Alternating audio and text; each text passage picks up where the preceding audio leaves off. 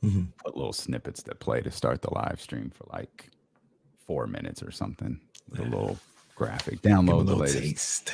Yeah. I think on YouTube too, I can put a little bug that says like subscribe or something like that somewhere. I saw that on the Ringers podcast. They were talking about Keegan. Yeah. There's got to be a way to overlay. Do that. Yeah. Hey, cheers, everybody. Welcome. Dr. David TC, everybody. What's happening? Let's see what random Ramsey tidbit we got up here. Let's go with this. Time for teams to finish out the first half strong before the All-Star break. That was going to be Max Scherzer. I expected a little more, Ramsey. Expected a little more. The game 916. What's happening? So I went to Sauced yesterday. Happy birthday. And I don't know why this is the issue. This is like the issue every time I go in there. But their TVs, maybe not all of them, maybe not the ones by the bar, but their TVs like be glitching the entire time. I'm trying to watch the game and I'm like, yo, all right, this TV's glitching. Wait, the one next to it's glitching. Wait, the one behind me is glitching. Like, what's going on here? Then I'm assuming it's their whoever they go with the cable with. I mean, get a new provider. This happened a couple times before. They probably do. Yeah.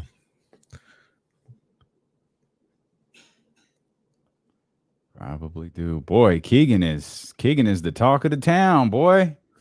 My goodness. The great Keegan Murray. First they love you, then they hate you, then they love you again. Man, my goodness. Yeah, I reworked a whole bunch of things in the show to make sure that got top billing.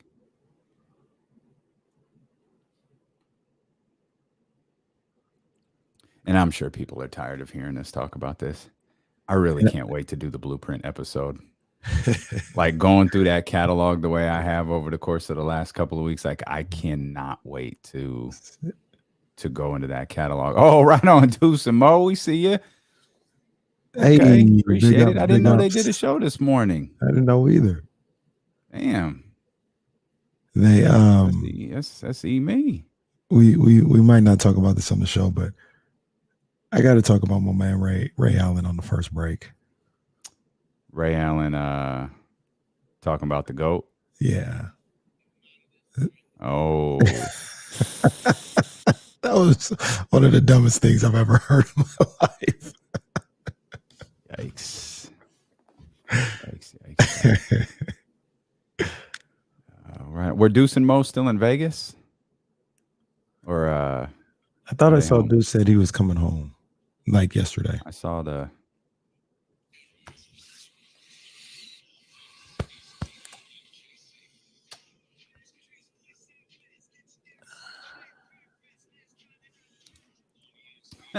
Woo! Boy, they capping on Sacramento. Everybody loves them some Keegan Murray after a little bit of summer league. How convenient is that? Wow. How convenient is that? Oh, everybody knew what a legend Keegan Murray was going to be today, man. We'll talk about it. Welcome in here to the Tuesday, July 12th edition of D-Lo and KC. I'm Damian Barling. Acknowledge me. He's Kenny Caraway. Yes, sir. Acknowledge me. Watch your mouth, woman. And we are so happy that you are here with us, whether you're on twitch.tv/ESPN1320, youtube.com/ESPN1320, at ESPN1320 on Twitter. If you're on the Odyssey app, or 1320 AM, we appreciate you for being with us. Those coming over from the streaming channels of the Deuce and Mo show, we appreciate that. Deuce, Mo, we appreciate you sending everybody over here, and there's plenty to dive into. We'll get into everybody capping on Sacramento coming up here as the first hour of the show progresses. But it's they capping in Sacramento, huh? Oh, they capping on Sacramento. The winner coincidence. Computers putin'. Man, man. That was a wild push notification to get. And it was framed. Yeah. I guess they just I guess this is what I guess this is what old media gets upset about, or I guess this is what new media gets upset about, is you take a couple of words. This is what Brian Windhurst was talking about when he gave his long soliloquy on the Utah Jazz. He said, I knew they're going to take 4 words and just push it out there. And if I give a long drawn out statement, they can't push out. Brian Windhurst says that the Jazz are trading Rudy Gobert. Yeah. So we'll play the sound for you. Mm-hmm. What Mark Spears said about the Sacramento Kings and what they said and what he said about Keegan Murray and all of that. But it was pushed out about Keegan. Scouts had Keegan Murray at 2. It's like, whoo. Come on, man. Come on, boy, man. We're doing that already. 5 summer league games from our man. And we're doing we going out there, we lying already. Come on, man. Cardi lying to the world. Cardi already told y'all. How convenient is that? Wow. How convenient is that? And I guess the thing that's wild to me is, I mean, we stay. I mean, as everybody who listens to this show knows, Kenny, you know, he stay in the streets. I always got my ear to the streets. Part of what we do is to know what other people are talking about. Like, we want to know what Deuce and Mo are talking about, or what, you know, the Kings beat. We want to know what the Ringer's talking about. Kenny drew the short straw, and he has to listen to the Bill Simmons podcast and report back to what Bill Simmons is talking about. We try to stay tapped in with mock drafts, podcasts. We go to Detroit. We go to Detroit. It's so cold in the D. We go there. And all you got to do is download the Odyssey app. You could go anywhere in the world right there on that Odyssey app. And it was Jabari Chet, just nonstop for months. Mm-hmm. We watched Paolo once and we're like, wait, like he's not in the conversation. Mm-hmm. All of these Jaden Ivey comps about Dwayne Wade and what was that? Was the other one Russell Westbrook? And so he slotted at 4.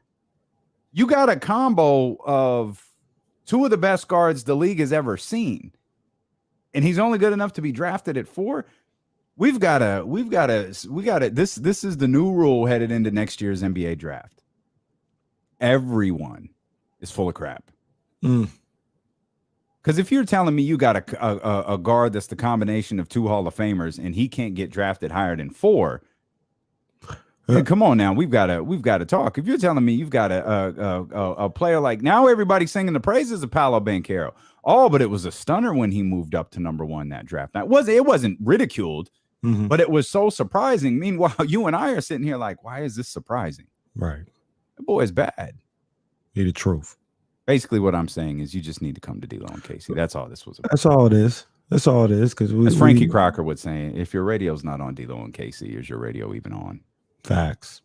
Or your streaming app or whatever. Is it really working? I don't know. Is your YouTube really working? I don't know. Yeah. You know, it doesn't matter.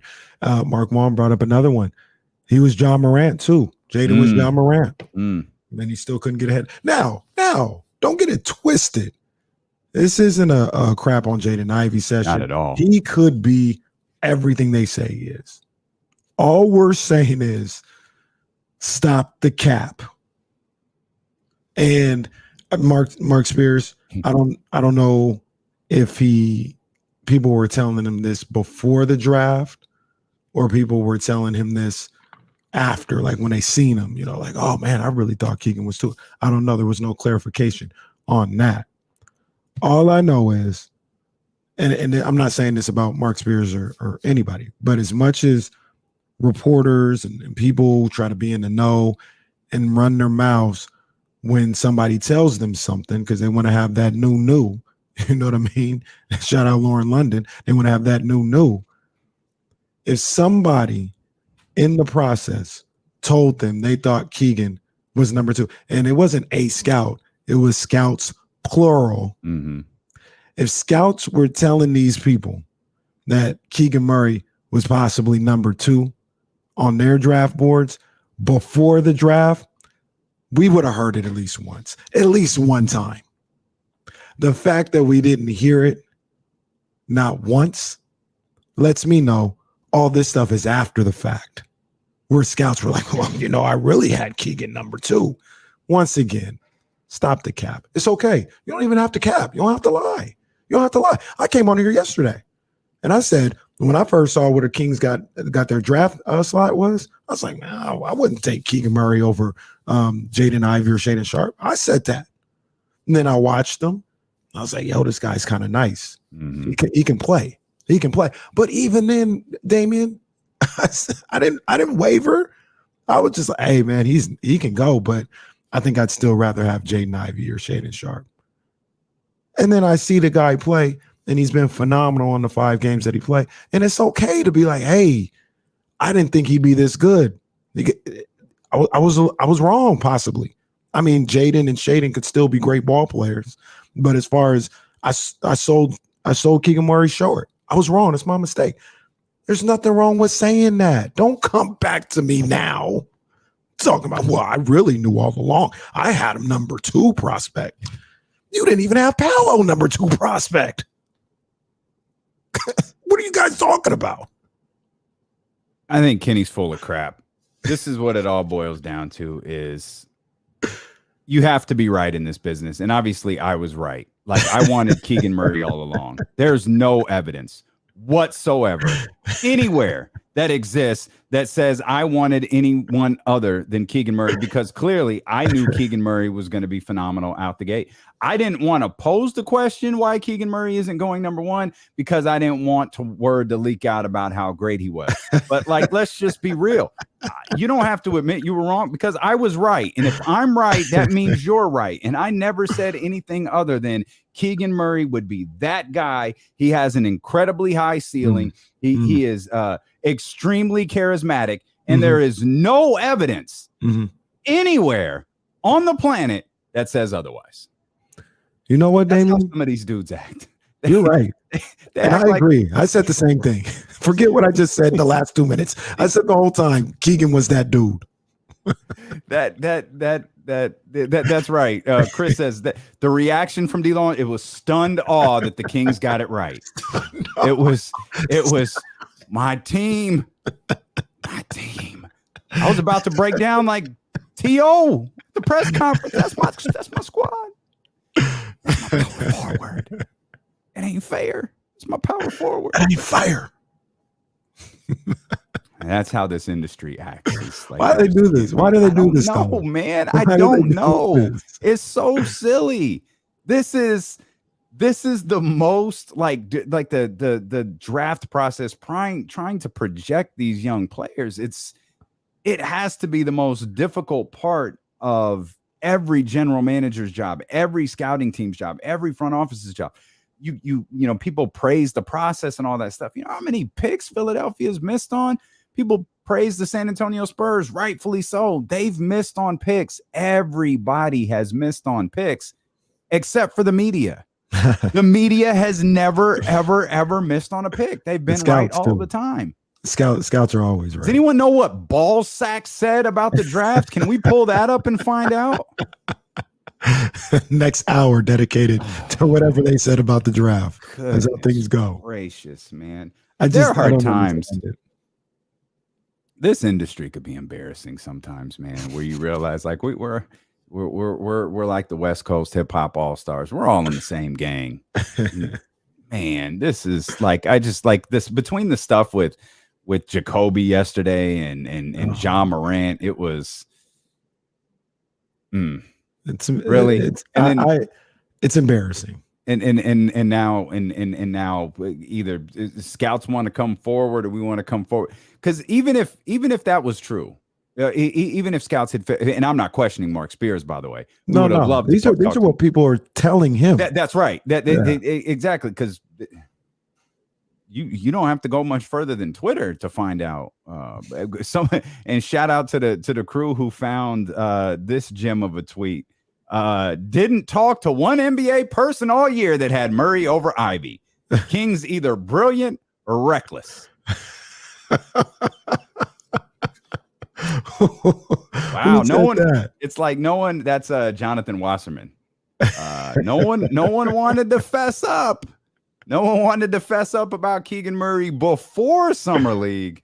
Ooh, boy, but man, he is everyone's favorite ball player today. Yeah, man. Like I said, I just don't understand why they do this. It's not that big of a deal. Like I said, I just came out here and laid out the whole situation about my, thoughts on Keegan before the draft, during the draft, all this other stuff. Never thought he was a bad ball player, but there was other guys that I liked ahead of him and I would have drafted. And the fact that he's playing better than all of them, it's okay. Like it's okay. Like it's not that big of a deal that he's outplaying other guys that I would have drafted. I have no problem coming on here and saying that. I don't know why everybody else does. Well, thank goodness we're never wrong. Our assessments on these young players are never wrong. Thank goodness neither of us said we weren't really quite sure what Chet Holmgren was. I mean, again, no evidence of anything to the contrary exists. So the best thing for you to do is to hang out with us for the next 4 hours because, as previously stated, clearly we're always right and never wrong. That's how this industry works. Never lost. You can call and also always be right. 916-349-1320 if you want to get in on the phone lines. We've got a lot more we want to talk about. We'll talk more about Keegan Murray. Murray Mania running wild, brother. We'll talk about Harrison Barnes. I think we need to there's a couple of things worth diving into with Harrison Barnes as well. So we'll talk more Kings basketball. We'll take a look around the NBA. The ceiling is the roof performance of the night coming up. We're just getting started. It's Stilo and KC here on ESPN 1320.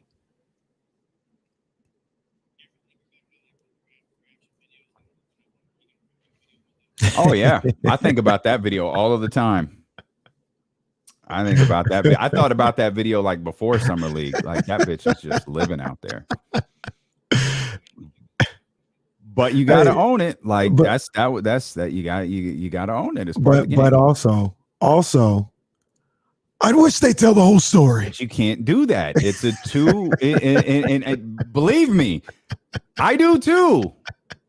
But it was like when Kendra texted us. When Kendra texted us about the pick, you guys look so upset. It was like, well, Kendra, it was 2 minutes of an 8-hour show. Like there's like 3.5 hours after that. I really wish you guys tell the whole story. You can. That's not how it works anymore. You just gotta. Oh Lord, David. Oh no. What did Dr. David do? Oh, no.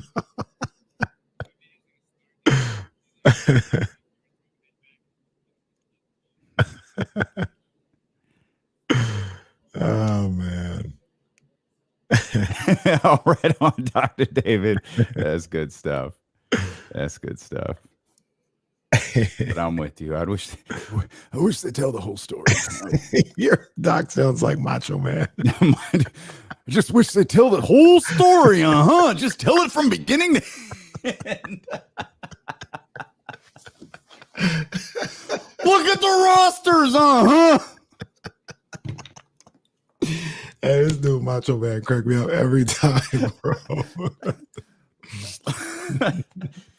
Look at the rosters. I had a bunch of bums in Orlando. Oh man. R.I.P. to Macho Randy Macho Man Savage. Indeed.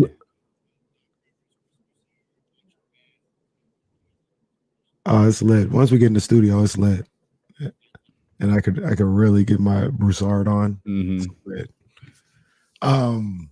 I just can't wait to see who the first person to like look in the studio window. Be like, how long do they have to be here? Do they have to be so loud? Yeah, Ray Allen. That I just don't. I'm gonna show respect to the Hall of Famer. What are you talking about? I've thought about this. I don't know what you're talking about, Ray. For those who didn't see it, Ray Allen's talking to some kids at an AAU tournament, and I guess they're saying LeBron's the GOAT. And Ray Allen goes, I think he says, is he the best 3-point shooter? They're like, no. Is he the best ball handler? No. And then, he said, he's the best free throw shooter. Bruh. Mm.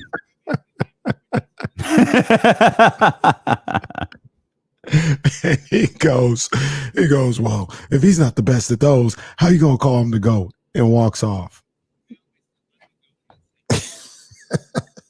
Right. He picked you up off the side of the road after Boston tried to get you out and got you a championship. Stop it. Cole, this is ridiculous because nobody who anybody thinks is the GOAT checks off those boxes. Michael Jordan was not the best three-point shooter. Michael Jordan wasn't even the best free throw shooter.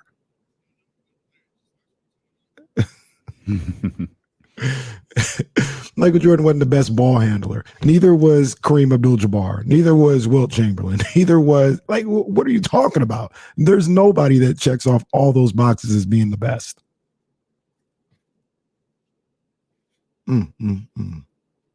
Guess he went back to NWO Wolfpack. Well, don't turn your back on the Wolfpack. You might wind up in a body bag. Oh, man.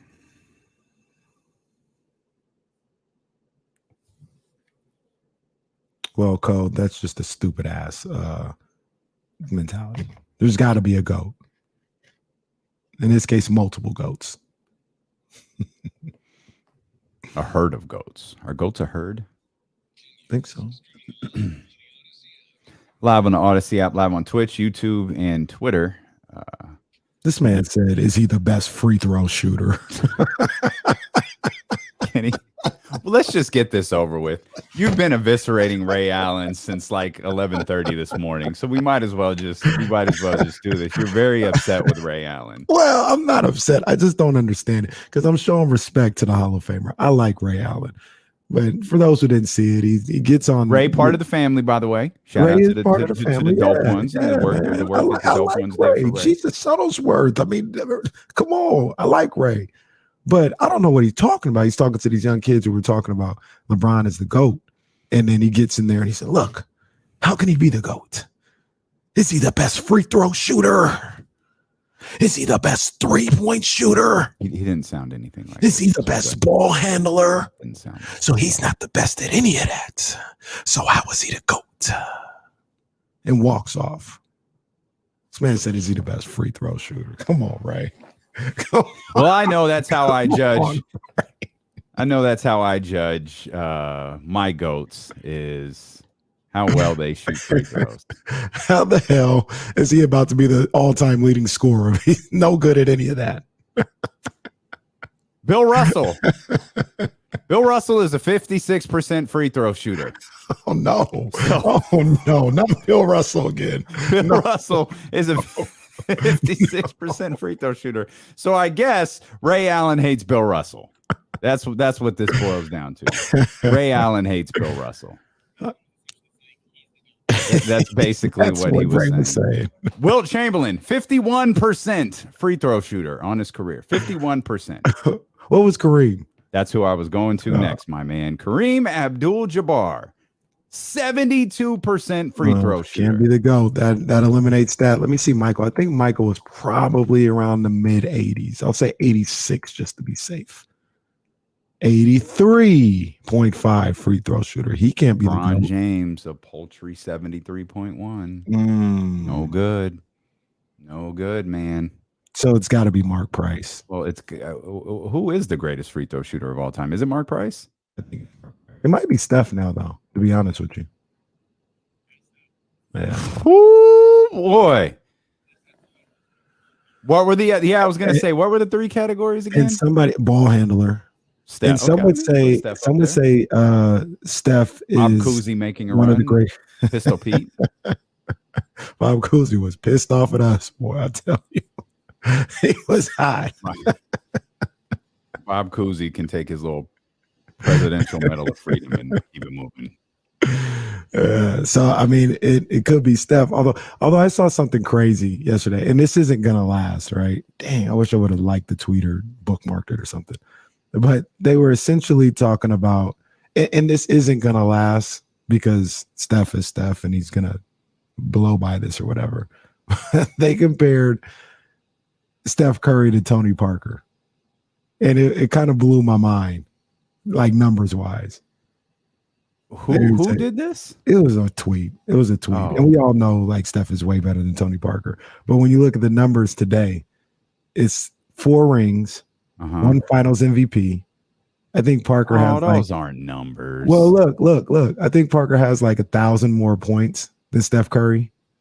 And there was one other thing that he was like slightly better than Steph. I'm having a hard time digesting this. It's just Tony Parker, I think, played like 18, 19 years in the league. So Steph's only on 14. Yes, at this moment, he's played over 400 more games. Tony Parker did? Tony Parker has. He's played over 400 more games. But it was just kind of eye-popping to see. I never thought Tony Parker was that good. Like, I thought he was good, but people used to, Tony Parker, like, he might be the best.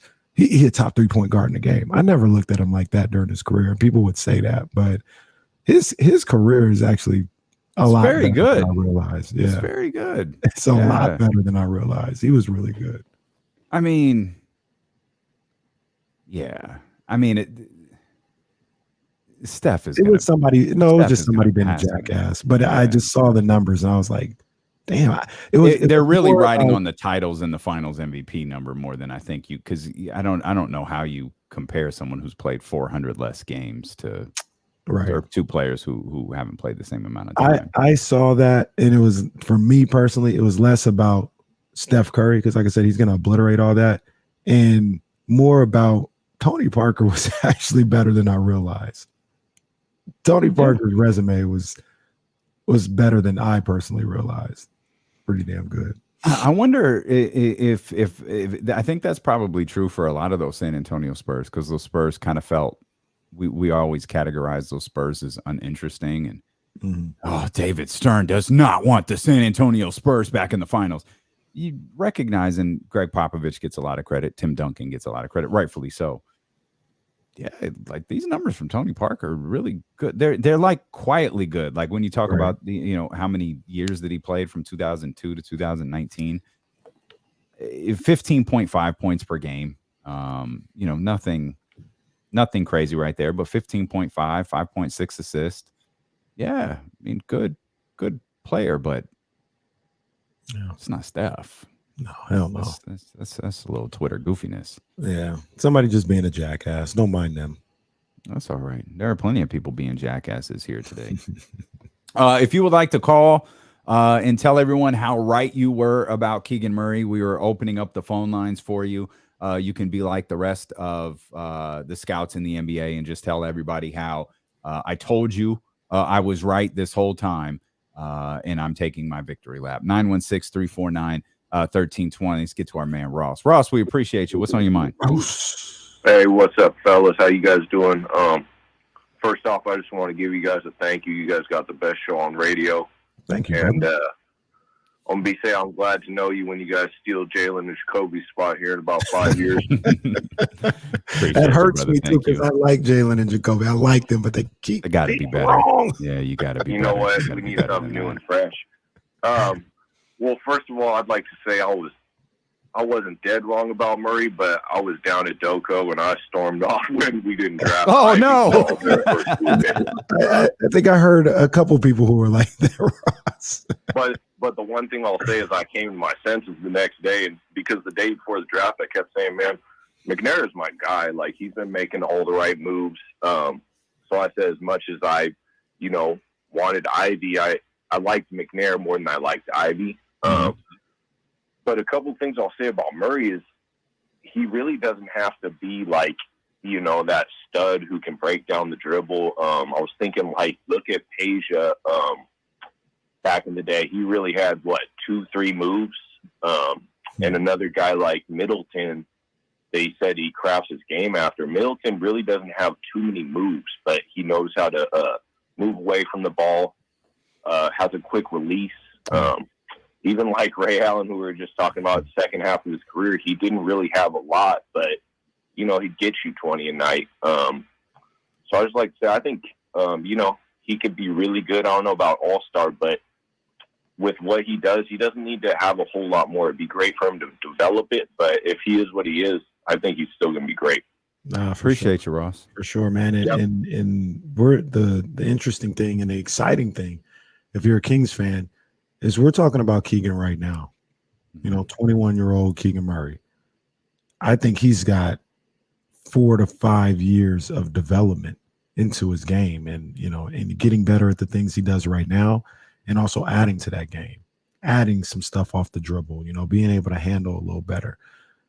He's gonna get better, and I think he's already a really, really good ball player and a really good piece for a team that's trying to be a good team. But if he improves on his game, which I have no reason to believe he won't, man, that's exciting. I ain't gonna lie to you, that's exciting. I know it sounds like a complete 180 from when I saw him earlier, but he's been that good and been that impressive in these settings where it should have everybody excited. If you're is there a possibility that maybe Summer League set the bar a little too high for this year? Because I agree with everything you said about growth, and like we're all, I think a lot of Kings fans are salivating at the thought, and I'll include myself in that. We've talked about it for hours here on the show about Davion Mitchell and what his growth might look like. And I don't expect Davion to take this massive leap into this second year where you're like, oh my God, Davion's one of the best point guards in the league. No, it's not going to be his role here. But I think he's going to drastically improve on a number of things that's going to make him a really, really key piece to what the Sacramento Kings are doing. I think the same could be true for Keegan Murray. I see the opportunity for growth there with him. But coming out of the Summer League, and this was a discussion yesterday with us and James Ham, and I think it's circulating across the NBA podcast here, is even though Summer League is continuing to go on, it's clearly winding down. Like with Paolo out the remainder of the way, I'm going to guess, I don't know if Chet's going to play anymore. You brought it up yesterday. Keegan, I don't know how much Keegan's going to play. I mean, Keegan Murray's already played 5 basketball games. Maybe he gets one in tomorrow. Maybe that's a wrap. But has the bar been set a little too high, given the way this last week has gone, and knowing there's going to be some sort of shift? How dramatic? Who knows? But there'll probably be some sort of shift once the regular season comes around. For some, it may have been set a little too high after what we saw. I can get that. I can speak for me, and I look at Keegan Murray stepping in the Trey Lyles spot at the end of last year, a guy that played with Sabonis and Fox, and Harrison was there as well for the times they were all together. And I see him getting those shots, getting those opportunities. And remember, I like Trey Lyles. Yeah. I like the way he played. And I think I think that's the bare minimum for Keegan Murray. The ceiling, and it's tough to put ceilings on people. It's the roof. Is at Trey Lyles, I think he averaged like 10 and I want to say 7. I can't remember. But I could see Murray doing 13 and 7. Like, I'm not expecting him to go 20 a night. I don't think he's going to get those type of opportunities, and he's probably not there as a player right now. But 13 and 7 in his rookie campaign, for sure. Trey was too high. Well, but first, Trey was 10 and 5 last year, 10.6, 5.6 okay. with the Kings. That's what he was with the Kings, and in fact, that's pretty much what he was with Detroit as well. I think when you say, you could see Keegan Murray sliding into that Trey Lyles role, immediately Kings fans are like, and I won't speak for them. Immediately in my head, I'm thinking, you ain't heard scouts had this dude at number 2. You ain't heard like Keegan Murray was the talk of the summer. So, and with all due respect to Trey Lyles, because I'm with you, I like Trey Lyles. I didn't like Trey Lyles as the starting 4 for the Sacramento Kings. I like Trey Lyles as a 4 on the Sacramento Kings. Yeah. But like sliding Keegan Murray into that role, there's nothing exciting about that to me. No, what I mean into that role is Trey Lyles was starting at the 4. Trey Lyles ain't going to be starting at the 4. Keegan Murray's going to be starting at the 4. He's going to get all the looks and opportunities. Let's just very simplistic here. Okay. He gets all the same looks and opportunities that Trey Lyles gets, that Trey Lyles got when he was the starting 4. Trey started 20 of the 24 games that he was here in Sacramento, 7 field goal attempts per game. Yeah. I think that's probably going to go just because Keegan they'll probably look for him a little bit more. He might be a little aggressive. He might have 8 to 9, let's say 8 to 10 shot attempts a game. I think he can put up 13 and 7 in that. That's an improvement. That's what, and in his rookie campaign, like we talk about. I always try to remember this, and maybe this is me keeping my expectations low. Everybody went crazy about what Evan Mobley did last year with Cleveland, and he had a great rookie campaign. Same with Scotty Barnes, great rookie campaign. It wasn't like they were averaging 25. The rookie of the year is usually about 15, 16 points a night, in whether it's a guard or a forward, 7 assists or 7 Malcolm rebounds. Brogdon once won it with like 8 points per game. Right. There's a little caveat to it, but it's accurate. I think Michael Carter-Williams did the same. Like Scotty Barnes averaged 15 and 7 last year, and 3 assists, by the way, under great discussed rookie part of campaign. his game. Great rookie season, and that's a typical rookie of the year. Great rookie season. So I'm a slide back. And Mobley 15 and 8. I'm a slide back a little bit from Keegan and not say he's going to do that. And maybe I'm tempering expectations. I'll say, hey, if you give me 13 and 6 a night as the starting power forward, I think that's super beneficial for this team, and it'll be a really good rookie season for him. I think he's going to have games in the 20s For sure. For sure. Because he's already shown he's a capable shooter. He was very graceful in this sort of. I don't think the offense was overly clunky. There were moments of clunkiness for sure. I think this offense that the Sacramento Kings will have this year will be a little bit smoother. It obviously it's going to be relying heavy. The start of the regular season is going to be relying heavily on a really good training camp with all healthy bodies for training camp. I remember, leading into 1 year, I can't remember I think it might have been Luke's first year, like Bogey was out.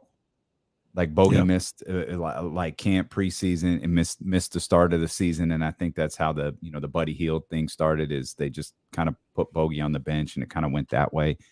And that was Jaeger. Then. That was Jaeger. Okay, Jaeger's last year. The importance of healthy bodies for full practices, I think, is that's a really big deal as well. Absolutely. And that could really set the tone for how things start. If you're able to get your 5 starters, really, if you're able to get all your rotational players around for all of training camp and the preseason games and getting them through emotion, establishing an offense. We talk so much about them establishing defense because we know how desperately they need to get better on that end. But one thing that could improve their defense is if their offense stays solid, opponents are taking the ball out of the basket. And they're not, I don't know what their numbers were last year. I know the year before they were a disastrous transition team. Yeah. Just awful. And put the ball in the basket, you're eliminating a lot of that stuff. Of course, you got to protect the ball, not turn it over, different things like that. But those things will fluctuate throughout the season. But if they can start, with their guys in line, man, that's going to go a long way to finding out what Keegan Murray can be for this team and really defining the roles for everybody in this team, including I talk a lot about Davion. Same's true for Trey Lyles. Like Trey Lyles is going to be in a little bit different position than he was last year with the Kings. So, and I'd argue he's still an important part. Like he's still an important part for that front court right there. So yes, absolutely. I was trying to temper my expectations and bring down bring people down to earth a little bit by saying Keegan could have a really good season going 13 and 7 on his rookie campaign. But Drake Bars, he does bring up a great point. He says anything less than 25 and 5 is a letdown. We expect greatness here in Sacramento. Yeah. It's a great point by Drake Bars. We do expect greatness. I wonder if Drake Bars' names was Drake Bars before we created Drake Bars. Are we sure we created Drake Bars, or did Drake create Drake Bars? I've never heard Drake calling his bars Drake Bars. That's true. Never heard it myself. Never heard it. It's a trademark that. I'm going to guess there's probably some legality issues with that. Before Drake gets a hold of it. Yeah. Yeah, we really don't want Drake to get a hold of anything we do with his music, so we should probably just leave well enough alone here. But everybody knew that Keegan Murray would be a massive success. Just ask them. If you want to get in on the phone lines, you can. I can't believe these people. When you tweeted that out, I said, come on, man. What are these people doing? you know you made it when people start having revisionist history out here on you. I wonder, and I genuinely wonder what Keegan thought of when he saw that. Like not publicly. I didn't see it. I don't care. Like he's not going to care. Privately, like when he's with his boys or his family or whatever, he looks at his phone. What's he say when he sees a push notification that says Scouts had Murray high as number 2? Scouts had Murray as the number 2 pick in the draft. Like for real? Because boy, I don't. Because again, Mark said Scouts. We tried to book Mark. Mark's on vacation. He'll join us some other time. But Scouts. It's not one. No, there's hundreds of scouts, but that's not a scout. That's not a rogue scout. Right. That's like it's plural. Scouts, plural. Again, like where were y'all? Like Jabari, Chet, Paolo. For Jabari, Chet, Paolo, Jaden. For weeks, months. I heard when they really tried to zero in on Ivy, I heard Matherin's name thrown in. They flirted with Dyson Daniels for I think like an hour and then let that one go. I think the one name who was never really mentioned was Keegan Murray. And the only time it was mentioned, it was because Vivek wanted him. Oh, does Vivek get credit now? Oh, does Vivek get credit? Boy, man, that story has fallen a little silent. Are we giving Vivek credit here? Who was the originator of that? That was Gavoni, right? Was it Gavoni who said Keegan Murray is a favorite of Vivek Ranadive? Is Vivek getting credit? Just quick question, Kings fans, because some of you believe virtually everything that's written about Vivek Ranadive. So you got to believe that, right? Was this Vivek versus Monty? Did Monty actually want Jaden Ivey and Vivek wanted Keegan Murray? How nobody talk about that no more. Stop the cap. How do y'all feel about that? I had completely forgot about that. The plot thickens. Vivek Ranadive, the general manager. Oh boy, y'all got it. So I mean, how's everybody feeling about that? Just curious. Somebody got to give my uncle Vivek his credit. Kenny and Vivek Ranadive. Somebody give my uncle Vivek credit. He liked Keegan from the start. This is a great text. YouTube.com/ESPN 1320. We went from a 3-player draft to a 4-player draft to the Kings drafted the 5th player in a 4-player draft to the Kings got the number 2 player in the draft. JVZ, we don't have text of the day, but that is the text of the day right there. That's incredible. Marcus, Keegan rocks. Let's go. Let's go. Count of 3, everybody. 1, 2, 3. Keegan rocks. Man. Oh man, y'all better leave Vivek Ranadive alone.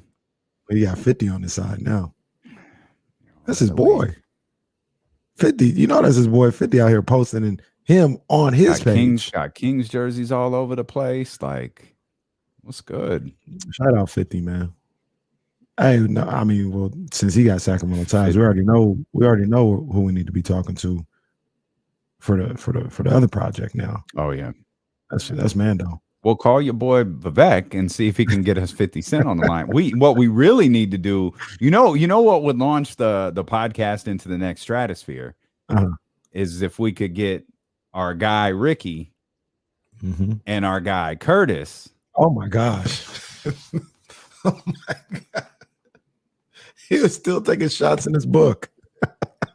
At the same time, if we can get them together, boy, we'd be on TMZ, the Shade Room. We'd be with Charlamagne the God. We'd be with everybody. If that were to happen, I'm gonna need everybody listening or watching to tweet hashtag Vivek was right. I need it. We need to dig that screenshot of that article up and tweet it out there for everybody. Vivek was right. Vivek out here talking about keep the same energy. He telling all y'all keep the same energy. You can't pick and choose when you believe Vivek is meddling. Either he's meddling or he's not. I remember when people were so upset when that came out because everybody wanted Jaden Ivey. Everyone, oh my gosh, Vivek's gonna mess it up again. Let Monty do his job.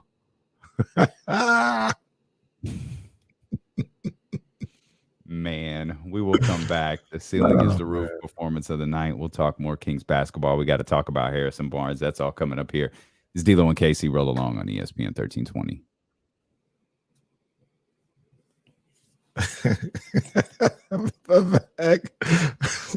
Sean Cunningham stops Vivek in the hallway. He says, Sean, tell everyone keep the same energy.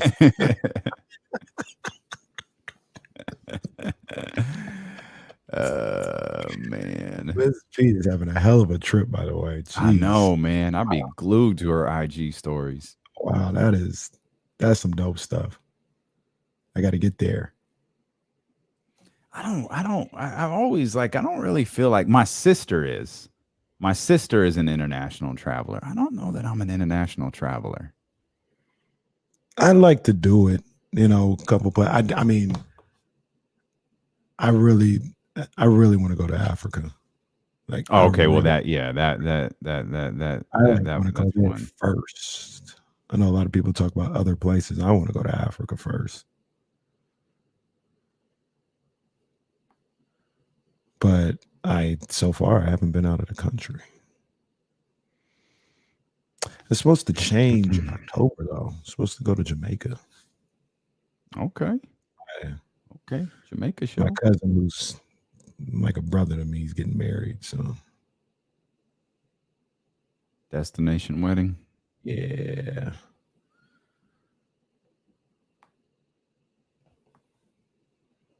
Sorry, I'm legit trying to find that screenshot. If anyone has that screenshot. Dr. David, where you at? Yeah. Kind of log into David, we already know what it is. I mean, come on now. Oh, no way, Miss P flying coach. Give me a break. That ain't happening. Miss P was like, while my home is being designed, I will just leave the country for a while. Well, I don't even know. To be honest with you, Dr. David, let's just be real. I don't know if there was anybody else on the plane. I was wondering. Yeah, I was wondering. A commercial flight if you smell what I'm cooking. Yeah. She ain't getting no frequent flyer miles over there. No. I mean, that's the downside, Miss P. No frequent flyer miles when you're on them joints.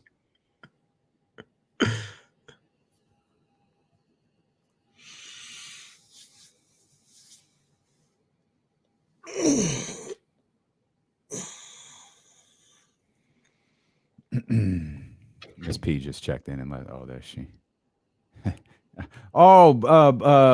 Miss P's mama listening. Hey, Miss P's mama P. I don't know what Mama P. Mama P, Miss P and Mama P. Mama P. I'll be out there. Speaking of PJs, He's out down there for that found it. tournament. Oh yeah. Tweet that out. Tweet that out. Tag Vivek and Anjali. Make sure I want to hear Vivek say keep the same energy. Man, we were over by John Wayne Airport. Just so many PJs flying in there. Jeez. One of these days, man. One of these days. I'm saying, I mean, that if we're being real, that's when everything changed. What changed? The second that tweet came out that Anjali was part of the organization. Very true. Nothing's been the same, as Drake would say.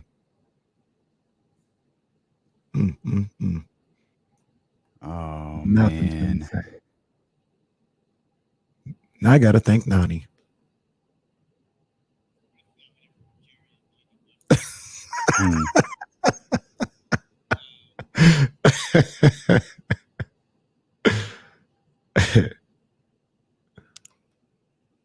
Hashtag Vivek. J Star, we already know, man. J Star, come on, man.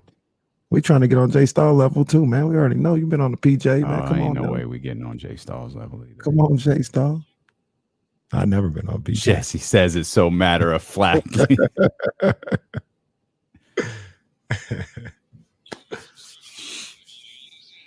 Oh, we found it. Can I just say it right now? Yeah. I got to thank Aunt Nani. Nothing's been the same. You want to explain? By the way, I want to tell everyone you love Sacramento because you fell one short yesterday, Mr. I love LA. I love Sacramento. Y'all ever see me in an LA hat? Stop playing with me. Saw your son in one. Come on, man. That's a touchy subject right there. Go ahead. Okay, you know what? Before you do, let's take care of business because I have a feeling this is gonna take off a little bit. So let's take care of business here real quick. The ceiling is the roof. Let's make it happen. Let's keep moving forward. The ceiling is the roof. Performance of the night brought to you by our friends over at ACR Solar and Roofing. Call 916-481-7200 to set your appointment. It is 100 plus every day for like the next 6 days, and an old roof can cause high energy bills. Get that old roof inspected. Find out if solar is the right option for you. Find out if you just need your roof replaced, whatever it may be. ACR Solar and Roofing can take care of you. Begin 916-481-7200. Lots of names to choose from last night in the summer league, but I went with a player who does spark a little interest in me. Okay, Trey Murphy III. He's in the New Orleans Pelicans G League system. He played 62 games with the Pelicans last season, but he averaged 25.5 in his 4 games in the G League. He dropped 30 last night in the Pelicans win.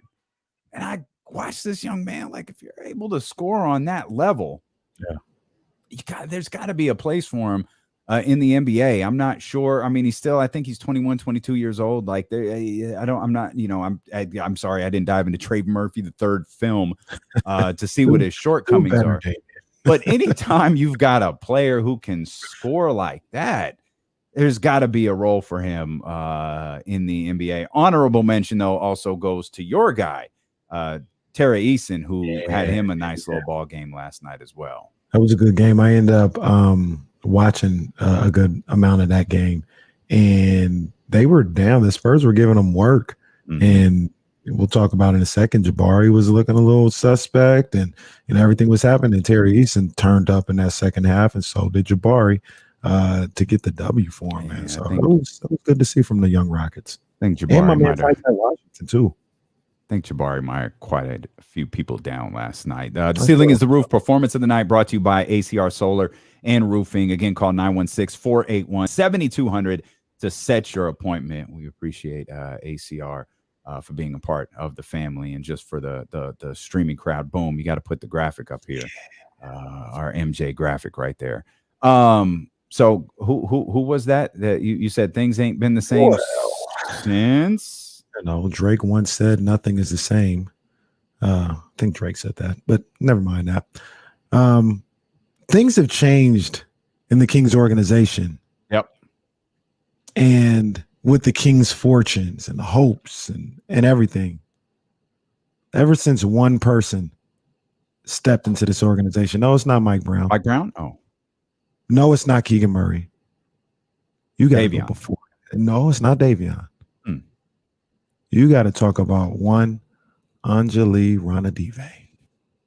Ever since that tweet that Anjali is now the assistant general manager of the Stockton Kings, the Kings have been Jill Scott living their life like it's golden.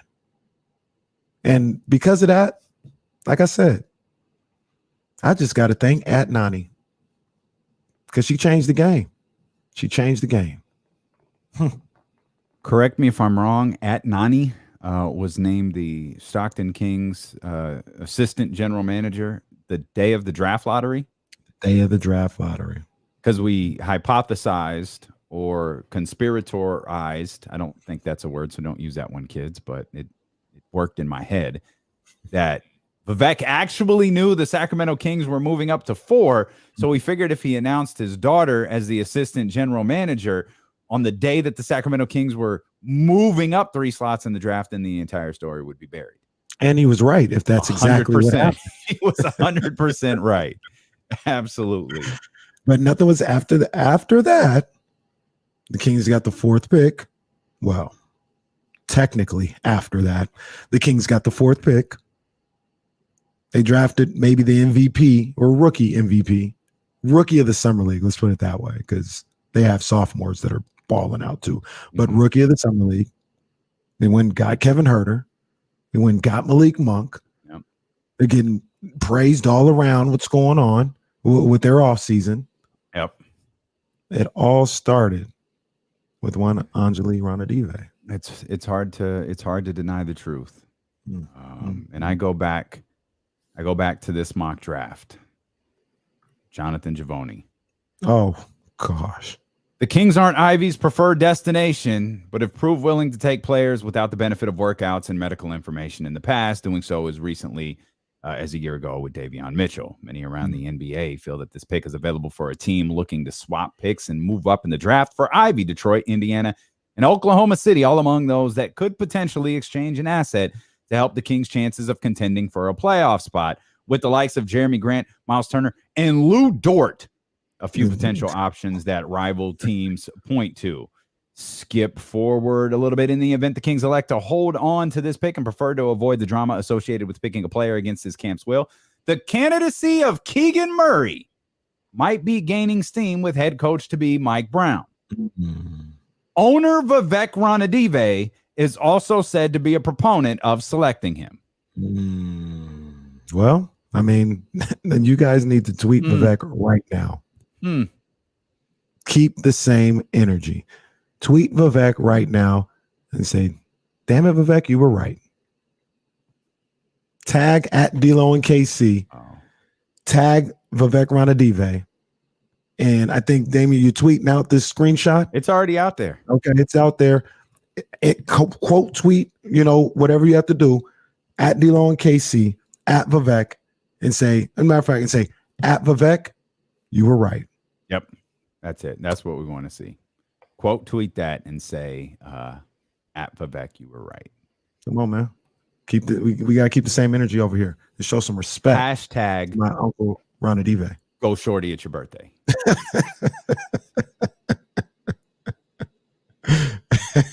Hashtag they say this is a big bridge town. Hashtag Zeke is dead. Hashtag now go get Zeke.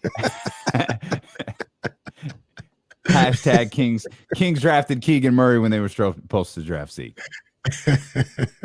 The funny that I that's one of my favorite running bits so much. Like I just absolutely love it. And forget there's probably such a large number of people that don't get Zeke is dead or the Kings promise to draft Zeke or any of that. I mean, how about the people who don't even know who the hell Zeke is? Sometimes I think we do this show to entertain ourselves. I think somebody said that in the comments yesterday. They're like, who is Zeke? That's it. What are they talking about? Zeke, that's Why are they it. spending so much time on the Zeke guy? Kiss that promise from the Kings goodbye.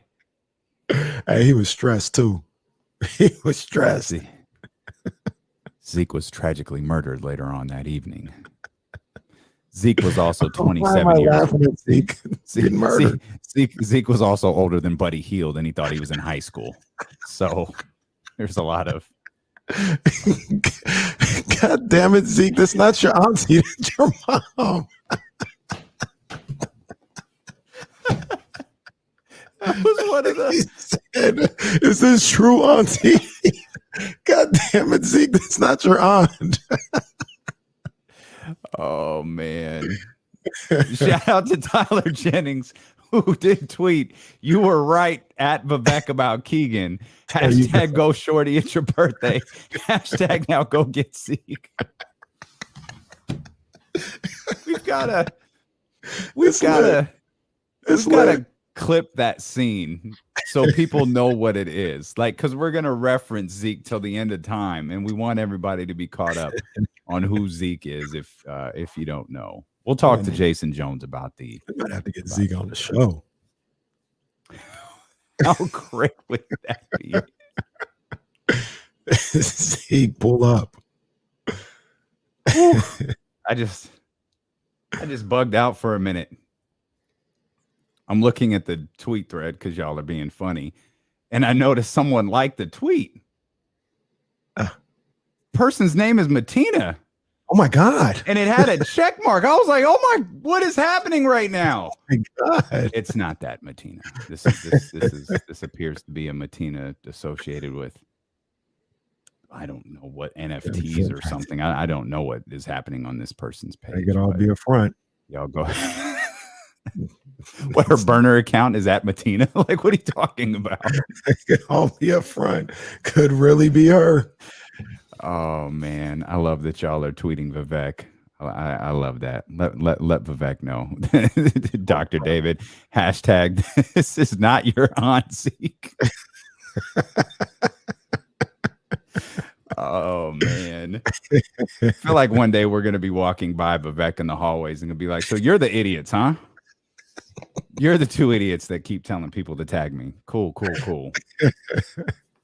You're listening to D-Lo and KC on ESPN 1320 KIFM, West Sacramento, KRXQ, HD2, 98.5 FM Sacramento and Odyssey Station, and driven by our friends over at Lasher's Elk Grove Dodge. I was in a car that had HD radio over the weekend. See, you go to 98.5, listen to ESPN 1320. I was out of range. It's kind of a weird did you go to 98.5 to listen to ESPN 1320? Like, that's just the way of the game. I think there are cool HD2 channels. I've never explored them. I've never had an HD radio before, so this is exciting. I still don't. Said for the weekend, I still don't. Can I cape for the company real quick?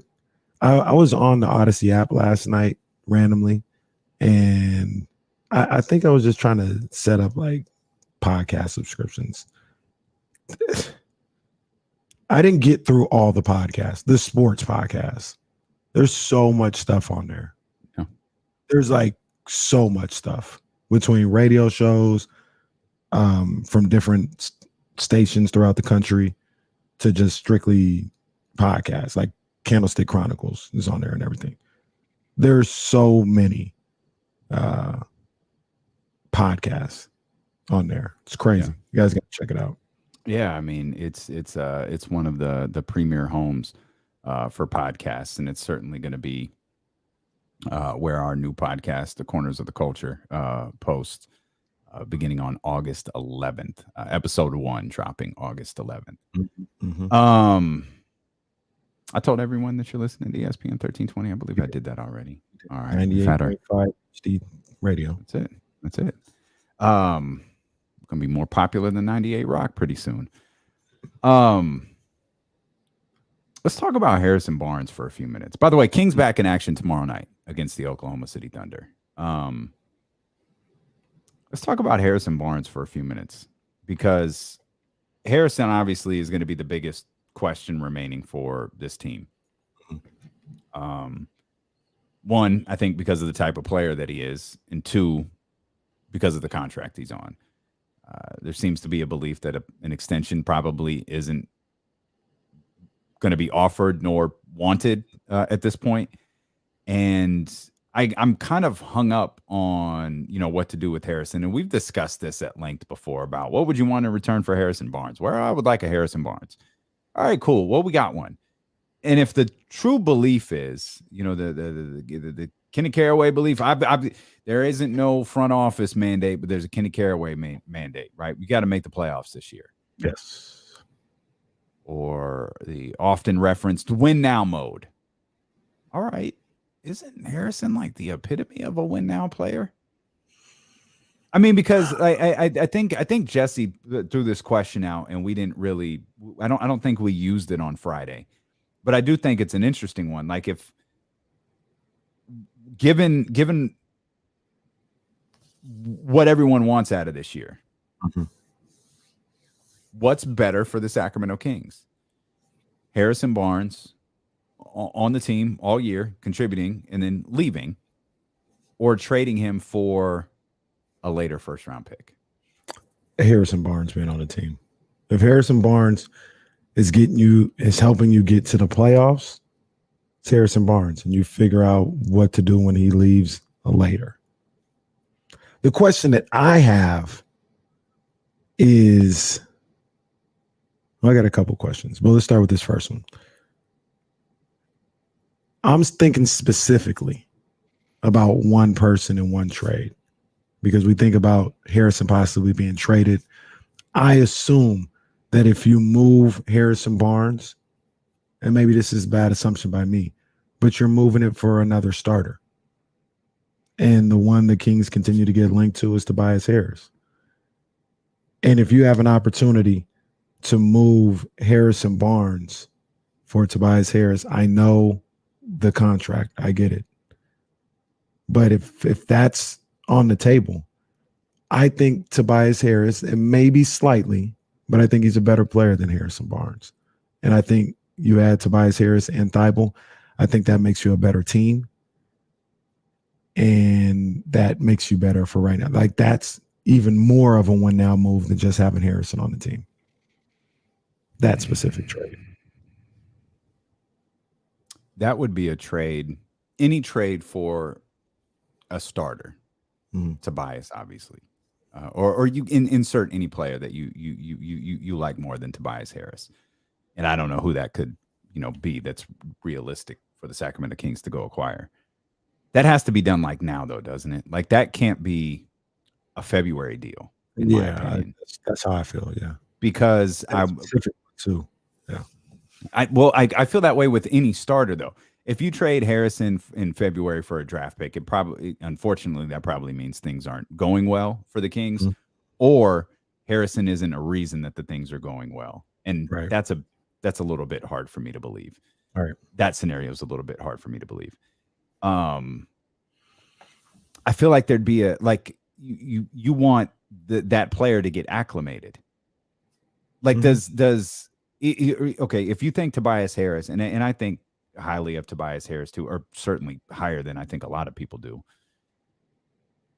inserting him, like, is there any sort of learning curve? Like, is there any sort of fall off just kind of getting in here and getting a feel for, and I'm not just talking about on the court, because there's a lot of guys on the court that are getting a feel for each other. Everybody's getting a feel for Mike Brown, but he's also, all right, I'm back in California now. I'm in Sacramento. Am I going to be here the next 2 years? Like, you've got life stuff that you're dealing with too at that point. That, Harrison, while I know he's got a newborn, he's got all of those things. He's been in Sacramento a while. Like he's comfortable here, and he's familiar with the organization versus a player coming in and having to not only get familiar with the basketball part of it, but get familiar with everything else as well.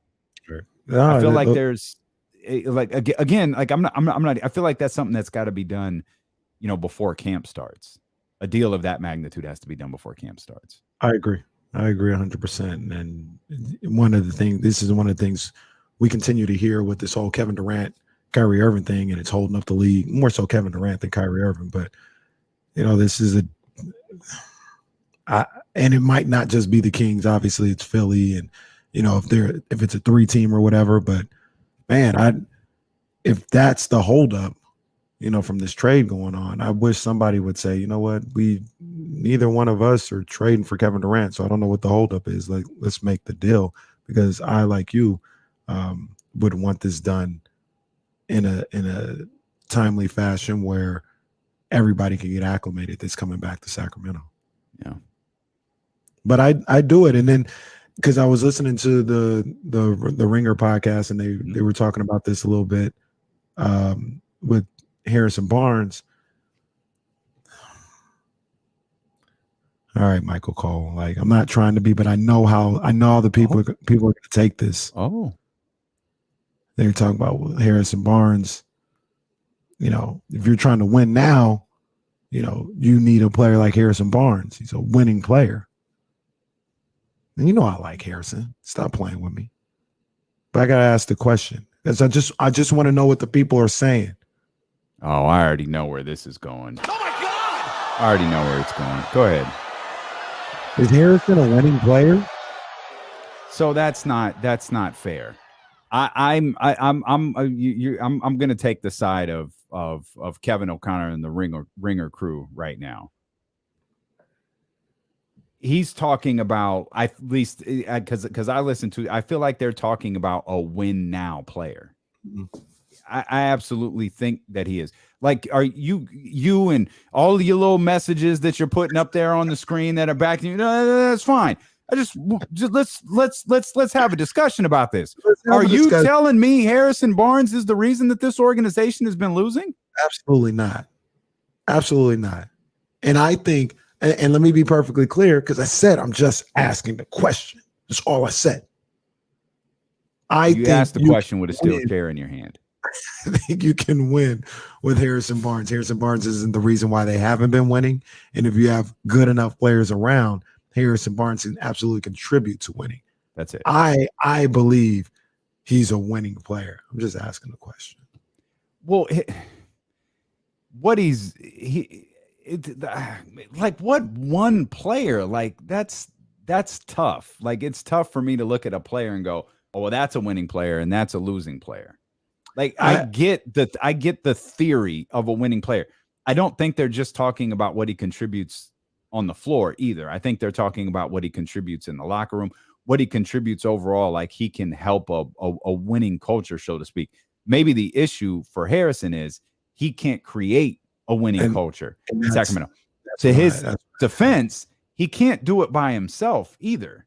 No, but Harrison seems like, and this is kind of what I think we've seen, and I really don't want to say, oh, this makes him a losing player or something like that.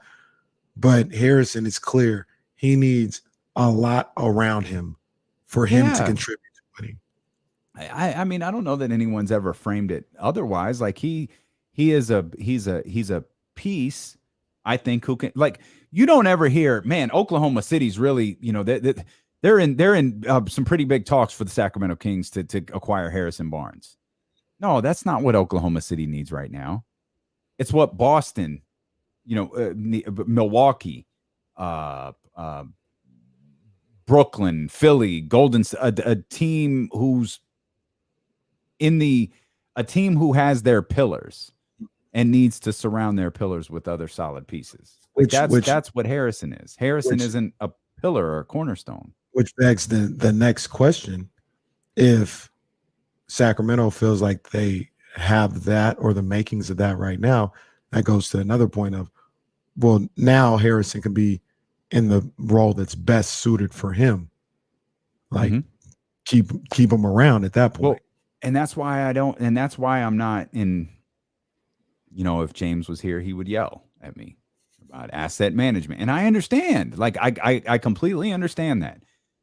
It's just if the idea is we're trying to win right now, why would you? I wouldn't take anything less than Harrison Barnes. It's a very specific deal that you would do, and I know there are people who believe Tobias Harris, for instance, that's a neutral move. That's a lateral move, right? Because some people think he's worse than Harrison. Some people think at best they're just equal, and that's a move just to make a move. I personally think Tobias is better than Harrison Barnes, but I mean, I understand people who are like, don't make the move just to make the move, and some people view that potential trade as that. I don't think that's what that is. I don't think so either. There's that move, and maybe less than a handful of other moves around the league, in my opinion, that are realistic moves that you could trade Harrison and get better in the trade. Sure, but there isn't a peep about who that could be, though. I know, that's what I'm saying. That's why I said less than a handful. We've been going through before, because ultimately what we're talking about is the 3 position. Mm-hmm. We've been going through that 3 position across the league. Like that's why I keep settling on, okay, asset management. You lose the asset. So let me ask you a question. Because you need him here this year. Let me ask you a question. And I want you to, I want to let this marinate. You can talk about it when we return. We'll just put this question here, and I'm gonna let it marinate. Let you think about it. Is Kevin Huerter better than Harrison Barnes today? When you talk about the 3, okay, we'll let that marinate. We will continue to celebrate Vivek Ranadive as he has changed the fortune. The whole Ranadive family. Who has changed the fortunes of the Sacramento Kings. And we will also talk about ESPN getting ChattyHoused yesterday. Oh, my That's God. all coming up here. Yeah. Come on, man. That's all coming up here on Dealing with KC on ESPN 1320.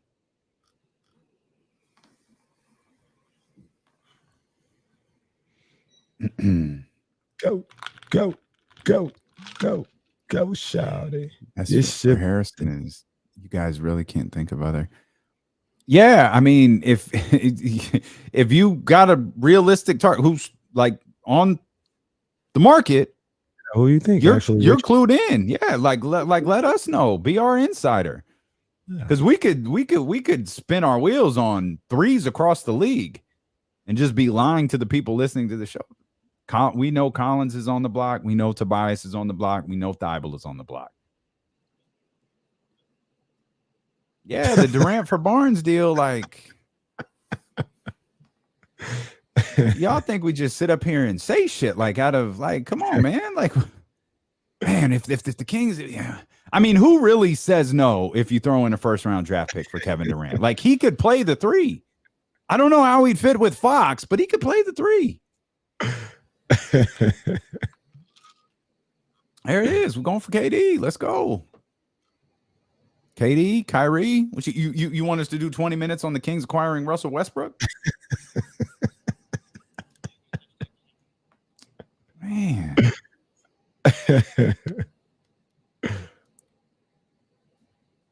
What? No. Oh, no. No. Why would the Mavericks trade Finney Smith? They probably view him as better than Harrison Barnes. They've already had the Harrison Barnes experience already anyway. Jonathan Isaac, hell no. Josh Hart would be a good one. Yeah, I like Josh Hart. I like that idea. Not sure what Portland would be doing with that one. I think Portland's pretty settled. Jonathan Isaac is tough for me, though, because to me, you're not trading Harrison Barnes for Jonathan Isaac. No. That's not the deal at all. I mean, I liked all 3. Well, I don't want to say I like Jonathan Isaac. I don't get to watch enough of him. I love Dorian Finney-Smith, but that'd be great. I don't see that happen. That's what we're talking about. Actually, Richie, when we say we're not just going to throw out any names. Like, I see people talking about OG Anunoby. You're not getting OG Anunoby for Harrison Barnes. Like, that's so we're not going to talk about that. We're not going to break that down. We're not the trade machine. Right. Like that ain't happening. So Finney Smith, yeah, that'd be cool. Not really talking about him. Jonathan Isaac, like Damian said, I'm not really feeling that. Josh Hart would be cool, but I can't find a reason why Portland would make that move, especially with Portland just now getting Jeremy Grant too. Oh man, that's the truth. That is the absolute truth. Dorian. I'm gonna check out something on Dorian here. Hey, Quick. Stephen Brown. I'm not sure exactly where you're coming with this one, but Ooh. so Huerter being 190, Barnes being 230. That's part of the reason I'm not sure Harrison is a 3 anymore. Like he looks, he can play the 3, huh? No. No, I just think Harrison has gotten a little older. I don't think he moves like you would maybe want a 3 to move all the time. It's kind of a stretch 4.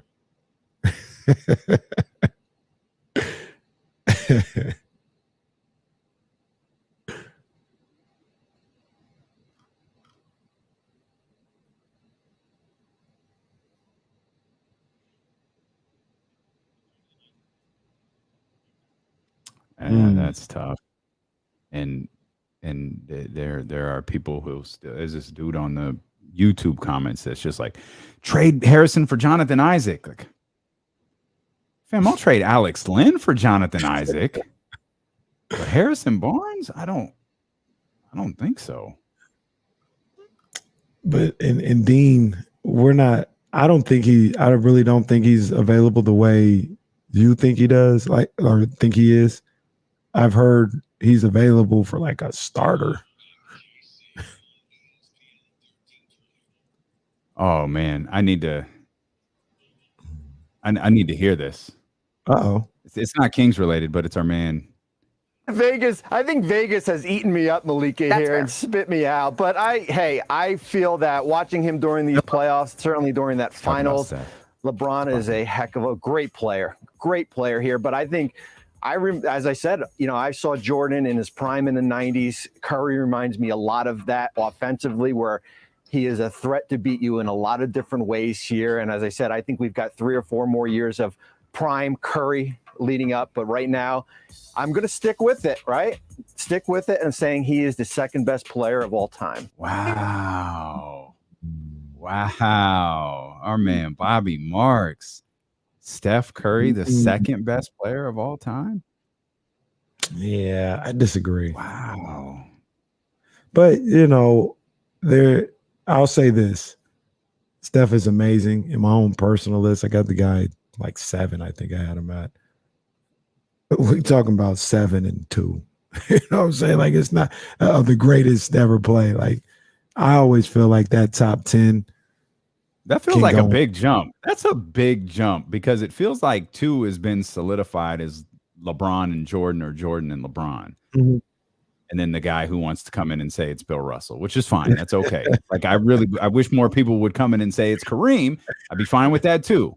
But I feel like it's like when a scorer goes from 24 points a game to 30 points a game. Right. It's only 6 points.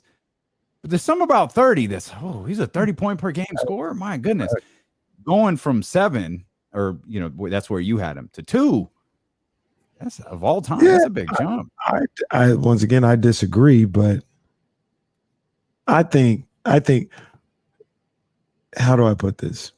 Of the top 10, I think you can make an argument for any of the top 10 being top 3, top 5. Like that's what we're talking about with those guys. Like, because I got, I know it's not popular right now, but Kevin, like, if I really wanted to, you think it'd be hard to make an argument that Kevin Durant is the top 5 player we've ever seen in this league?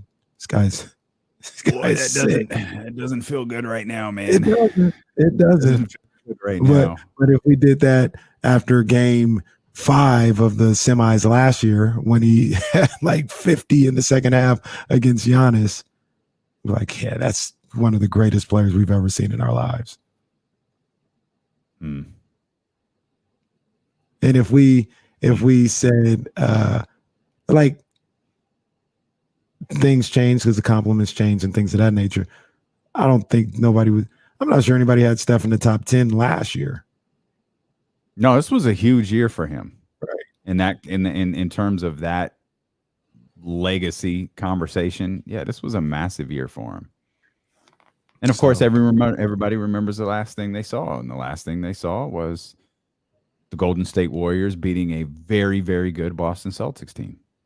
My guy is Bobby Marks, man. A full Bobby Marks. So 100%. It's all good. It's all good. Yeah, With Bobby, I can disagree and still be like, yo, Bobby, you still that dude, though. You still that dude. Back to your question. I said before we went to break, as a small forward, do you think Harrison Barnes is better than Kevin Huerter right now? I don't think so. I don't think so. Didn't Kevin? I said Harrison Barnes is better. I said, do you think Harrison Barnes is better than Kevin Huerter? You say you don't think so? Oh, because I'm sorry, you asked it another way before the commercial break. You asked it another way. So no, I think Harrison Barnes is better than Kevin Huerter at that position. I think Harrison Barnes is better than Kevin Huerter at that position. Okay.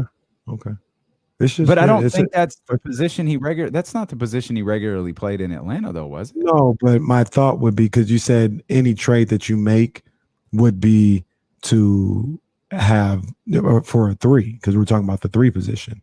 And I'm like, well, if you trade Harrison Barnes for, what if you don't trade him for a 3?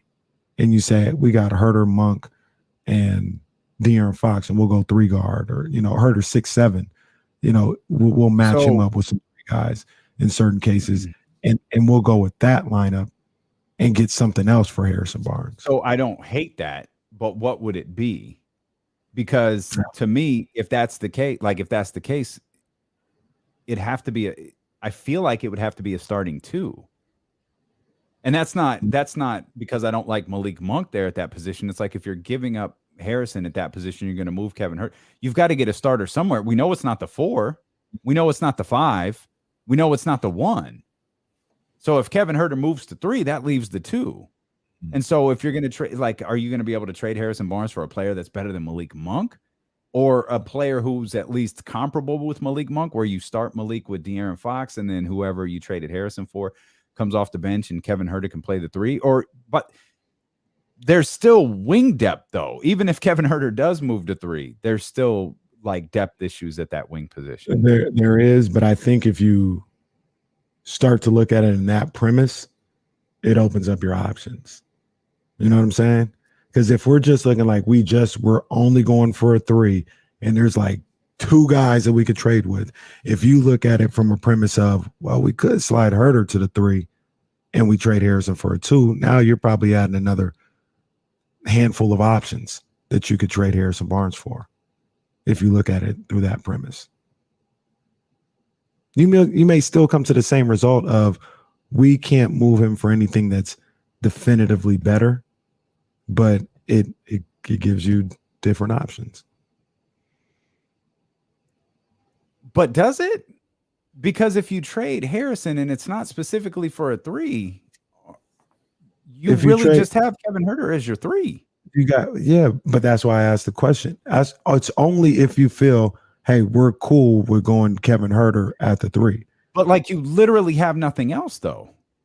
Well, you don't have really nothing else right now. I guess you have Kevin Huerter. You have Kevin Huerter. Depending on who you get back, right? If you get a Thibault-like player, I'm not saying Thibault in that same trade, but you get somebody, Thibault's a backup. So in any deal that you're getting, probably a lot of it having to do with salary-wise, you can ask for some type of backup small forward filler back into that. I don't think it'll be a 1-to-1 trade regardless of what you go with. So you'll be getting another player, and you just make sure in that deal you get you some kind of 3-and-D guy to back up at the small forward spot. At least that's my outlook on it. It just opens up options. It took too long. If it takes too long to explain it's no. Just keep Harrison Barnes. If we say we're only looking at a 3, you got maybe 2 guys that you realistically can look at. If you're saying we're looking for a 3, available. If we're available, we're looking for a 3, but for the right 2, we could be open.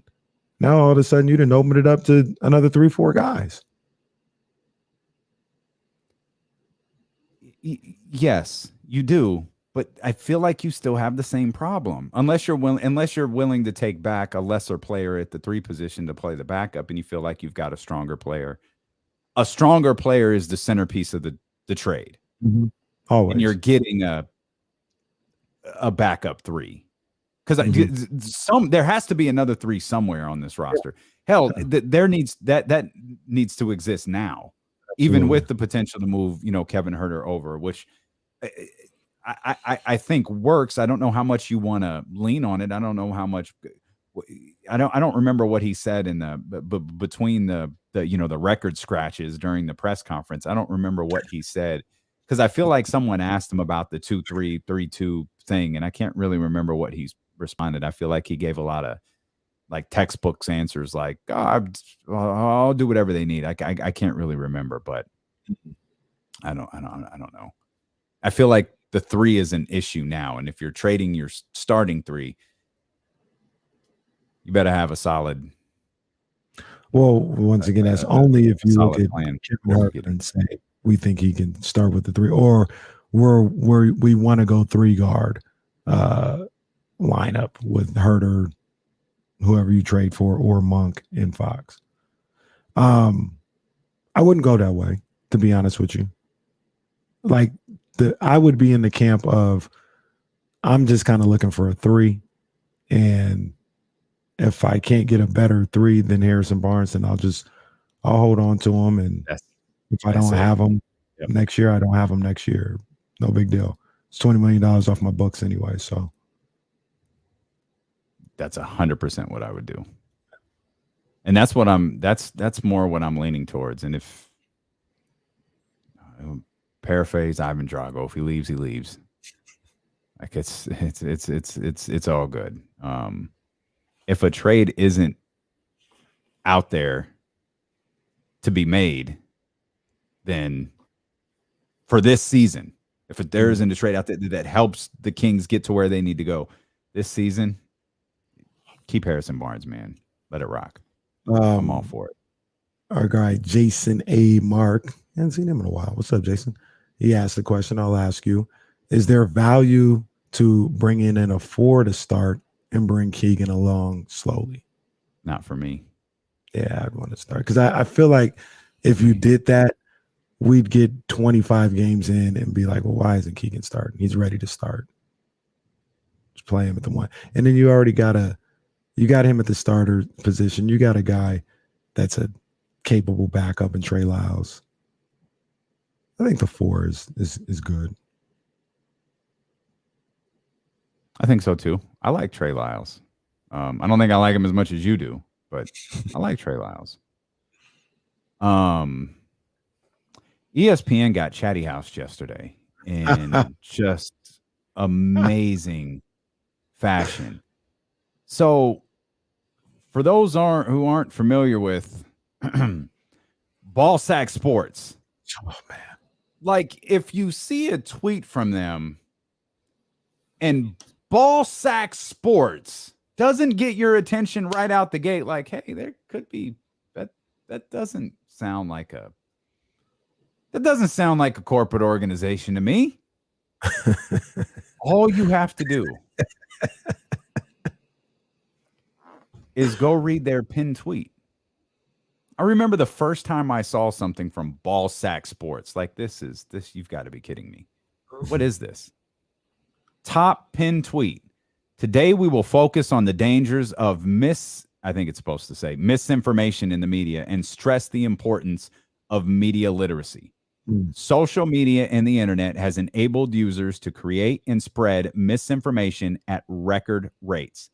Not everything you see on the internet or social media will be real. And they show this little graphic of Dame Lillard about how you can easily fake a quote that will fool people. They have done this so many times. And ESPN has been caught quoting them. That's pinned at the top of their timeline. And ESPN has been caught quoting them multiple times. And the one they did, I guess they spent like an hour breaking down the Ja Morant, like if Michael Jordan was in today's game, he'd be just another superstar. Ja's in the news because he did a sit down with Taylor Rooks. Mm-hmm. And she, of course, a lot of people caught on to this, but she tweeted out like, yeah, this is not real. He did not say any of this in the interview. And it's your boy Jacoby again, who, if you recall the clip from Jalen and Jacoby following the Buddy Hield, Tyrese Halliburton, Domantas Sabonis trade, it was the president of Halliburton fan club because he absolutely could not remember Tyrese's first name. But he was the one who said Domantas Sabonis's contract expires at the end of the year. That's where flamethrower Buddy Hield was born. All of that, like all of just that misinformation and nonsense was in that 2.5 minute segment. This they spent, and it's, I guess it's one thing when you get a bunch of information wrong talking about the Sacramento Kings, but when you're wrong talking about Ja Morant, the entire NBA universe is going to call you out, especially when people were sitting there watching this interview from Taylor. And it's like, we said this to start the show. This all can be so embarrassing sometimes. Like, what are y'all doing? Like, how are you? What is their tagline used to be? The worldwide leader in sports? Ball sack sports? Are you serious? Come on, man. How does this continue to happen? Kendrick Perkins, Stephen A. Smith, as Jesse pointed out, have been victim of this numerous times. I mean, for ESPN to have multiple shows spend real segments on something that isn't even true without anybody researching it, that's embarrassing. That's embarrassing. And my guy, like I said, I like Jalen and Jacoby. I always have. I mean, he got to step his game up. It's looking real bad out here for him right now. This is the second time that we've even caught wind of, but the second time in the last 5 months or so, where I'm just gonna say it's not a good look, bro. It's not a good look. They got Stephen A. on the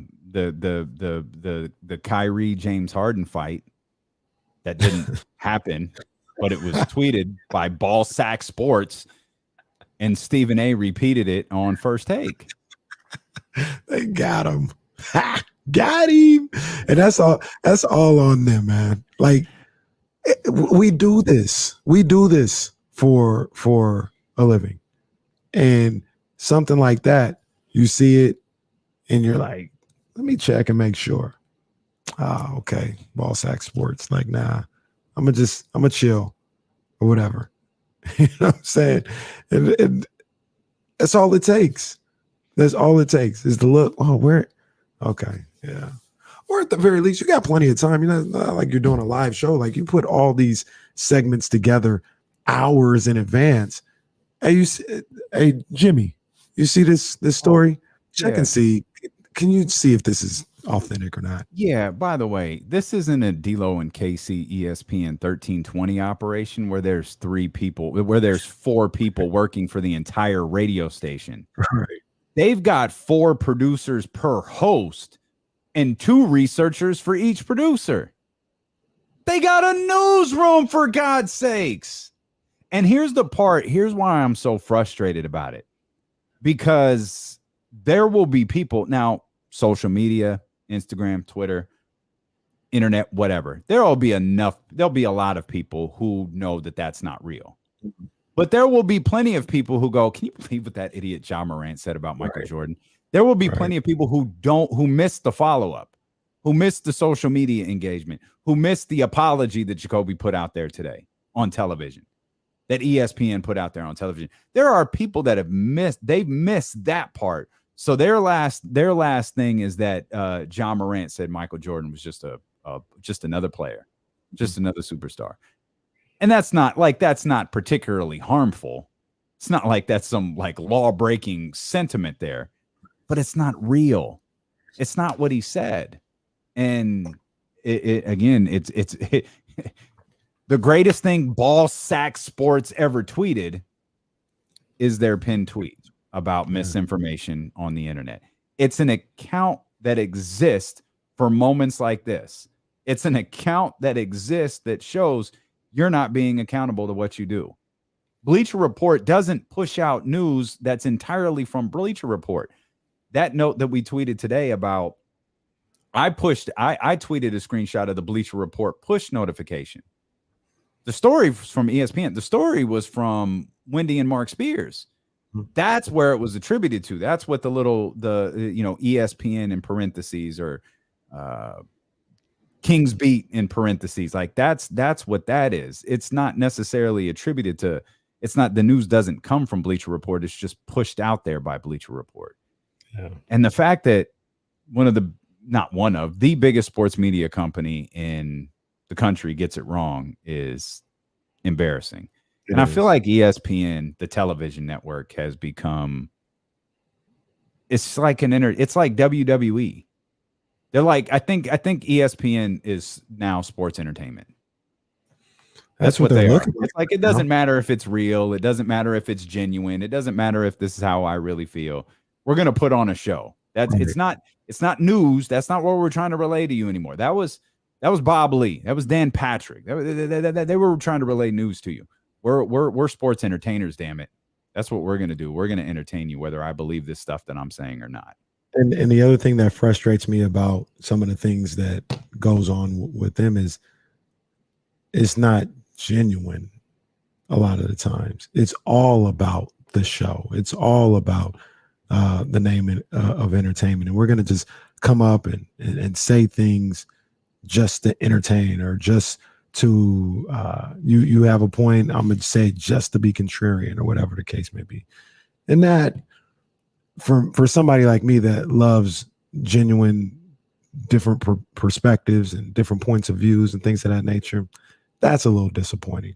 Because if somebody really, does feel like Steph Curry's the second best player of all time, all right, say it. I want to hear what you got to say. I want to hear your point of view. That's how you really Bobby feel. Marks ain't a hot take. No. Yeah. Bobby Marks is as genuine as they get, in my opinion. But there'll be guys on First Take who come in there just to say stuff to say it. It's like, man, I'm just not a fan of that. I'm not a fan of that at all. It's so transparent too. Like you can see through it. Like, man, this dude don't believe that. Will S., you guys don't work for ESPN? No, we don't. Oh man. No. Like y'all, there is a big difference between, like, I think, and I don't even know that I could search this really quick. There might be 4 ESPN radio stations left in the country. Let me take a quick peek. And New York, LA, Dallas, and Cleveland? No, New York, LA, Dallas, Chicago. I think those are the 4 stations. And it doesn't appear any of those exist anymore. So no, they do. There they are. In 2022, ESPN had 4 company-owned and run radio stations: New York, Los Angeles, Chicago, and Dallas. I'm just scrolling along to see if they've been sold or anything. So ESPN actually owns those, like not affiliates, but like owns those.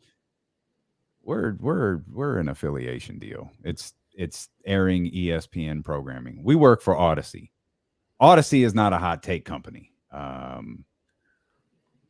the same thing. As Tupac's character in Poetic Justice, his name was Lucky. As he said about Chicago when Janet Jackson asked him, I thought you guys were supposed to be friends.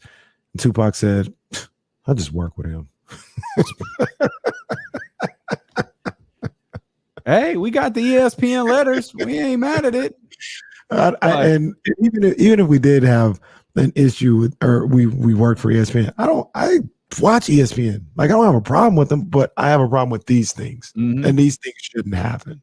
And it's not exclusive to ESPN either. They're just the ones that got caught with it this time, and they've got caught with it often. But it happens all around the sports world and journalism world. And it's frustrating sometimes. It's 100% not exclusive to. Shoot, Colin Cowherd just makes stuff up. Yeah. Literally just makes stuff up. See, he's smart though, and he doesn't cite anything. He just makes it up as if he knew it. Like, oh, I read in a book. No, you didn't. Like, I knew. Cowherd, y'all know, Cowherd is so full of crap. He just says stuff because he doesn't. And you know what? Maybe he's not full of crap, because to his credit, he's right. He says stuff because he knows no one's going to look this up. Right. He knows no one listening to his show is going to fact check him, and he can just let it ride. And he has made a phenomenal living off of it, to the tune of, I know when he left ESPN, it was 6. That was several years ago. So I'd imagine he's got to be, I don't know, 8 to 10 per now. His strategy has worked. His strategy has worked. More power to him. I wish people would just take a little more time. That's all. Just take a little more time when you see these things. That's all. Coming up next, the founder of Ballsack Sports explains to us. Wow. We'll step out, man. We'll come back. There's plenty more to dive into. Plenty more rumors to dive into the Athletic. So this came from the Athletic, so it's real. This isn't what Ballsack said. This is, and I think it's funny that this is this is where the Lakers have just disintegrated to. Oh my. We'll share the latest round of rumors coming up here when D'Lo and Casey return on ESPN 1320.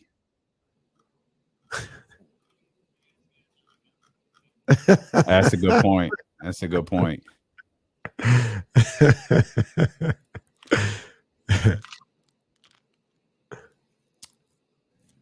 Good point.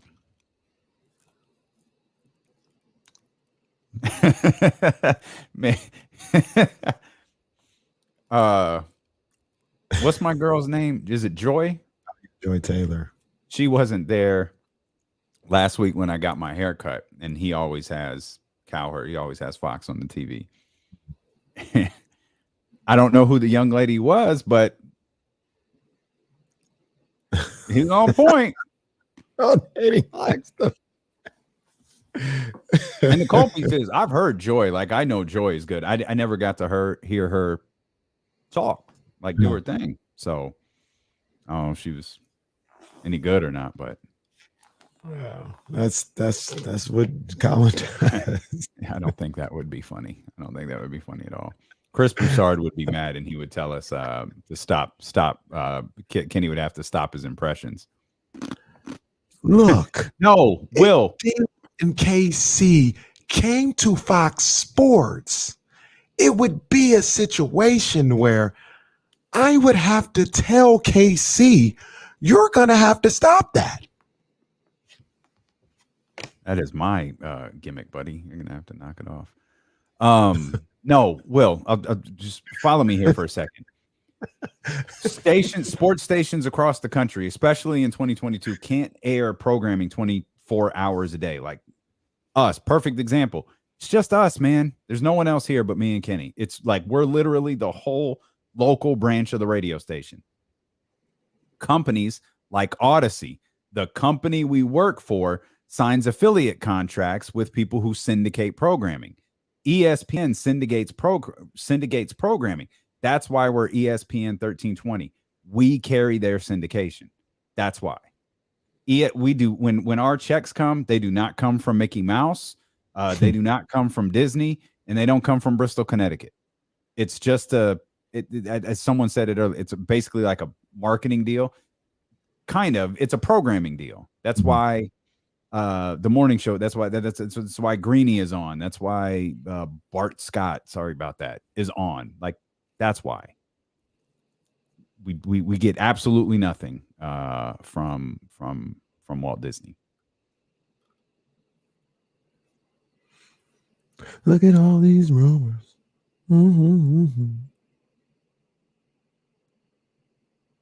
Oh, go get that. Oh goodness, sorry about that, Rob. Oh, is it base? Oh no, that's tomorrow. What's that? Baseball day is isn't it Wednesday afternoon or is it today? What? Baseball. Isn't Well, when baseball's always on? Yeah. Yeah, it's usually Wednesday or Thursday. Oh.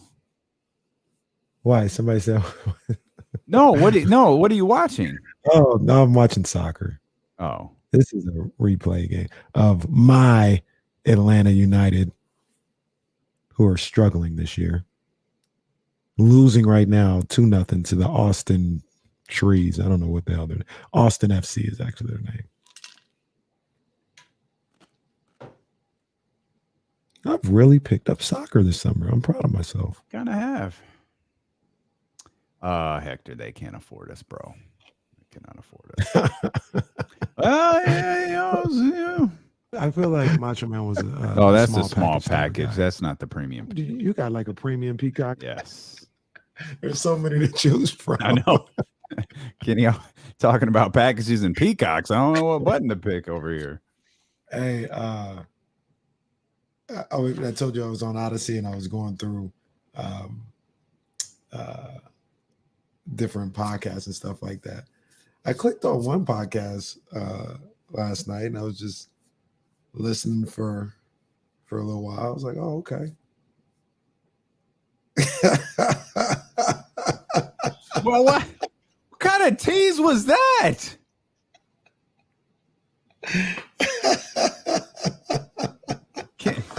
Yo, dude, you're the worst, dude. You're terrible. I don't even know if you'll ever hear me say it, but I'll just say it. It was on there. And I was like, oh, well, I'll be damned. There was a podcast on there.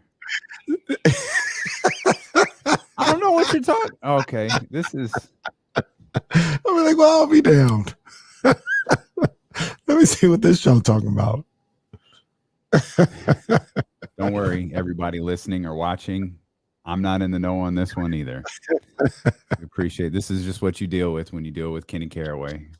Twitch.tv/ESPN1320, YouTube.com/ESPN1320. Follow us on Twitter as well at ESPN1320. We're having some fun on social media. I appreciate the people who realize very literally making fun of myself for my reaction to Jaden Ivey not being selected by the Sacramento Kings. And now, apparently, everybody knew Keegan Murray was the guy. Scouts had Keegan Murray at number 2. Yeah. That's what we're hearing today. After a couple of summer league games, that's what we're hearing today. There's some fun exchanges going on social media. Oh, there ain't no reason you can say that. That was a good show. I agree, but I don't know. Okay, hold on. Just to be clear, I need to be clear. Hold on. That podcast is still up on the Odyssey app? Hella shows. Is that right? David looking like The Wire right now. It's like, oh. No, I just love that 1140 keeps the Lowdown podcast up because they kept my face on their app for a long time because they wanted people to believe I still work there. And then when this show started, I was on their app for like months when I finally hit Danny in San Francisco. Like, hey, can we get our lawyers to get my face off of them or at least have them pay me for the last year and a half? Yeah. I was like, oh, okay. I'll be damned. All right. Shout out to the homie Chris. I know you're listening. Let your PD know to get my damn face off of your podcast app. I guess I finally realized I was the most downloaded show on their YouTube page too. They were like, "Yo, get this idiot off of our YouTube page." But our radio show's having 100 views, and he's got 25,000 views for an interview with Melissa Villasenor. I guess I'm just an S starter sometimes. That's what it is. I was just scrolling because I forgot what I was. I didn't know if I was specifically looking for anything. I was just like, when will this end? All these podcasts. Sure enough, I said, hey, I didn't know that guy. Wonder if they're still up. Yeah, still up here. Let me take a listen. Man. Yeah, they just out there. Man. Still on their website and everything. All right. Oh my God. Cool. Yeah, you know how to distract me. Oh, the good old days when I was allowed to talk to Sam Amick. Man. Yeah, I guess this is changing the sports scene by we'll just put this old show up. I bet more people will listen to this. As Riley Freeman once said, you need to pay what you owe, granddad. Pay what you owe, granddad. That's cool. D'Lo and Casey run 2 radio stations in this city. That's pretty dope. That's pretty dope.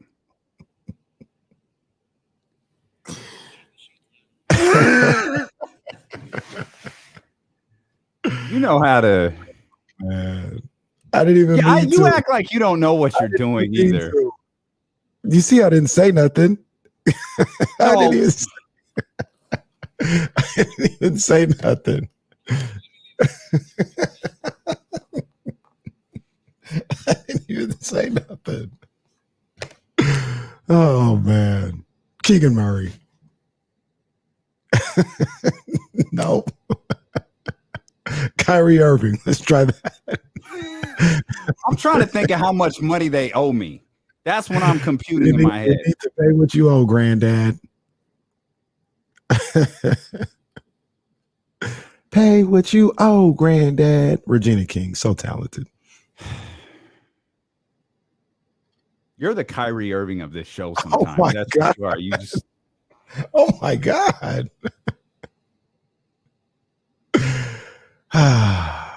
Maybe they were really trying to spice things up, keep old episodes of Deuce and Mo around on the channel too.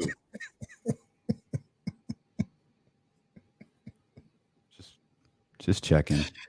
Oh man. In the event.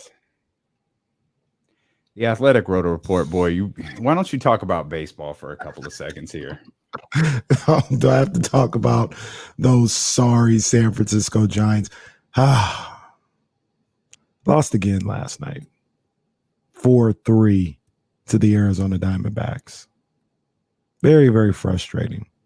As I watched this game from an establishment, so they couldn't have TV not glitch.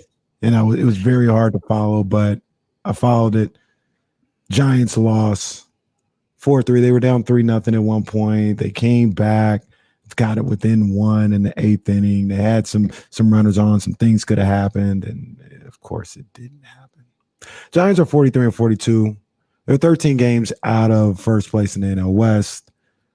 They're 2. The only reason why I'm not saying their season is done, and I really wanted to do it, I typed it into the show. You did type it in, and I was waiting for you to say it. I erased it. I said, let me fall back just a little bit. This is because they're 2 games out of the wild card spot.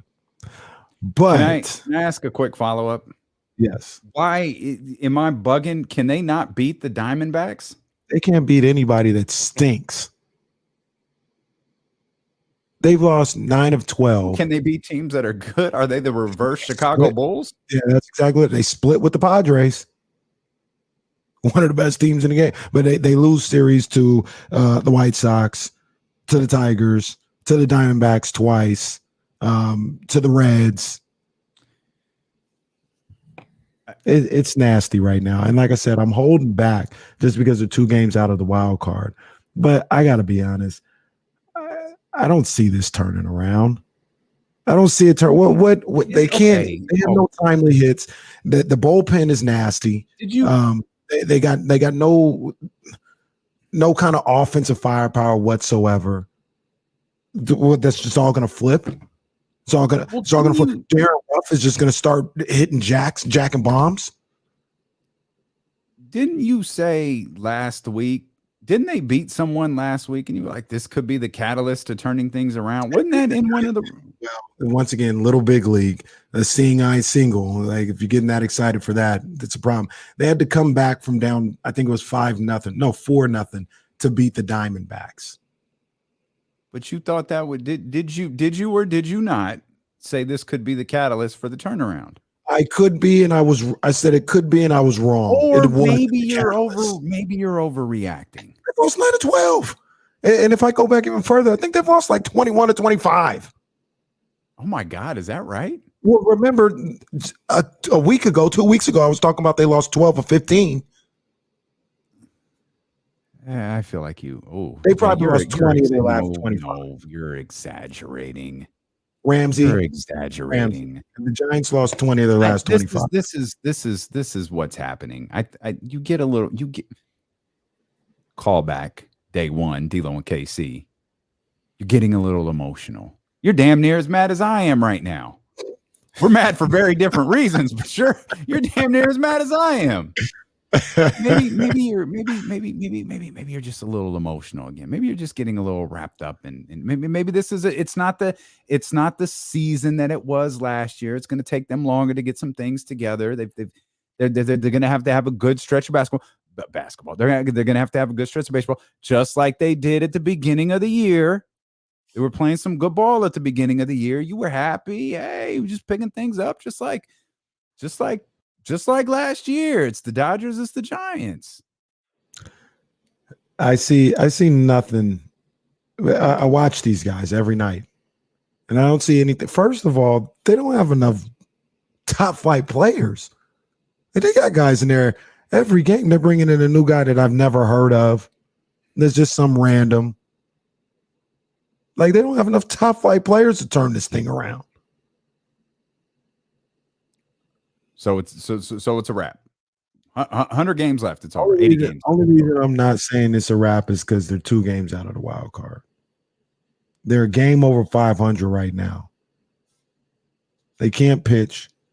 They've got very few, if not any, impact players in the lineup. Jock Peterson might be look, make no bones about it. Jock Peterson is going to the All-Star game. He's had a really good season with the Giants. His role on this team isn't to be the all-star, to carry this team. If you're asking Jock Peterson to carry you,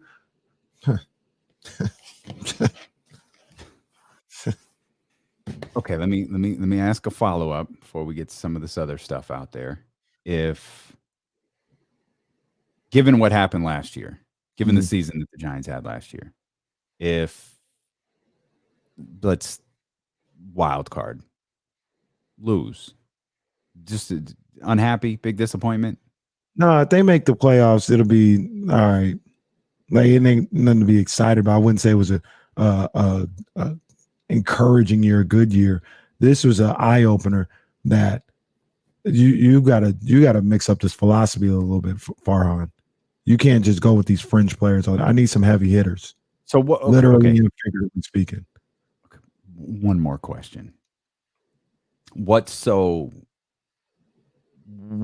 the biggest difference between last year and this year? I mean, obviously, I feel like losing Chris Bryant was a little bigger of a deal than you maybe originally thought. Well, you lost Brian and Posey, and then obviously Buster Posey's retirement. Lamont Wade has been hurt for most of the season. Brandon Belt has been hurt. Brandon Belt played really well last year. He's been hurt most of the season.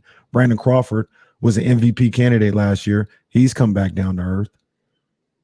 I mean, there's nobody performing anywhere close to the level that they were last year on the offensive end, except for maybe Wilmer Flores, who is a fine ball player.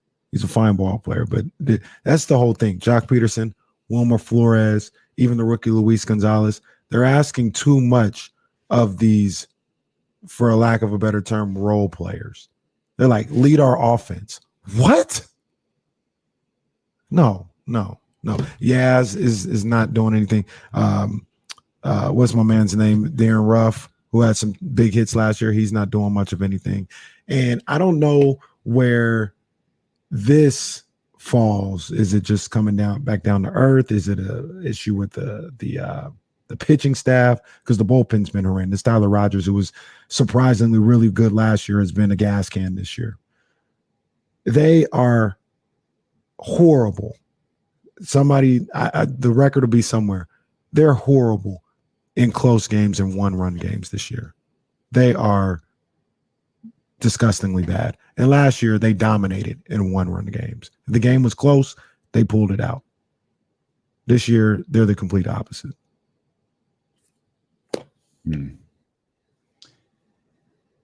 I think we got about 20 more before I'll just let these frustrations of yours.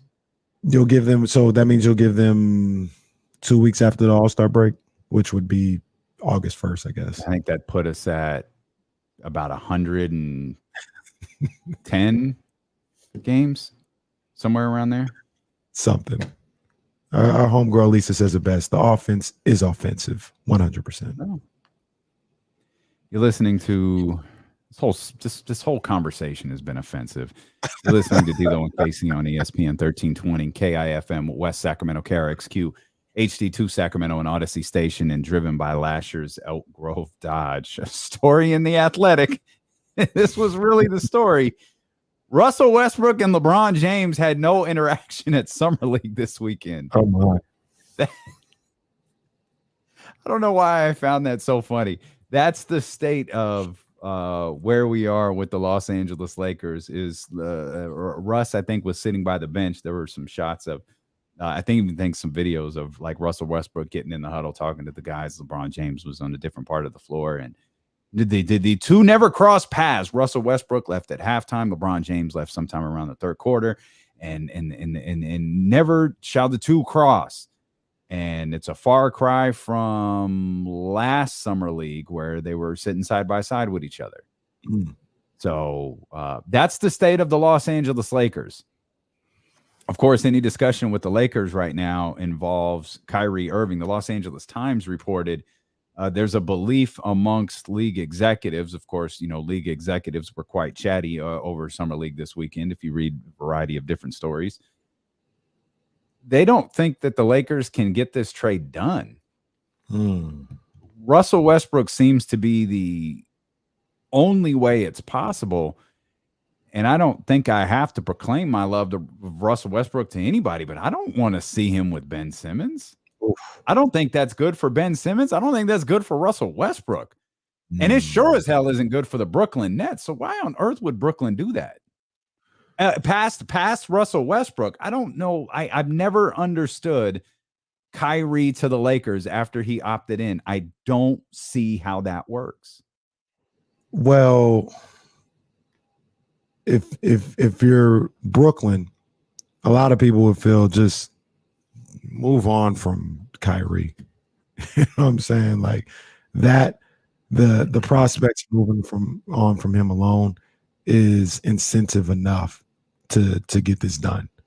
And like I said last week, they're probably looking at us. It's not like we're some kind of championship team anyway. Let's move on from him. Let's try and get something back in return. You get an expiring contract back in return in Russell Westbrook, and just go about it that way. I guess that would be my argument for doing that if I was the Brooklyn Nets. And I guess that's the flip side. The expiring contract, because you're obviously planning on acquiring a haul of draft picks. You get the expiring contract. Russell Westbrook's gone in a year, even unless you buy him out. So, and you just move on from Kyrie at all costs. Is that enough to make that deal? I mean, I don't know if it would be enough for me, but I think that's kind of where their mindset is. I guess it's also like, what is Sean Marks trying to accomplish here? Is he trying to accomplish like a big haul for Kevin Durant, which everything we read is absolutely the case. He's trying to get a haul for Kevin Durant, when it probably got thrown for a bit of a curve when Rudy Gobert was traded for 4 first-round draft picks plus this year's pick and 3 players. So he's probably looking at like, you get that for Rudy Gobert. What can I get for Kevin Durant? I feel like the Kyrie Irving situation is very, very different in that everything we've read to this point is, no, that doesn't mean it's the gospel. It's what's out there. It's the Lakers and it's no one else. And I tend to believe that a little bit more than, because we've spent some time today criticizing the media and revisionist history and all of that stuff. But with Kyrie, you have the dynamic of his contract expiring. You have the dynamic of you got to give up whatever Brooklyn is asking for. You try to get their asking price as low as possible because there's a possibility he's not going to be back next year. Right. That's true for the Lakers, though I'm sure the Lakers, more than any other team, is comfortable that they could keep him around following this season. So anything they give up isn't a big loss. Toronto's not going to feel like that, or any of the other 28 teams in the league. They're not going to feel like that either. Right. I think the only team, Lakers, maybe the Los Angeles Clippers, but I still feel like it's the Los Angeles Lakers are the only team that can afford to feel like that. So whatever like Sean Marks's approach is for this, whatever the Brooklyn Nets approach is, I don't know that it's just get rid of Kyrie at all costs yet. I think they can get a haul that can reshape their organization for those two guys over the course of the next few months. And I don't know that that's necessarily true.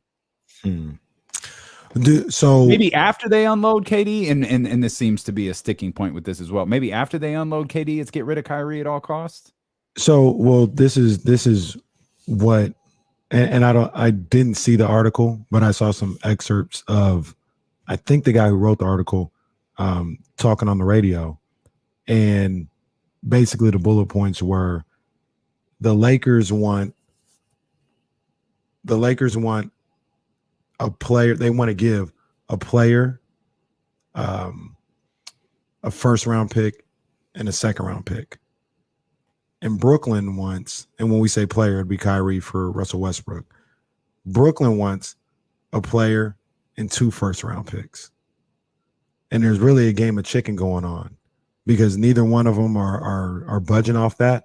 And the leverage that the Lakers feel they have is we're the only ones that want Kyrie Irving. Mm-hmm.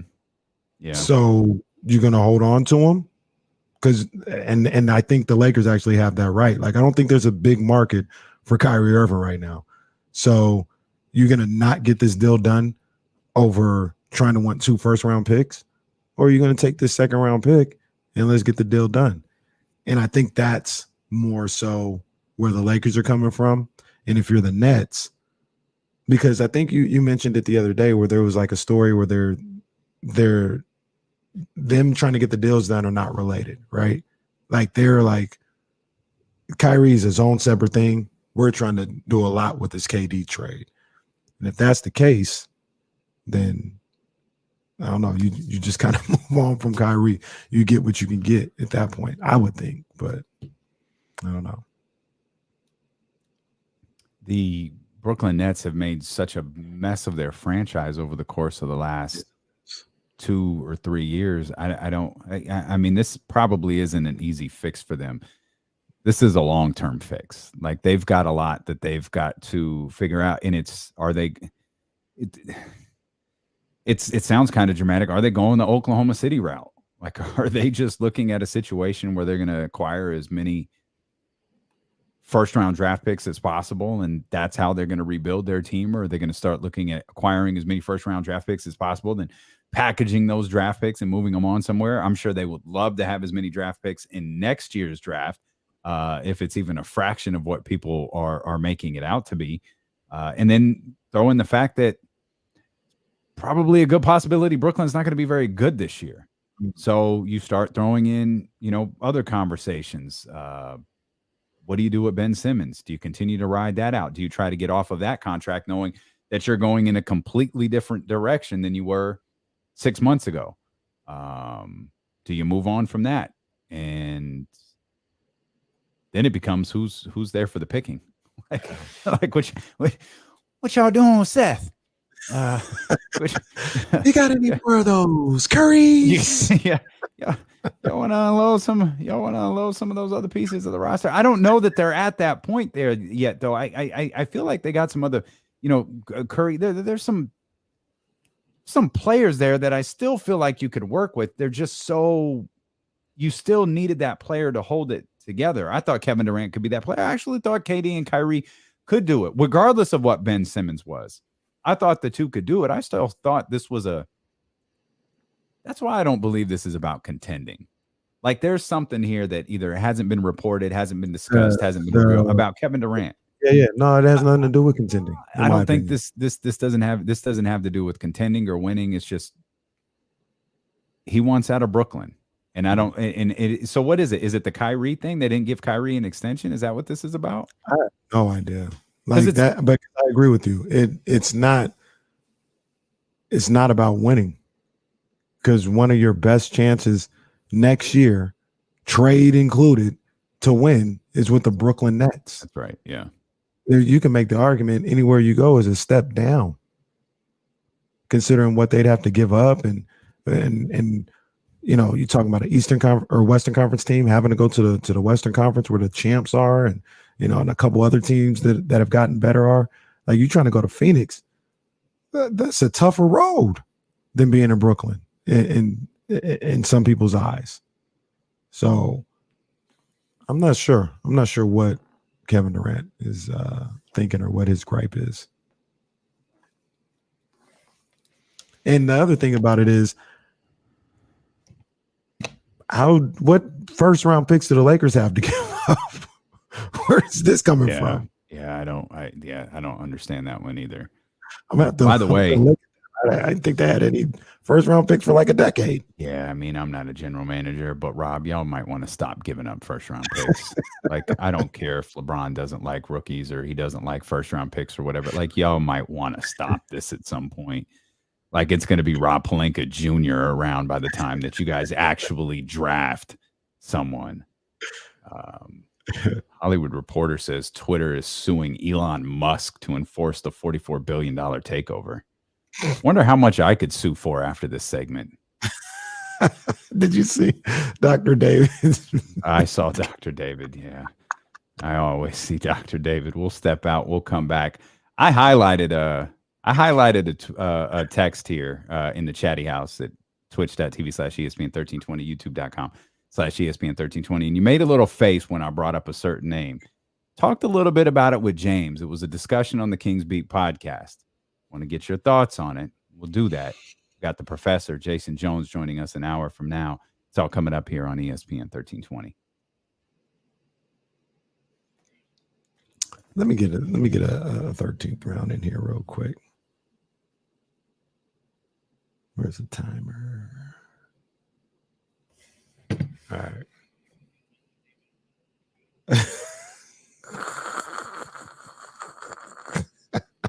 Sign me up for that one. We'll be in Vegas for that one. I believe me that. 13th round with your main man, Kenny Caraway. Shout out to my people over at Meister Watches. My man, Jovan. I'm going to see y'all in a couple weeks, man. You already know what it is, man. Shout out to the whole crew in Vegas. But I just wanted to talk real quick about a guy that a lot of people don't like. And to be honest with you, I'm not sure if I like him either. But you know what I do like? I like when he get to talking that talk, when he talked that real talk about Conor McGregor and Dana White. And that's Jake Paul. Jake Paul just put out a video earlier today. I have it on the Twitter, you know, kind of talking about the fight that he's about to have with Asim Rahman Jr. and how he's about to sell out Madison Square Garden. And you can't deny what he's doing in the boxing game right now. And the truth be told, he's in the boxing game. He just is. You know, he's having sanctioned fights. He's fighting real fights. Can he beat a boxer? I doubt it. I'm not saying he can, but he's one of the biggest draws in boxing today. That's just a fact. And when he calls out the clown behavior of Conor McGregor and Dana White, I love it. I can't lie. I love it because he's 100% right. He calls out the clown behavior of Dana White not paying his fighters and being, a slumlord of some sorts and just keeping all the money to himself. He calls out the fake hustle of Conor McGregor routinely. And Conor wants to run his mouth and all the time and talk about all this money that he's making. He's making a lot of money. But like Jake Paul said, a lot of that came from Floyd Mayweather. All right. They talk about pay-per-view fights. You don't even fight no more. Why are you still running your mouth? I'm telling you, I ain't a big Jake Paul fan. But I like when he start talking that talk. I ain't mad at that boy for talking that talk because you know what? He's right. He's right. And that's the 13th round with Kenny Caraway.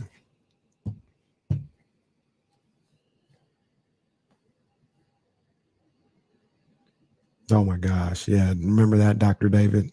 Oh my gosh. How embarrassing.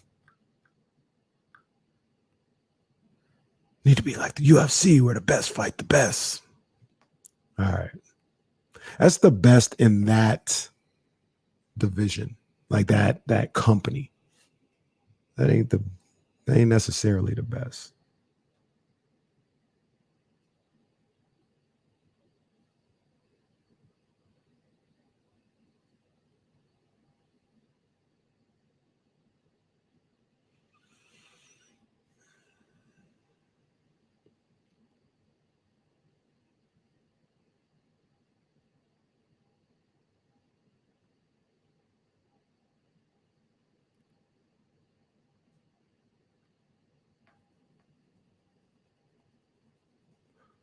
Don't let me go, baby. Don't go, baby.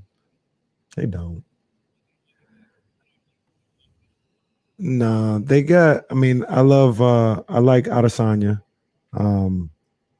He's got star qualities to him. But see, like a lot of the thing about it is like the people who watch MMA and UFC, they confuse stars in the UFC for real stars. Right. Like they don't have a Canelo and Tank Davis.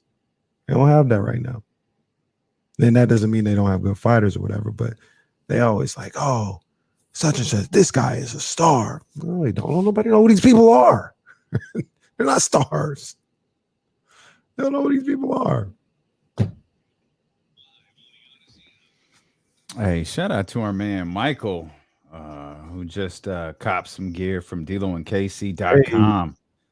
Cop some of them Oakland A's colors, man. Still. That's why it's there, man. We got. I ain't hating on the A's. That's why it's there. Well, no, because that color scheme is cold. Like that white shirt came out super nice. That Dave Garcia did the little Lux design of the D'Lo and KC logo. Man, that's really nice. You can check out all the merch. That gold and green, that's a good color scheme, man. Yeah, that's a good. I'm not a hater whatsoever when it comes to stuff like that. I've said it before. I'm not a fan or anything like that, but the black and silver of the Raiders. That's a great color scheme. I don't have no problem. I love the red and gold of the Niners. I think that's fire as well. But I ain't no hater. Black and silver. That's a good little color scheme too. And in the green and gold of the A's, absolutely is a good look. I'm really mad that I missed Jesse's line there a moment ago where he told me to sue for $75,000.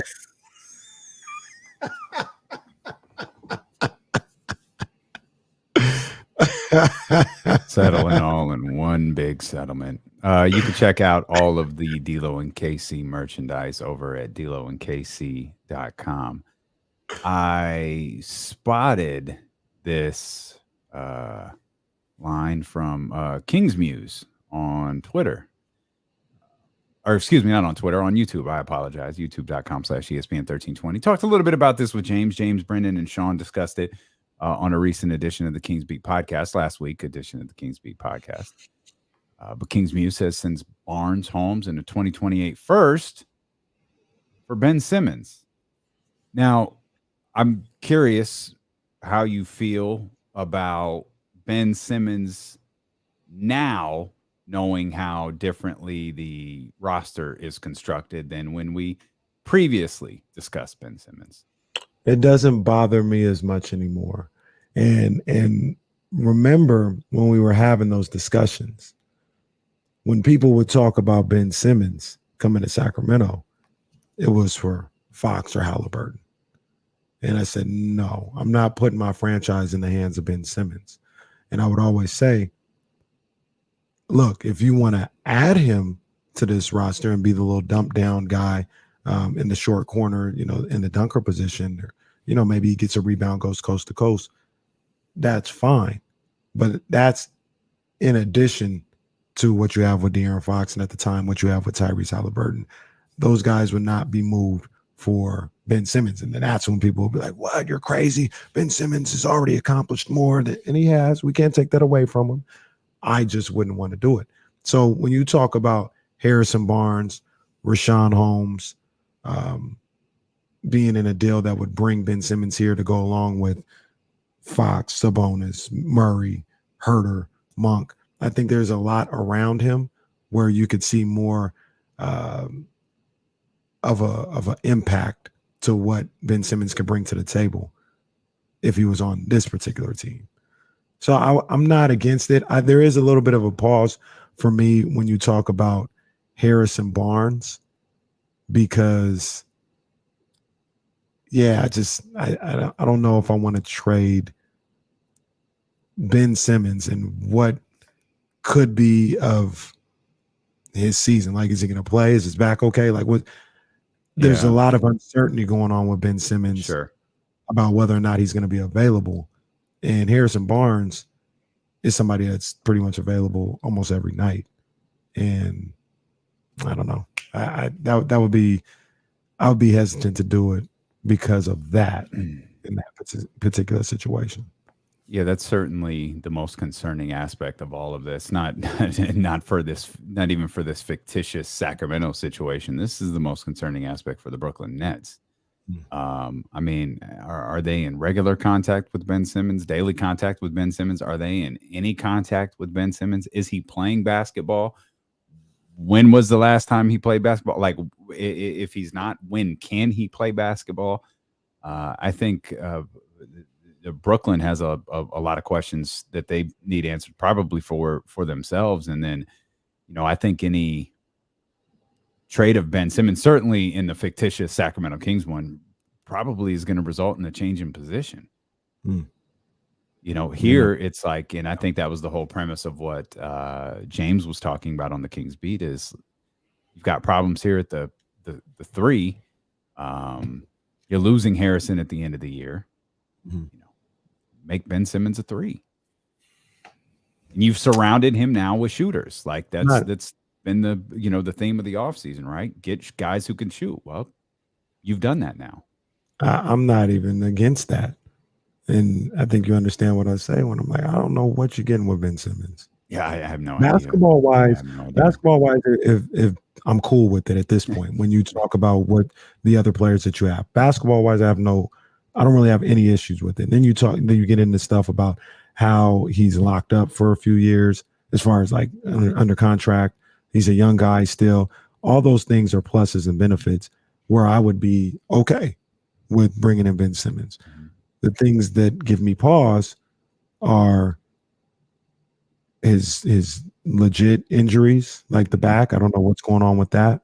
And I'm still not sure mentally where Ben Simmons is. I don't disagree at all. Those are the things that I'm like, I don't know. I'd also, yeah, I don't if I'm Sean Marks, and again, I have no idea if Ben Simmons is playing basketball or not. If he is, if I'm Sean Marks, I'm like, hey, buddy, how you feeling? Oh, you good? Yeah, you're going to Vegas. Yeah, I'm gonna need to see you on a basketball floor, dog.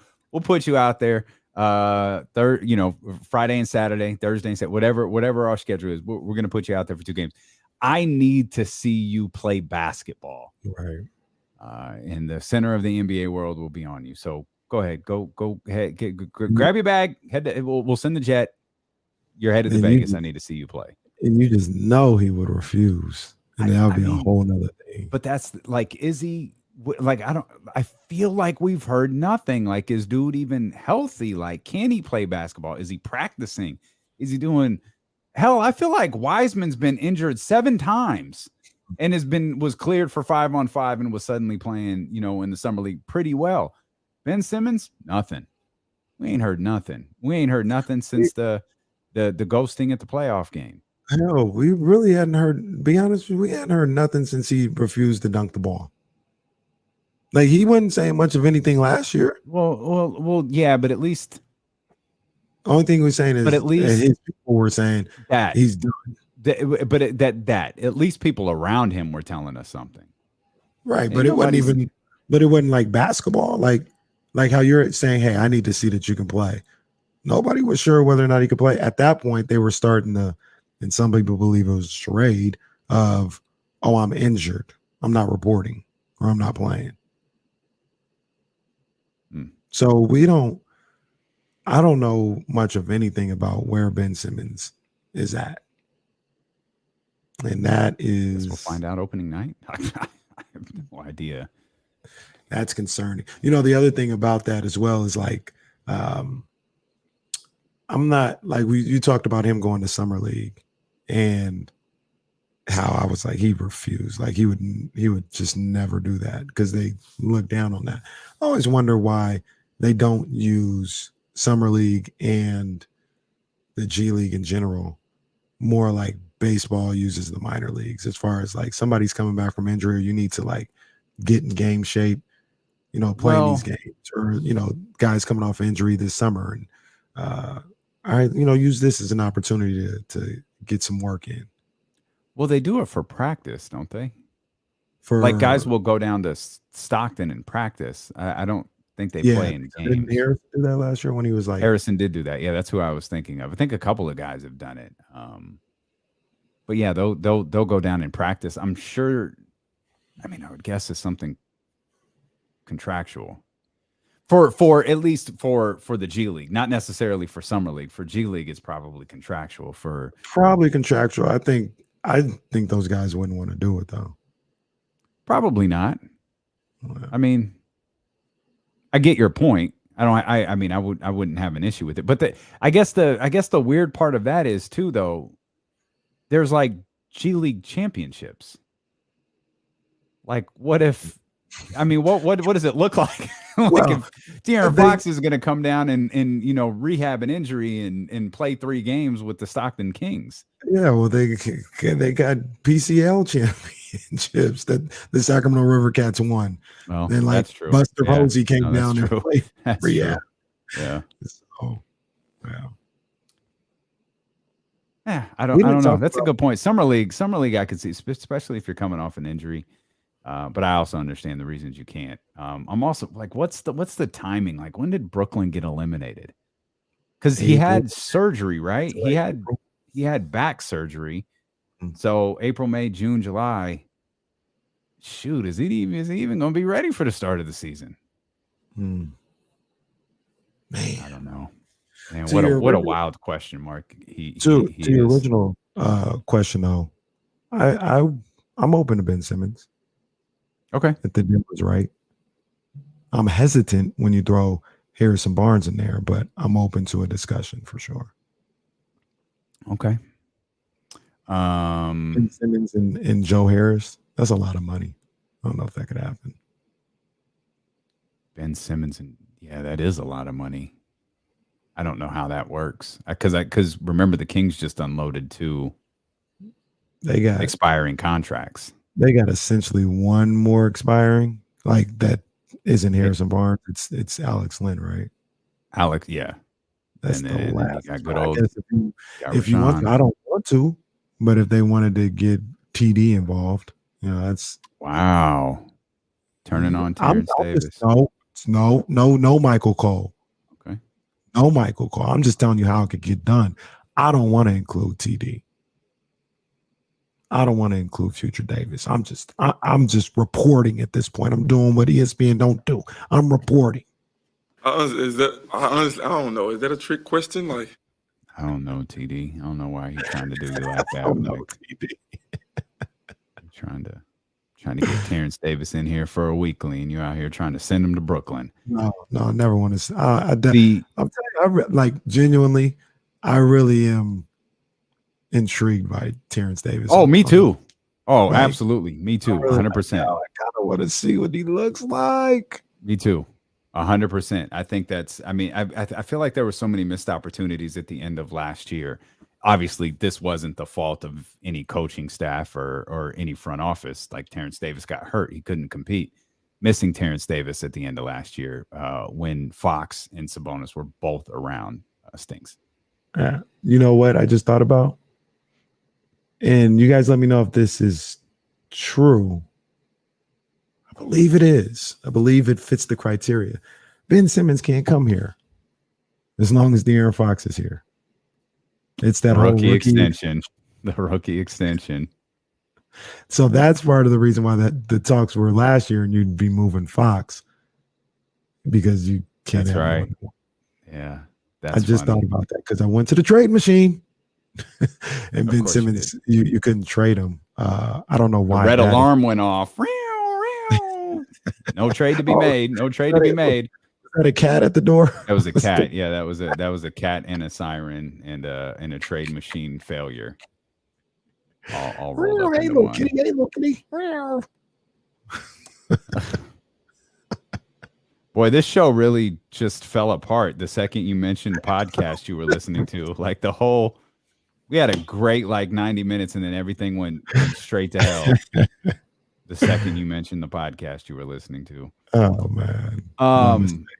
The NBA is as Vegas rolls along. I guess there's more people in Vegas than I realized. There are more people who stuck around on a Tuesday because there's some league meetings happening today. And one of the discussions that they're having, we mentioned yesterday that they were meeting. They were talking play-in tournament sticking around being a permanent part of the NBA postseason. Now they're trying to work out the details of a potential in-season tournament that an idea that I think Adam Silver has kicked around since the season following the bubble season in Orlando. There's been talk of an in-season tournament, and it sounds like they're attempting to. I don't know that they're necessarily trying to work out the details of it, but they are going through a variety of proposals for an in-season tournament. One of them includes the regular season being shortened from 82 games to 78. And, the Kenny Caraway model, they are clearly looking for this is clearly an opportunity for the NBA to experience some massive financial growth because while I think your idea of moving the play-in tournament to Las Vegas or Madison Square Garden is silly. Yeah, I get it. One thing that's not though is the 2022 NBA play-in tournament brought to you by ... Oh, yeah. These are the NBA in-season tournament. They'll assuredly give it a legend. The Bob Cousy in-season tournament brought to you by these are massive sponsorship deal opportunities, and the NBA is they're looking to take one of those David Stern type jumps in financial growth out of everything that when you consider the revenue that was lost following the pandemic, and because the pandemic's over, and the long forgotten Daryl Morey tweet that just seems to cost the NBA several hundreds of millions of dollars per year here at this point. And all of that, it feels like they're trying to figure out new creative ways to, one, maybe increase competitiveness a little bit earlier in the season. Because I think one of the notes I saw for the in-season tournament was it would be over by Christmas. So if you're familiar with the WNBA Commissioner's Cup, the Commissioner's Cup, it's not extra games; they're regular season games. They're just slotted as Commissioner Cup games, and they count in the standings. Right. It feels like that's something along the lines of what the NBA is attempting to work out here, and maybe it would keep those games a little bit more competitive before Christmas. And I think there was one of the proposals, $1 million per player cash prize for winning this in-season tournament, the Bob Cousy Invitational. The Bob Cousy. Yeah, I guess at this point, give Bob Cousy a little love. We've been crapping all over him for I don't know how long. So yeah, let him get. I really don't think he's fine. He's got enough. He's fine. He's good. And that's the thing that I think about when I hear about an in-season tournament. I love it. The type of guy that I am, the type of competitor that I am, I would love it. I'd be all for it. The question would be, would they be able to get the players to care enough about it and not take the time off and do that? And that's the I don't think $1 million is the incentive that they think it is. I don't think so. I heard that and I was like, they might need to up that a little bit. But I don't feel like you can though. One, because you're trying to make money with this tournament if you're the NBA. And two, they're not adding games. You know what I mean? They're not, it's just a game with more meaning. And maybe there's an added game somewhere, but their games just with more meaning. So I don't know. It's a tough spot. Like I applaud the NBA for trying. I just don't think this is going to work. I don't think $1 million cash prize is going to work. You certainly can't do crazy things like home court advantage and the stupid baseball gimmick that they did.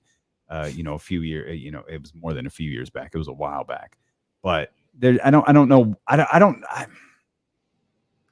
don't know that it works. Like I'm trying to figure out a way that it works. Unless the players really do get hyper competitive about winning an in-season tournament, and then the Kings will win, and then we'll be made fun of because we're happy that the Kings won a tournament.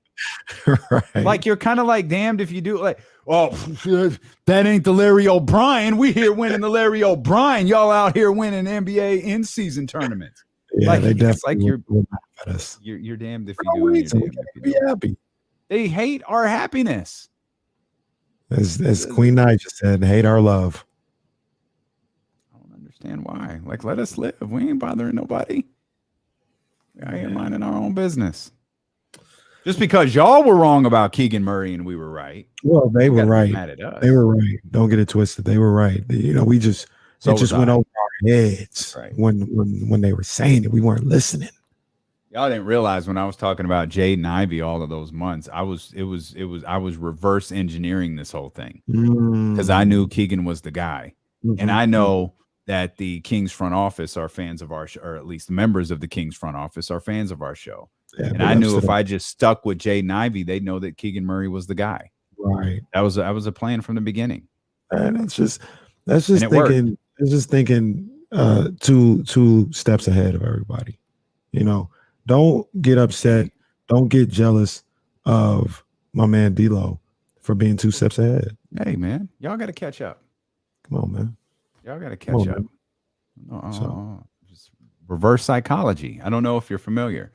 It's when you say something that's the opposite and you get somebody to do something really stupid. It's next level, baby.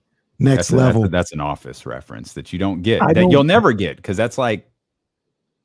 It's like actually, come to think about it, that's like season 2. That's the Christmas episode in season 2. You're never gonna get to it. Don't say never. Don't say that. How many episodes have you watched? Don't do that. Mark Wong, that's NBA 4.0 right there. NBA 4.0. Come on, man. I got you. I was always looking out for our best interest. I'll be the butt of jokes. I'll let the social media videos live forever, but I knew what I was doing. It's cool. I think that's what I'm one of some jackass in response to the tweet that you tweeted. Like, weren't you the one crying on draft day? He says, am I confused? Yeah. You in fact are. You should just You, in fact, are confused. Adrian Wojnarowski tweeted 44 seconds ago, after previously shutting down inquiries on moving all-star guard Donovan Mitchell, rival teams say that the Utah Jazz are showing a willingness to listen to possible trade scenarios. I got you. Because my partner was talking about it yesterday. Now all of a sudden, Woj is tweeting it out. Raise your hands if you were with us yesterday. And if this is all old news. Yeah. My man D-Lo talked about it yesterday. He breaks it all down. I co-sign. I'm like, yeah, I agree with you 100%. Now the next day, all of a sudden, just talking about Utah's looking forward to it. How convenient is that? Wow. How convenient is that? Utah was never shutting down trade inquiries. They were shutting down. They may have been shutting down trade inquiries they didn't like, but they were not shutting down. We were told last week there was a deal for Donovan Mitchell that was very, very close. But you're shutting down trade? Come on, man. This makes sense. I'm not faulting Utah for this. I'm not faulting the Utah Jazz for this at all. And I would still, until I'm told otherwise, I'd still keep a very, very close eye on Miami. I'm still not 100% sure that they would move him this summer, but Miami That would be the place I would pick. How do you come back from this being public? They're moving him. This is step one. How do you're absolutely moving him. How do you put this out there and without the full intent of trading him? Yeah, I know. I get you. Yeah. Donovan's gone. He's out. He's gone. He's out of Utah. So okay, so now we got two domino. Nobody's just gonna do anything until these things happen. It's just nobody even gonna breathe. Nobody's even gonna breathe until these two things happen. Then, huh? Donovan and Kevin Durant. But wait a minute. Is Bam Adebayo on one of those rookie extensions? He is. Somebody in the chat says you can. It was RP. I gotta find it. But he said you can. There's some parameter, though, to which you can't. Right. Yeah.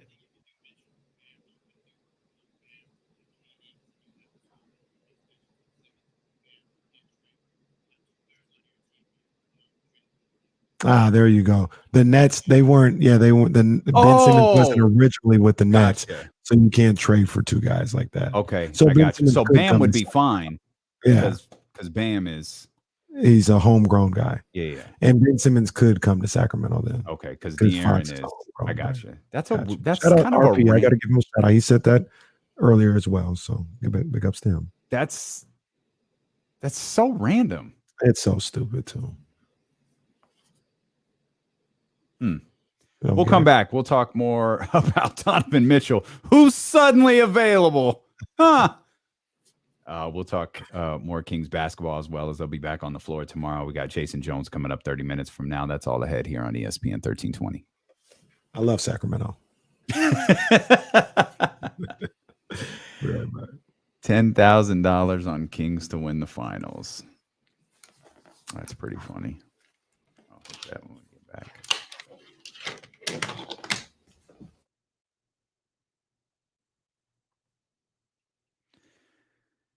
Oh man, my iPhone getting a little old, man. Thanks to appreciate you, Miss P. I saw you tweet or I saw you message. By the way, are you back in this country? Like, where are you? You in here today?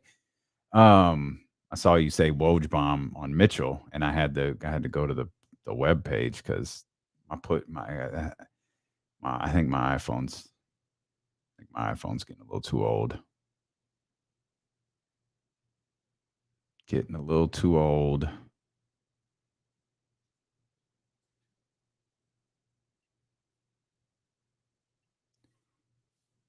So the FedEx guy just dropped off a package, and I have no clue what it is. Looks like a picture or something, and I know I didn't order a picture.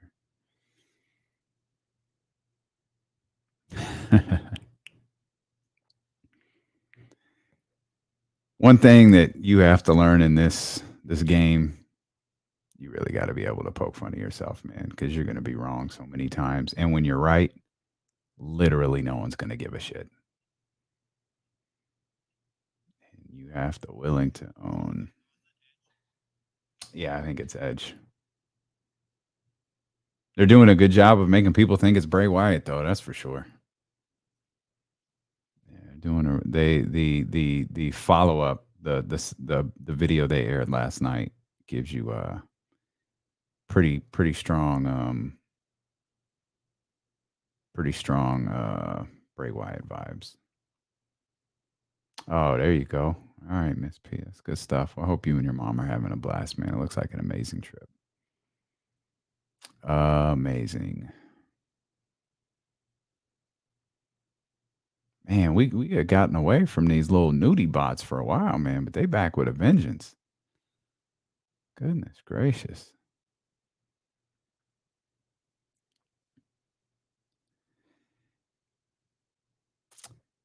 I'm not sure what this is in reference to, but that is 100% correct.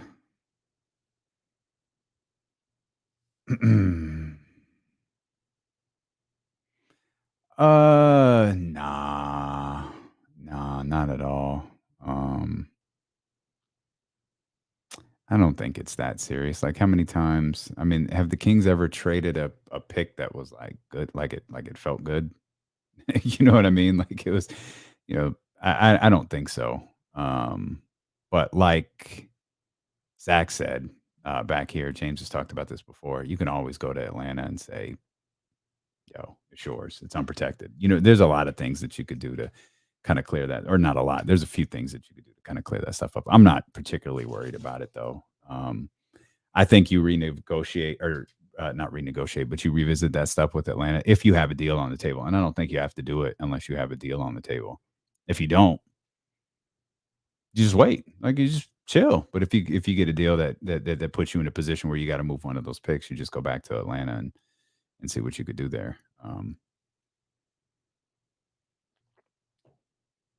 And I'm sure Atlanta would be all for it because it would mean something would have to. It means the pick would have to be unprotected. You might have to throw in a second round pick to convince them, in a handful of years or whatever. But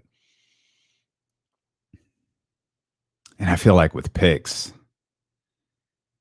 you're talking about a major deal too. Like I don't think you're talking about anything small. So, bag.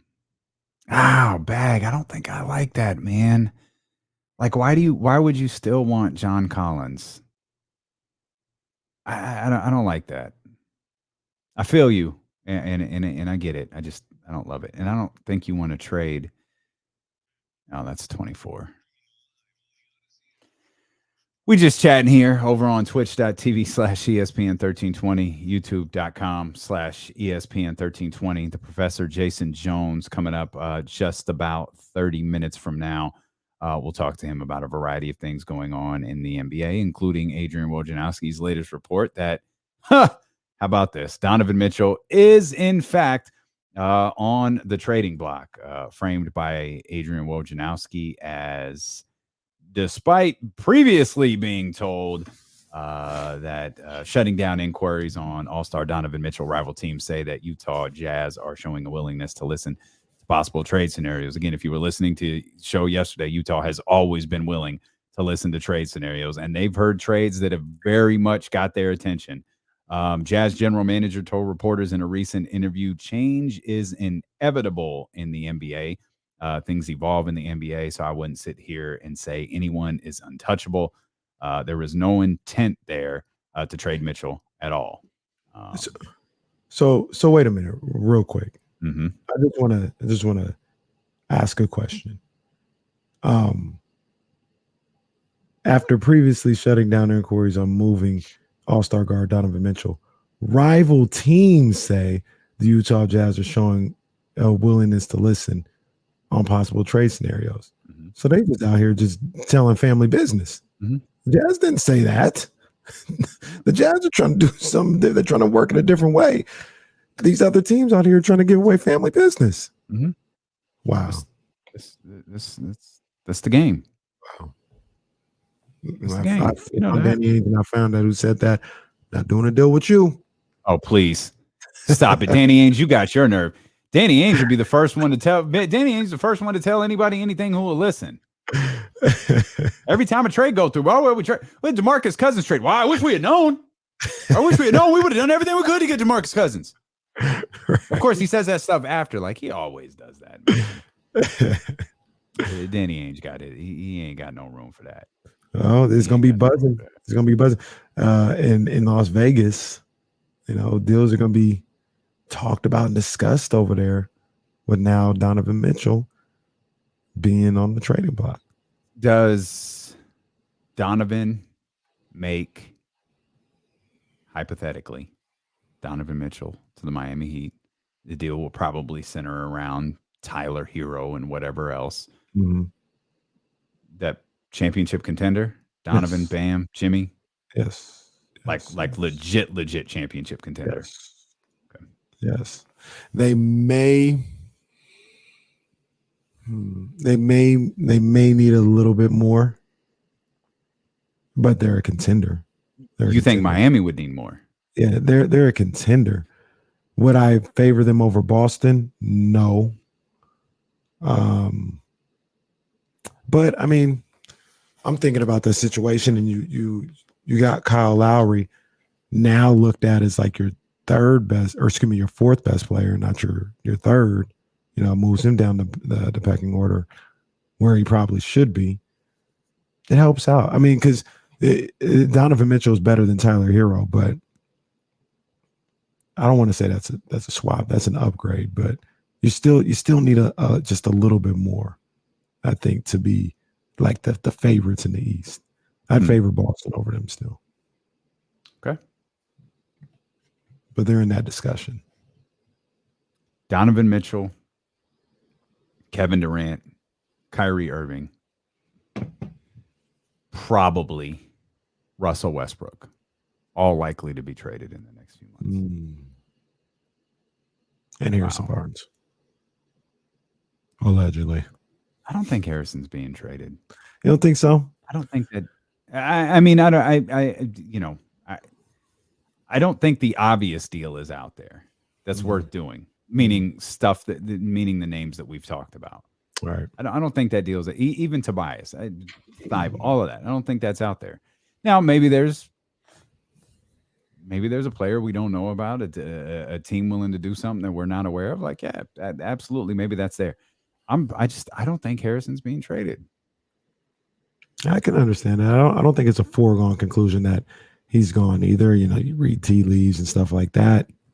You think that, you know, maybe there's a deal they might be trying to work out still. But we mentioned it earlier, and I agree with you on this one. If it's not a really, really good deal, I guess it don't have to be a perfect deal, but like a really good deal where you're clearly getting better in that situation, and then just bring him back and be the best Sacramento Kings team you can be for the year that you have Harrison Barnes. No problem. Yeah. I'm and maybe this is thinking a little too much about how like Marvin was handled and how Buddy Hield was handled. Like, I don't think, you know, you mentioned earlier like a trade for the sake of making a trade. Mm-hmm. I don't think Monty does that. I don't think Monty's making a trade for the sake of to just say, oh, I made a trade. I told everyone I wasn't done, so you know I had to make a trade. I don't think he does that. I mean, he you know, everyone likes to mention that line, and rightfully so. It's an ear-catching line when he says, you know, we're not done. But he did follow it up immediately with, well, we're never done. We always want to improve the team. Mm-hmm. So that means, you know, today, that means in a month from now, that means game 1, game 10, game 30. He gave himself an out to say he's always looking for ways to improve the team, no matter what time of year it is. But when you think about how long he held out for trading Marvin, how long he held out trading Buddy. Of course, Buddy was a part of the trade that landed Domantas Sabonis, and I understand that he has a willingness to wait. And if that right deal doesn't come along, I don't think he does it. I don't think he trades Harrison just because his contract is expiring. Yeah. Especially, I believe that. Especially given like the position that the Kings are in terms of, you talk about playoff mandates all you want to. This fan base needs you to make the playoffs. Yes. And Kenny Caraway needs you to make the playoffs. No, this fan base needs you to make the playoffs. Kenny Caraway is demanding that you make the playoffs. That's actually hell. A lot of this fan base is demanding that you make the playoffs. Yeah. As Will Z with the throwback, we're so excited for December 15th. Always looking for ways to improve the team. I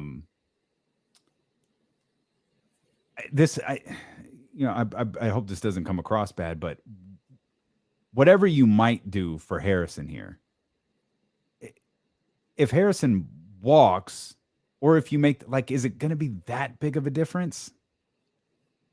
Like, if you have Harrison for the whole year and he walks, or if you make the deal for Harrison, unless that right deal is out there, like just dealing Harrison because you don't want to lose him, I don't think that's going to have a great long-term impact on this team. I agree, and I think about this scenario as well, right? So you lose Harrison Barnes for nothing, but you get that $20 million cap space for free agency. We've already established it's not a destination to come to Sacramento, but at the same time, like there's only so many slots in the NBA. Like there's people who are going to be looking to get paid. You with that slot and a little bit more expiring money coming off the books, you can be some type of player in free agency. Not saying you're a player where you're going out and getting, the top tier all-star free agents, but a Malik Monk type guy, or a guy like that. Like, you'll have money and flexibility to be able to do that, to possibly replace Harrison if that's what you want to do, go on that route. Or you'd have cap space to do like what the Blazers did with Jeremy Grant. You just take on some money as well. So just because you just let his contract run out doesn't mean that all the options are done with being able to bring back an asset or use Harrison Barnes' contract as a way to improve the roster. And that cap space, I think, is something a lot of Kings fans will be clamoring for right now. As I just saw a tweet from our man, Kevin Fippen, who said, let us be the third team. Let us be your third team to make a trade. And they could get involved in the Donovan Mitchell stuff. They could get involved in the Kevin Durant stuff, the Kyrie Irving stuff. Well, I mean, can I go there real quick? Can I go there? Because nothing's never stopped you before, so I'm putting 2 and 2 together. Oh, you're doing that voice. Did you see one of the tweets going around? Our guy Cameron Salerno, he tweeted it out. Gotta get Cam on the show for sure. Seen a couple other people tweet it out, but per BR betting, Bleacher Report betting, someone just placed a $10,000 bet at Caesar Sports for the Sacramento Kings to win the NBA Finals. It would pay out. It was me. It was me. I did it. Well, you got some explaining to do, because that happened. Then all of a sudden, Woj tweets out Donovan Mitchell. We need to stop. No, don't roll your eyes. Because what did we say when Vegas went crazy with Paolo out of nowhere? We say, you know what? Then that was your mistake. I'm sorry, I was sleeping at 12:30. My bad. But Vegas knows. But that's not Vegas. That's a person. Shout out to Mrs. Mac-10. That's a solid reference. She said Miss P gonna win that bet big. Miss P dropping 10,000 on the Kings to go to the finals. Believable. Just money she found middle over car in between the seats. Yeah. Oh, look at this. I'm gonna put this on the Kings. Yeah. Just saying, man. I'm just saying. See, sorry. Jay Stahl says he said that earlier. I didn't see it, Jay Stahl. Didn't see it. Vegas knows. But this isn't Vegas. This is someone placing a bet. Like, why does it like this? Looking at the minor details. In Vegas with Paolo, like the odds shifted. It's not like the odds just shifted for the Kings to win the finals. Then you'd have my attention. Then there'd absolutely be some explaining. That's a wild ass bet right there. 10K on the Kings winning the NBA Finals. Like, you get to the playoffs, whatever. The Kings are really gonna win the NBA championship. We're gonna find out. It's like it's all gonna come together now. It was in fact 50 Cent who placed the $10,000 bet, or is Drake or something? Didn't Drake win like $11 million last night playing roulette? He did. I didn't see that. Yeah, I think I think that could have been an old clip. I thought I saw a clip of Drake winning a ridiculous amount of money. That would pay out $7.5 million if that bet came through. Of course, the downside of that is you lose $10,000. You're almost assuredly to lose $10,000. And that's not even like that's to win the NBA Finals. What I just said. Like, we're not even talking about that's not even like you got money to burn. Sure, I'll put 10,000 on the Kings to get there. Come on, man. They've got to win the NBA Finals. Man, that is a nonsensical. I love the picture that they used with this. It's Mike and Monty at their press conference, right? And I swear to you, I tweeted this a couple of days ago. Monty McNair has not stopped smiling since Monty McNair didn't smile his first 2 years here. He hasn't stopped smiling in weeks. He's good. He is the happiest Kings general manager, I think, since Jerry Reynolds. He's good now. He's good. He's living his life like it's golden. Or to go with the theme of what you talked about earlier with the tweet, sounds like big boy. Feeling good, feeling great. Feeling great, feeling good. How are you? That's Monty McNair. Speaker box, the love below. You're listening to D-Lo and KC on ESPN 1320 KIFM. West Sacramento, KRXQ HD2 Sacramento, and Odyssey Station, and driven by Lasher's Elk Grove Dodge. We'll get the Professor Jason Jones' thoughts on all of this when he joins us coming up in about 15 minutes. If you're just tuning in, Donovan Mitchell, according to rival executives, the Utah Jazz are now listening to trade proposals for Donovan Mitchell because they weren't before. Also, the Sacramento Kings back in action against the Oklahoma City Thunder tomorrow. You mentioned this yesterday with Paolo Banchero being shut down yesterday. I know a lot of people were upset. I was upset about it. I was perfectly okay if you wanted to shut Paolo Banchero down after yesterday's game against the Oklahoma City Thunder. I wanted to see number one versus number two, especially the way Paolo was playing and acknowledging, yeah, I want to show everybody why I'm the number one pick, and you have the opportunity to go against the guy who was the number two pick. I was really looking forward to that. My whole night of basketball watching kind of got the air let out of it after that game. But such is the tale for Summer League. There is nothing new about what the Detroit. There's nothing new about what Orlando did with Paolo Banchero yesterday. It's going to happen a lot, and it's probably worth revisiting this. One, does Keegan Murray play tomorrow? Two, does Keegan Murray play after tomorrow? And they'll take on Chet Holmgren. Well, they say take on Chet Holmgren and Oklahoma City Thunder. As the week goes along, I wonder, is Chet Holmgren going to play tomorrow? I wonder if Paolo was just kind of the first one who was shut down. Not even really the first one who was shut down. He was the first healthy one that is shut down. I don't think Dyson Daniels is playing.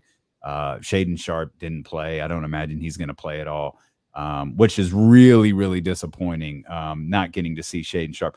Not getting to see the guy who had the least amount of film to go on this draft was brutal. I was really, really looking forward to seeing him.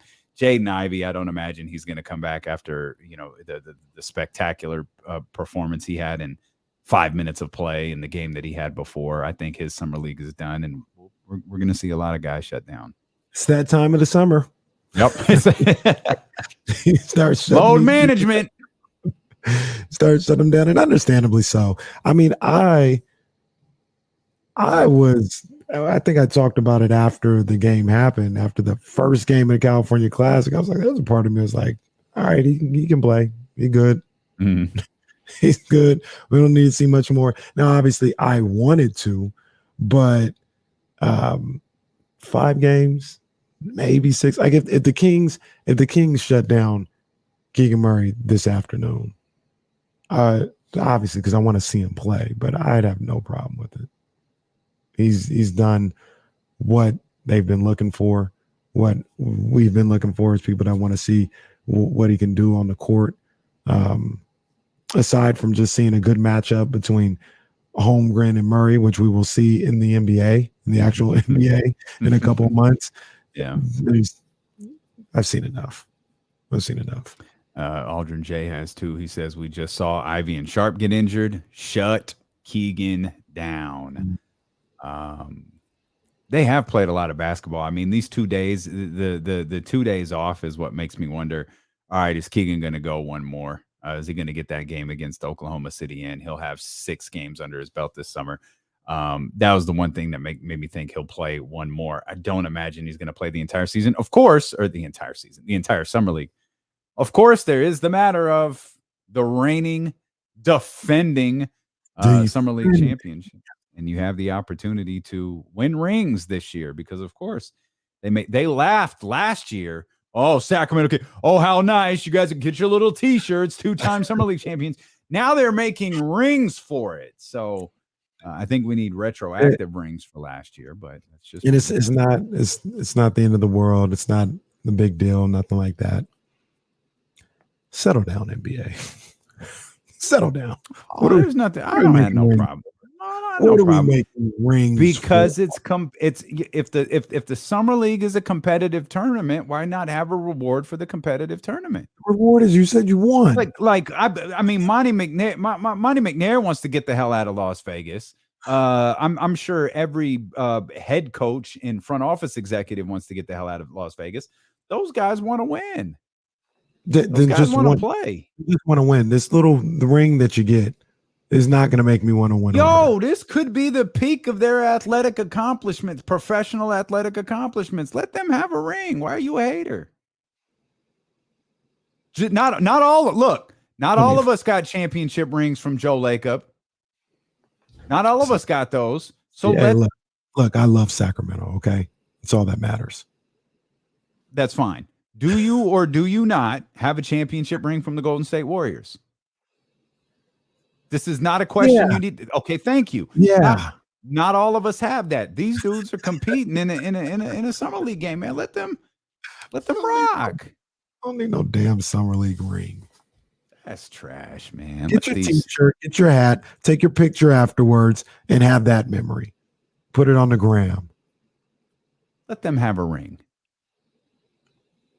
You out here advocating for in-season tournaments and all this goofy. Yeah, definitely do want the in-season tournament. Then let these dudes have their championship ring. Oh. No. And see, look what you talking now, Tyler. Okay, dub show. Stop it. It is what it is. Stop it. It is what it is. Like, look, I got an Aura ring on that tells me I need. It tells me I need more sleep. Well, that of course you do. You don't walk around with you've got to put your championship ring in a safe. I saw Reese flossing it on Instagram after the Warriors won a championship. It looked like he was dressed up by Cheryl and Elk Grove. Oh, don't remind me.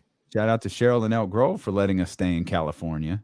Yeah, well, then what? Look, once the Kings are making the playoffs, then Keegan is out here doing work. I already said she can't come in the Golden One Center. I got a long list of pictures that I'm putting at that box office. Don't let this person in. Jason Jones is one of them too. You're not going to let too greasy. Jason Jones can't come into the Golden One Center anymore. Not for no playoff game. Oh, not for a playoff. Oh, wow. We jumped ahead to the playoffs. That's right. Okay. Is this accurate? Locked on Kings. I have to imagine that is our friend one, Matthew George. If Kenny Caraway ever won a Summer League championship ring, he'd wear it everywhere and always remind us. No, I have a championship ring and I never wear it and remind anybody. I'm kind of calling cap because I can see a situation where Kenny Caraway wears a Summer League championship ring on his neck on a necklace. I can see that. No, because that's not a good look. Like that's just that, like wearing the ring around the chain. I mean, that's some people do it for a reason. I used to wear my grandparents' wedding rings on a necklace. That's different. I'm talking about the championship ring around the neck. I think Steph was doing that at the parade. It's like it just doesn't look good. The ring's too big, and the chain probably isn't big enough. Get one of them old LL ropes. Get one like 50 had on the other day. Maybe you can get one of those. Well, guys, ask Vivek. Ask your uncle. Uncle Vivek. Uncle Ronadive if he can. Tell him Vivek he's right yet. Y'all been doing it enough. Oh, there's a lot of y'all that been tweeting. I love that some of you did in fact use the hashtag Go Shorty at your birthday. That's I can't imagine how much that man hates us if he ever looks at his Instagram page or if he ever looks at his Twitter page. Let's get our brother TC in here real quick. Hey. TC, what's happening? Hey, my two brothers, man. What's poppin'? What up, TC? Man, Kenny, you know what? D-Lo, I'm just listening. Man, that's the Summer League. It matters, bro. I was telling my son this. So my son, my oldest boy, played varsity football, right? High school. So I'm like, where you play at? He played at Monterey Trail. Okay. Shout out to MT. Yeah, so Yeah, running back, and then they just won. So they just won, like, because they've been doing these new things for sevens. They've been running 7-on-7 flag football. Mhm. Well, they just won like a little tournament at Del Campo, and they got the trophy. And they said, well, the whole team was like, we don't care about it. We'll break this trophy in front of everybody. Well, that is just that's a lie. Yeah, we they was like, we only care about winning section and winning real champion. This is flag football. And I said, no, that's an accomplishment. Anytime you win any trophy doing anything, that's an accomplishment. So I won the Summer League, bro. That's an accomplishment. You can't overlook that, Kenny. I'm not overlooking it. I'm not saying it's not an accomplishment. I'm saying we don't need to make championship rings akin to what the real NBA championship rings are looking like for the Summer League. I'm going to go out on a limb and say they're nothing the same. I'm going to go out on a limb. They're pretty big, pretty nice. I don't. That doesn't mean they're anything remotely close to what the Golden State Warriors were put on their finger in October. It just means it's a big ring, probably made up of nice material, but not the same material. Maybe not the S1 diamonds, but maybe a little cloudy diamonds smashed up into multiple pieces. Get some VVS sprinkled around, and they're all the same. Look, man, I'll say you can do whatever you want to do. I just say NBA. Come on now, don't need a ring for Summer League. They don't even get a chance to play. Like they don't even have like a real tournament. Yeah, that's true. They just randomly select like, win margin. You're in a championship game. What? Everybody's talking about Donovan Mitchell now. Spoke to a Western Conference scout today here in Vegas about Donovan Mitchell. He said he has heard the Heat have made interest clear. A longtime scout said he would move Tyler Hero in such a deal. Well, I'm gonna tell you another thing real quick. Don't sleep on the Knicks. Well, I just saw that the Athletic wrote something about that. New York is expected to quickly put together a trade package for Jazz star Donovan Mitchell. We'll talk about all of this with Jason Jones, the professor, Jason Jones of the Athletic. Move, Worldwide West. Make that move. D'Lo and Casey returned here. Oh, so now, wow, we went from the Lakers, the Warriors, to the Knicks. The Warriors. Unbelievable. CSPN 1320.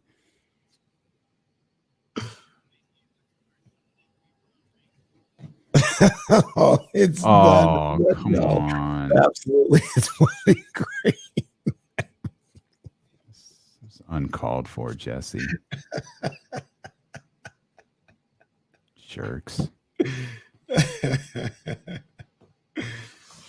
Peyton, this is not true, man. Hey, man, the Kings are set. We ready to go. We're ready to cook, baby. We're ready to cook. Everybody else need help, not the Kings.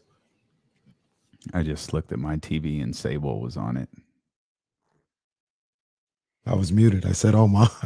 Say Sable in 1998. Mrs. Brock Lesnar, I believe now.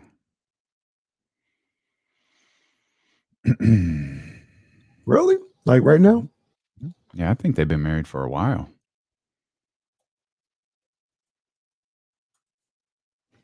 Sable, yeah, I feel wow, man, they married in 2006. Wow. Good for them. I feel like Sable kind of could be wrong. I probably am wrong. I feel like she fell into what she became. She wasn't, I don't think she was supposed to be as big as she ended up being. And she was a star. Yeah,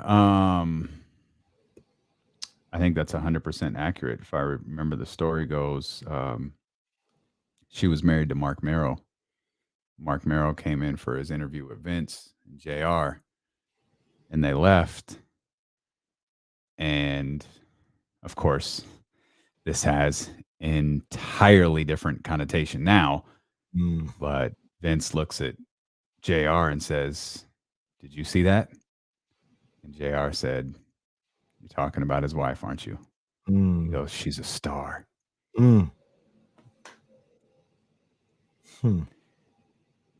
Yep. And she definitely She was, in fact, that. Like, she was over like crazy. Like her, I mean, before Austin and Rock were getting it was Austin and Sable getting these. Like Sable's reaction was massive, massive, massive. Nah, she was that before Playboy. She was that before Playboy. Playboy was like, that took her. I mean, it didn't hurt, but like, no, she was a legit homegrown star.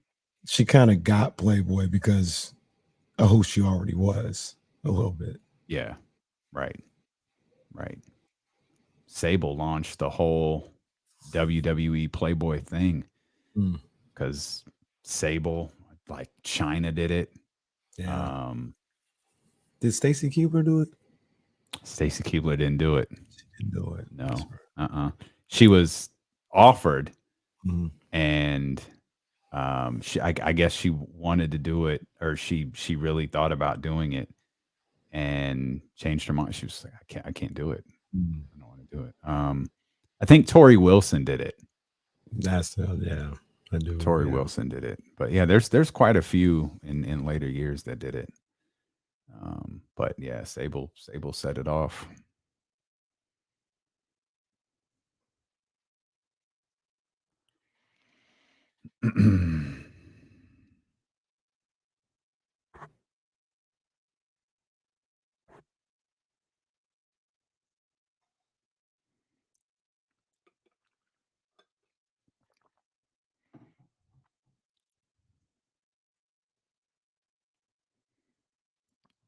So the funny thing about this, Leezy, is like Mark Merrow is a very, very good storyteller, and he's a very good speaker, and that's kind of what he's doing in that situation. He's kind of telling a story. It's not really real, but it's like Vanilla Ice hanging out of the balcony with Suge Knight holding onto his feet. It's a cool story, but it's not real. Mark Merrow is just playing up a real life story and telling us not real. Jason Jones said to join us. I just realized Jason's probably joining us on the phone. I don't know if The Athletic has updated his computer yet. But we'll all please go subscribe to The Athletic so Jason Jones can have a functioning computer. Either way, the professor is going to join us here in just a couple of minutes as everybody is scrambling. They're putting together their Donovan Mitchell trade packages. The Athletic said that the Knicks are trying to quickly put together a package to acquire Donovan Mitchell. Of course, today on the day, they signed Jalen Brunson today. Like that became official. That was official. Yeah, I did see no that. sign and trade, just a straight signing. Jalen Brunson signs with the New York Knicks. And now we've got Donovan Mitchell in the mix with Kevin Durant, Kyrie Irving as likely trade pieces over the course of the next few weeks. Russell Westbrook, I have to imagine, is in that category as well, though I think he's in a bit of a different spot than those other two are. I do wonder if Russell Westbrook is traded in anything involving Kevin Durant, if he's ultimately bought out, or if he just rides it out. Like Derrick Rose? Who somebody was, it wasn't Derrick Rose. John Wall. This was John Wall. John Wall was bought out like 41 out of the $47 million he was owed. Recently, yeah. Yeah. Sure. That's not bad because he ultimately signed with the Clippers. He's good. He's set. Whether that's going to follow Russell Westbrook, who knows? But so is there a new lead domino in place? That's what I wonder, right? Because is this a separate entity from the rest of the league, or does this add to the dominoes that need to? Are they playing dominoes now? Right. I don't know. I don't know. It was always KD first. And then, you'll kind of see what happens. KD's holding the whole league hostage. I mean, if you had your choice for your team right now for the next, 3 years, who would you want? I don't feel like this question is too crazy. Who would you want, Kevin Durant or Donovan Mitchell on your team for the next 3 years? For the next 3 years. I think it's Kevin Durant. Still KD, huh? For the next 3 years. If you said 5, maybe things would change. But okay. I think Kevin Durant has 3 top level years left, and his top level years are better than Donovan's. Now, here's the other thing about it though, because I'm not going off of what we've talked about in the past. KD's not playing 82 games. Right. So you got to factor that in too. Let's bring in the professor, Jason Jones, here of The Athletic, who won't get our brother a new laptop. Jason, if your favorite team has the opportunity to trade for Donovan Mitchell or Kevin Durant and have that player on your team for the next 3 years, who should be the main priority? Who would be the player that you would rather acquire? For the next 3 years, Kevin Durant. Still Kevin Durant. Okay. Does that change if you say next 5 years? That changes it a little bit, yeah. But I'm thinking if we got a short window, win now. I think KD, even if you don't have him every regular season game, if you get him, he's going to be able to get buckets. He's going to till he's 40. I mean, he just has a game where he'll get buckets. So I think he's dynamic enough to where I believe I got to take one for the next 3. I'm still rolling with KD. Yeah, I agree. Is this something that you think that we already heard how the KD deal is holding the league hostage or whatever? Is this just another domino that people are, we need this domino to fall before we can make a move, this whole Donovan Mitchell thing? I think the KD thing is more than the Donovan thing, because I think Utah doesn't have to trade Donovan. I mean, he's still a relatively young player. And even if you do want to rebuild, you can maybe take some of the million draft picks they got from Minnesota and maybe get another star with him.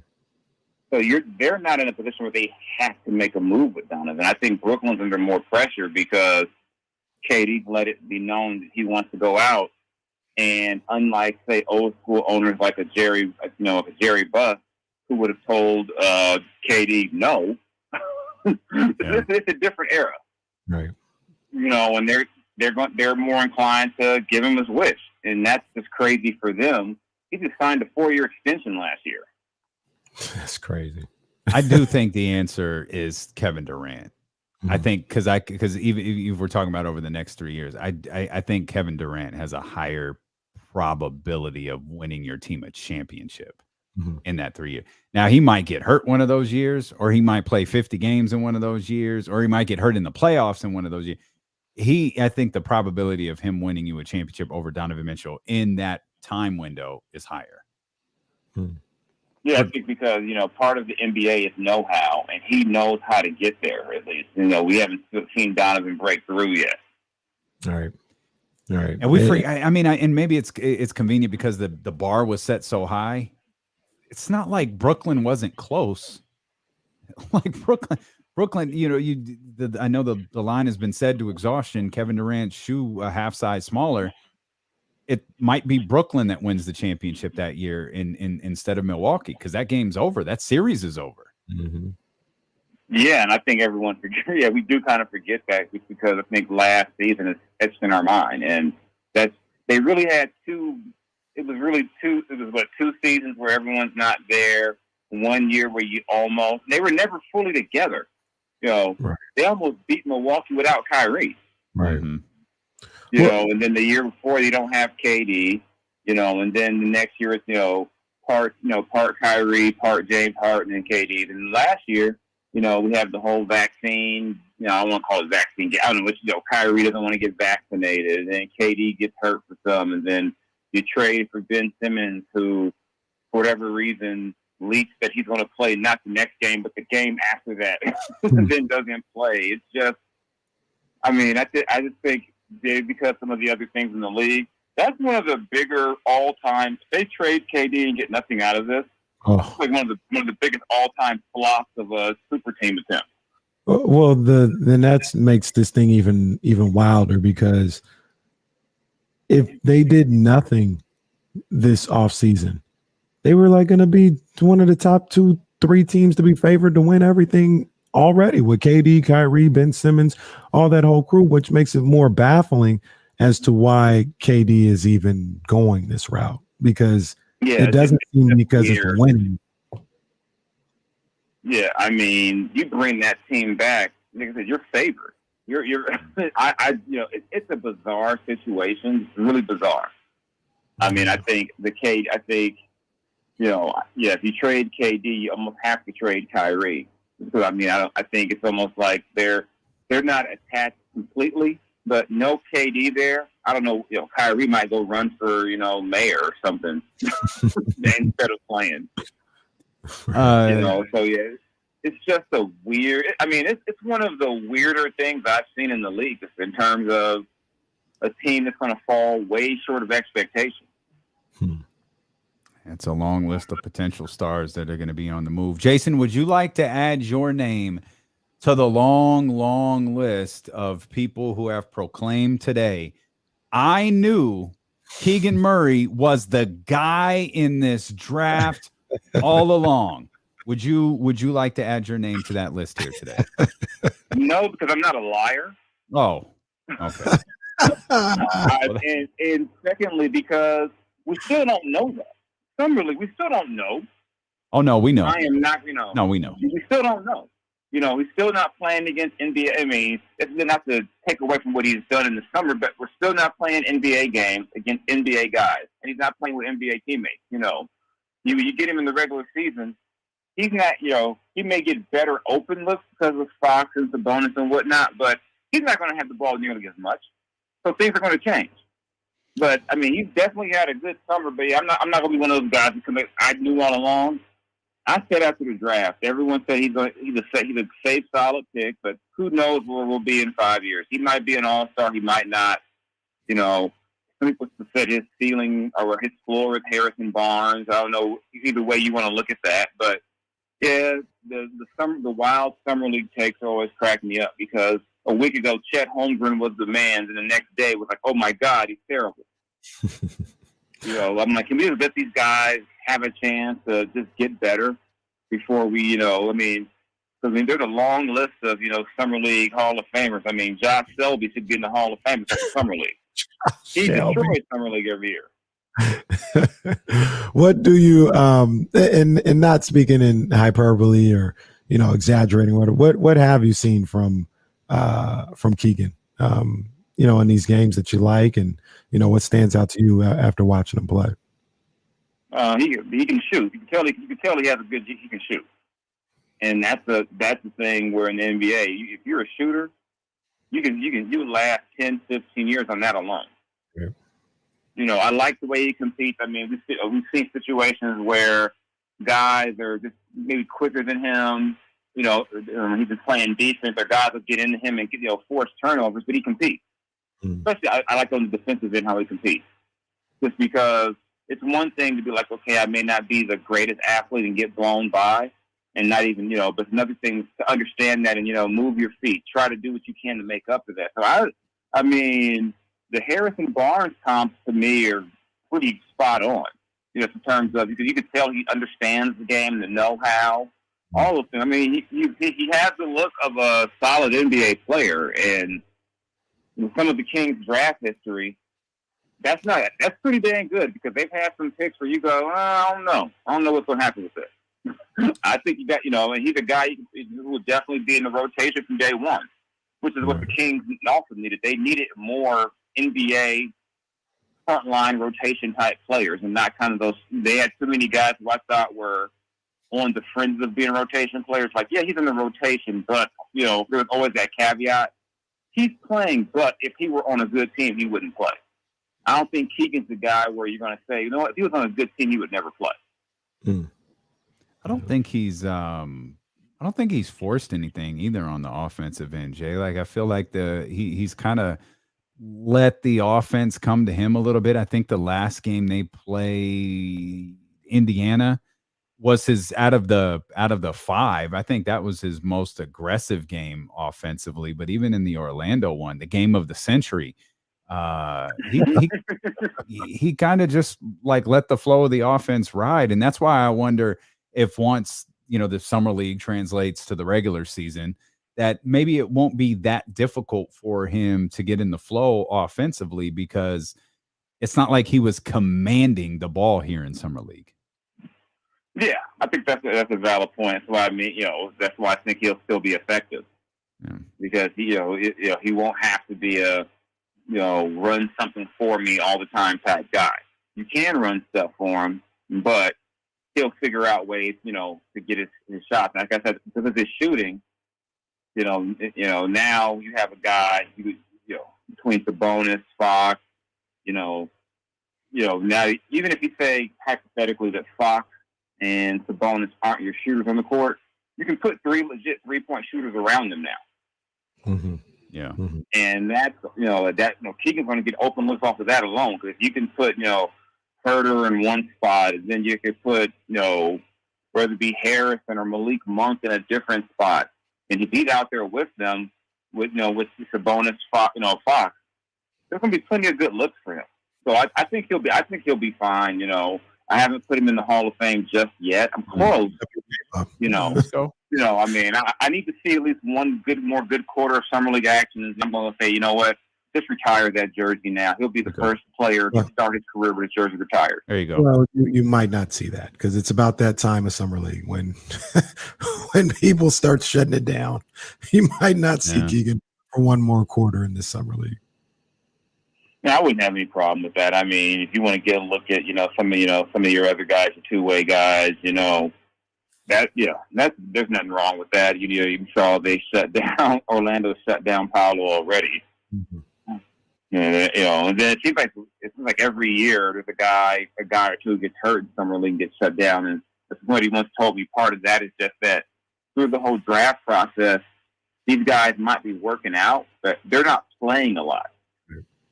Right. And then the draft was 2-3 weeks ago? Wasn't that long ago. Yeah. And now you're playing competitive games. But sometimes these guys are going to get hurt just because through the whole process, you're having workouts. And if you're a high level guy, like if you're Paolo, you worked out for 2 teams.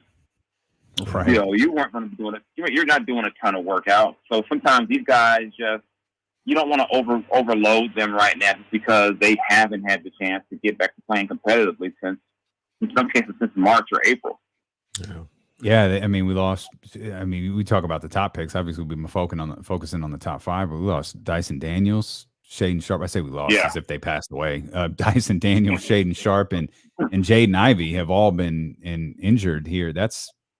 I think that's 6, 7, and 8, isn't it? Yeah, no, that's not 6, 7, 8, 9, maybe.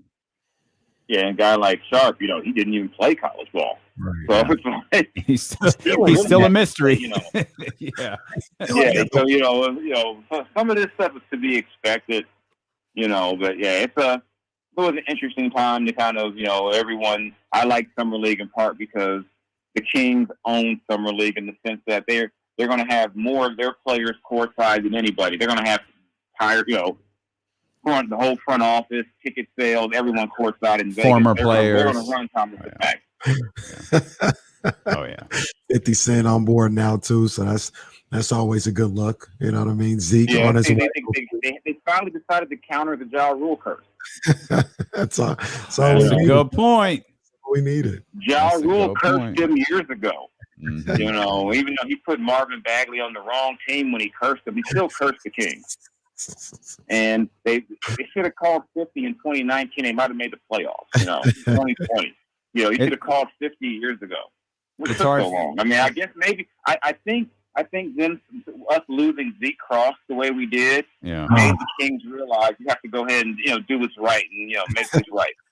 That was a tough one for this franchise when we've long wondered if Vivek actually knew that Zeke was dead. Like that's one thing. Like if Zeke had ever been presented to Vivek, if he knows that in fact Zeke is no longer with us. Oh God! So that's terrible. It is. Master scout. He's the one that liked Keegan Murray when everybody else was doubting him. Master scout, Vivek Ranadive. Hustle too. Okay, and if it doesn't work, if it doesn't work, he will have liked Jaden Ivey, and someone won't have a job. I like Jaden Ivey the whole. That'll be the story that comes out. Oh, he really loved Jaden Ivey, or he really loved Shaedon Sharpe the whole time. No one listened to him. It's funny how whenever it doesn't work, no one steps up and says, "You know what? That was me. I pushed for that guy." Like no one will step up and say, "Yeah, Marvin Bagley was my guy." Yeah, no, people running away. Well, Vlade did that, didn't he? Yeah, and he said he's gone. Oh, well, that's right. Even then, he is gone. Even with that, there were people saying, "Well, you know what? It really wasn't Vlade. Brandon Williams really pushed that." That's right. Yep. It was like remember Brandon was gone first, and in Sacramento, the first one gone is the one who gets blamed. Yep. Right. And all of a sudden it was all Brandon. Brandon made Vlade do it. And Vlade, and the fact is, Vlade had reservations about Luka too. Yeah. And sometimes got a lot of teams mess up in the draft.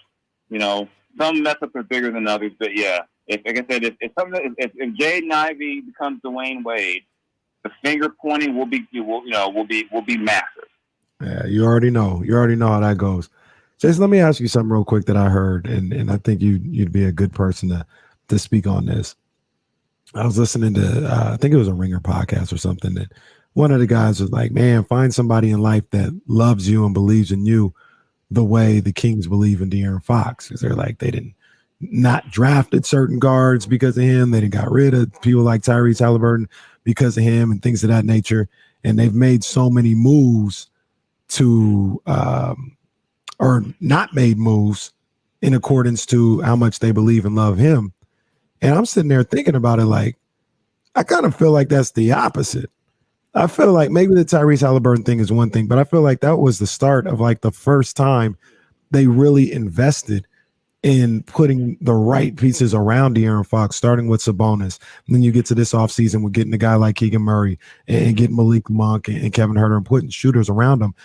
Is it just me, or does it feel like this is the first time they've actually, aside from financially, invested in De'Aaron Fox and trying to put the best team around him? Yeah, I think this is definitely the best team. They've actually got him some help. I mean, they would get him help in spots, and there is something to be said about the obvious one if they didn't take Luka over him. That was the obvious one. But then again, is it really fair that to blame De'Aaron for that? Especially when De'Aaron later on says, knowing De'Aaron would have loved to have played with Luka. But then you watch what Jalen Brunson did playing next to Luka. You basically get an upgraded version. Not obviously upgraded version, but you put an upgraded playmaker next to Luka. You saw Jalen Brunson has got $100 million from doing that. Mm-hmm.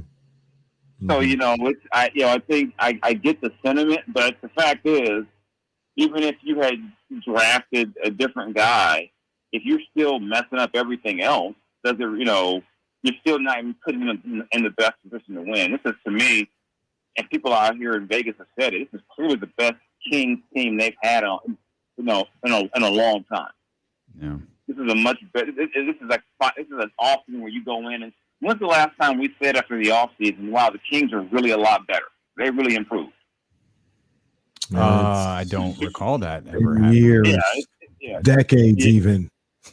Yeah, the closest was that 2016. Was it the one where they got Rondo and everyone? And even then, it was like, so why did you dump all that salary to do this? Not to get a max player, but to get all these other guys. And then you got another center, and then you got like Marco Bellinelli, who came to Sacramento and thought he was like a one-on-one player all of a sudden.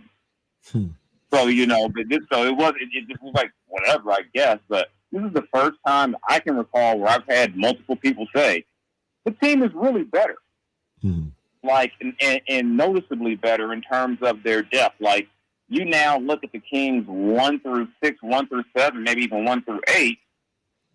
Not a team. I mean, it's like a decent look. It looks decent. It looks like it's competitive.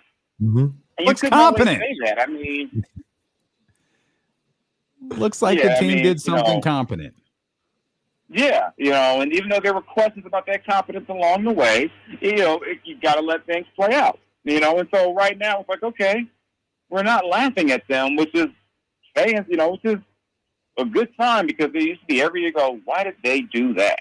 Like, what are they thinking? I think now you see, you kind of put things in a little bit more order. I know there were people, who felt like Rashawn's a better player off the bench. Now Rashawn's your seventh, eighth man. Yeah. And that's not an insult to Rashawn, but that makes you a better team. Right. Because you look at the fact that if Rashawn is starting, who's behind him? Yeah. And so now, you still got some other guys, if Terrence Davis is your eighth or ninth guy. I like Terrence Davis. Bad. I like Terrence Davis. We talk about on the show all the time. I like CD too. So, to me, those are all good things for them. Mm-hmm. Just because now you can say, now you give Mike Brown a fighting chance. I mean, there were nights in the recent years where you look at the Kings starting lineup, you're like, 3 or 4 of those guys should be on someone's bench. Oh. So I mean, I think you're going in the right direction with this. Yeah, I like it. I like it. There's positive, Jason. They say Jason's always 2 weeks in a row. Positive, Jason. It's 2 weeks in a row. I'm not the hater I'm portrayed to be. I think some of the people project their Laker hatred on me, and like they think I hate. I'm like, no.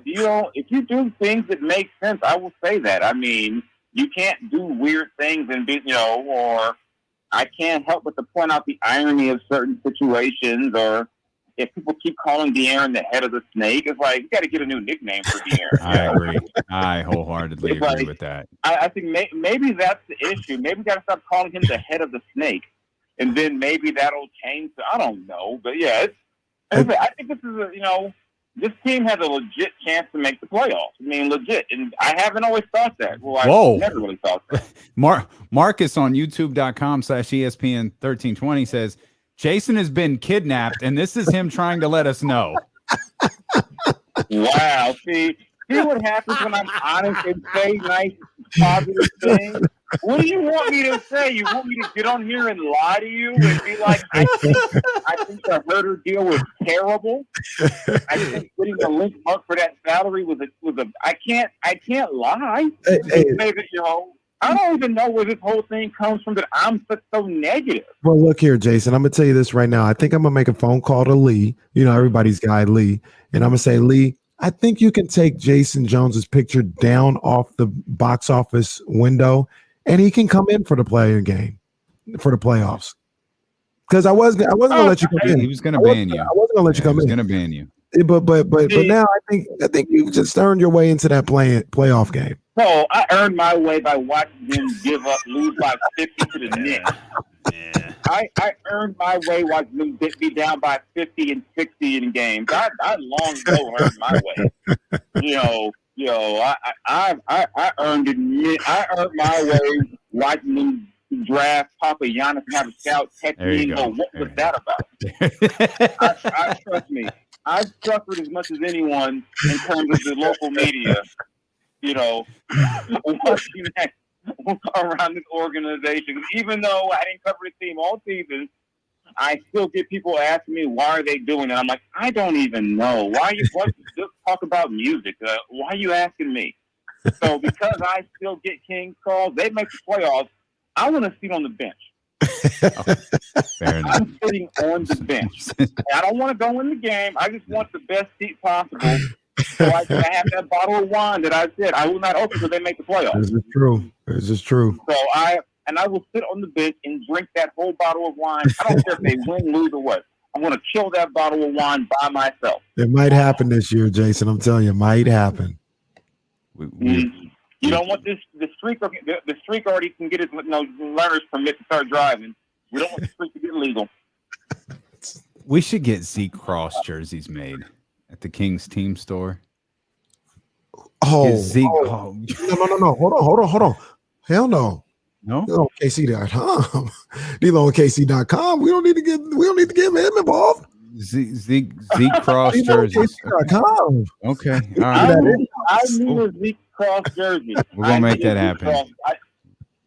What was we got to see what Zeke's number was? Yeah, I can't remember. Yeah, I can't. It's gonna be. I don't have a Kings jersey. I need to get a Zeke. I need to get that number and put Cross on the back. Yeah, it's gonna be wild too. Yeah. When Vivek Ranadive is on Raising Kanan season 2. that's gonna be a wild cameo. Oh yeah, man! What is going on? Why is Doug Christie over there now? Gonna get some wild, random Kings appearances. All of a sudden, someone's wearing like a Spud Webb Kings throwback. Oh yeah. It's gonna be a wild fusion. Rock's gonna be at the Golden One Center.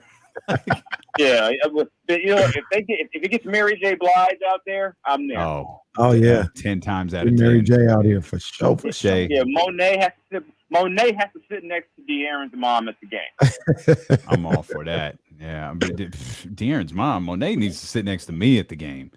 I just need to get down and in them Kenny Caraway seats. You don't want to hide a problem. You don't want to hide a problem. You don't want that. I'll take those. If that's how I got to go out, that's how I got to go out. That's not a problem. Jay, we appreciate you, man. Thank you. All right, no problem. Catch y'all later. Jason Jones, the professor. Jason Jones of The Athletic. That's 2 weeks in a row. It's 2 weeks in a row. I mean, if Jason Jones is feeling what the Kings are doing, if Mark Spears feeling what the Kings are doing, I mean, if nothing else, the Kings have obviously done some things right here this offseason. Absolutely. And I realize why Monty McNair can't stop smiling. He's laughing all the way to the bank. What you say? He's laughing straight to the bank with this. Ha ha ha ha. He's laughing straight to the bank with this. 50 Kings collabo. I get money part 3, the remix. Yeah. I'm trying to look specifically because I think wow, we stumbled across some gold. I don't even know if we need to say it on the air, but the last time you said that, it didn't go well. So Zeke's number, there's a 3 in it. I know he's not just 3. I think he's like 30 something. Not his age, his number. It's one and the same. For those who don't know, Zeke is a reference to the Starz show Ghost, Power Book 2. I think he's 33. There was a character. Who was a high school basketball player. Yeah, break down this scenario. Say it out loud. So Zeke was a high school basketball player, and he thought he was an 18-year-old high school basketball player. Thought he was. And it was revealed, and he gets into trouble. He's got a family that's, affiliated with gangs and drugs and all of this different stuff. He's also dumb as a bucket of nails. Like, Zeke is like legit stupid. Like, he's dumb, just straight dumb. And his whole world unravels for him. Like as the final episodes of the season goes along, he decides he's going to declare for the NBA draft, and then it is revealed that he's in fact not 18 years old, or was it 19 years old? Yeah, he's like 21. And the woman that he thought was his auntie was, in fact, his mom. Again, remember, I told you Zeke is dumb as a bucket of nails. And when all of this is revealed, when the fact that he's like 21 years old is revealed, his agent whispers to him, well, you can kiss the Sacramento Kings goodbye. And that's where the reference to Zeke Cross and the Sacramento Kings comes from. No, come on, man. DLOKC.com, man. DLKC.com. His number is 33, if I'm seeing this correctly. I'm gonna go back and watch the show for sure. But 33 cross on the back. Man, Zeke. I can't wait to see what Sacramento Kings power crossovers we have on the way. Power, for those who aren't familiar, is just a phenomenal series. Like the show Power is the power is the show Power is like the origins of all of this, and it really took off like within the culture, right? And 50 Cent produced it. He's the tie-in to all of this, and then it morphed into what Kenny just said right there, the Powerverse, to where now it's become a series of shows that includes Ghost, where Zeke was promised being picked by the Sacramento Kings, which is like it kind of picks up where the series Power ends. And then there's a prequel to Power called Raising Kanan that comes out also, and they drop them like separately. So Power is over. Ghost, I think, is ongoing. Raising Kanan, I hope, is ongoing. And then they have a book 4, which is Tommy, which is one of the characters from Power. It's really phenomenal stuff. If you have Stars, it's a great series to go watch. It's start with Power, and then you can work your way from there. It's really, really good. There's a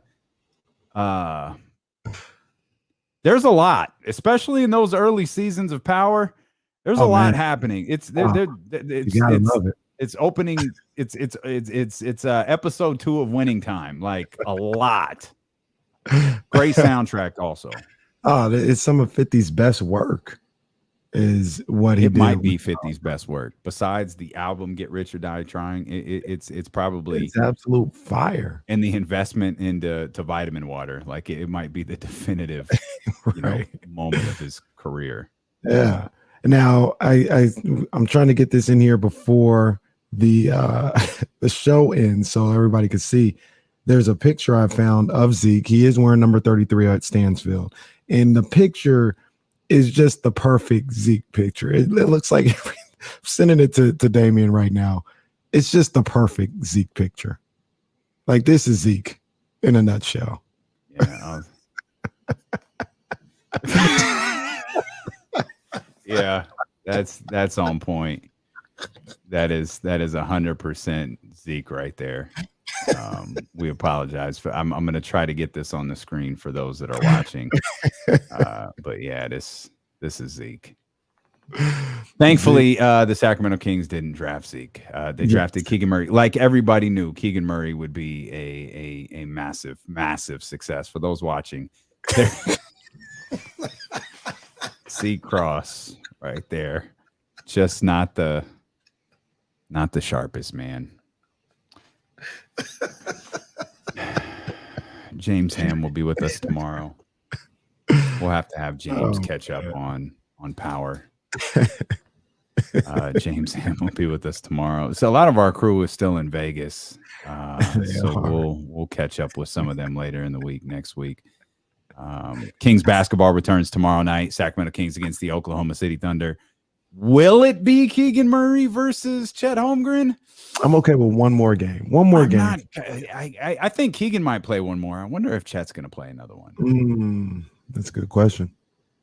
Yeah. We hope that you're back here with us tomorrow. If you missed any part of the show, download the podcast. Remember, Jesse doesn't eat unless you download the podcast. It's available.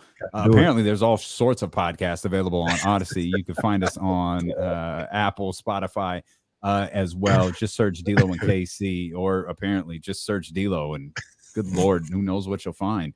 All right, we're done. We'll see you tomorrow at noon. Hello, Sacramento. Yeah, a little late, buddy.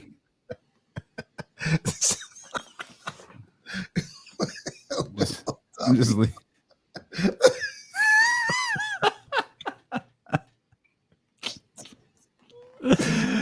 Oh man!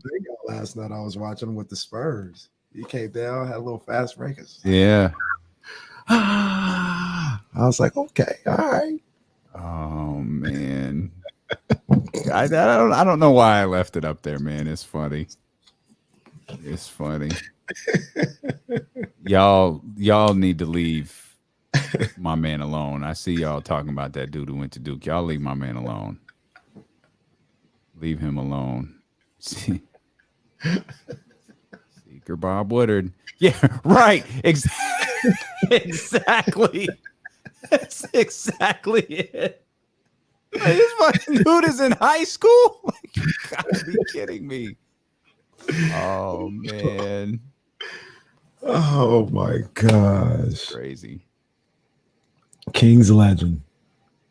No, that's the shirt. I don't know who's buying it, but that's the shirt. I'm getting one for sure. Z Cross, the King's Promise. Well, we could. That's a lot of work. I was about to say you could do one of those, like how they do the graphic design ones, and maybe in loving memory, and it has Zeke in a photoshopped in a King's jersey. Put Zeke in one of them clear caskets that they came out with. Oh my! Oh yeah, that was insane. I forgot to mention that too. I don't even think I mentioned that on the breakdown. Like he was. I don't think I mentioned Zeke was killed. Like Zeke's NBA dreams are over. He was murdered getting onto a private plane. Getting onto a PJ. Oh man! By his stepdad, by the way. By his stepdad. That's right. Or was it his real dad? No, it was his stepdad. No, stepdad. Yeah. Real pops was not it. Oh man. What a day.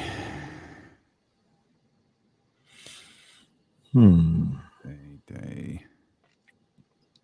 Speaking of Joy Taylor, there she goes. Joy Taylor lives like the most fantastic life ever.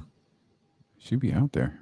She'd be out there. She'd be everywhere. Where's Cowherd? That's LA. Mm-hmm.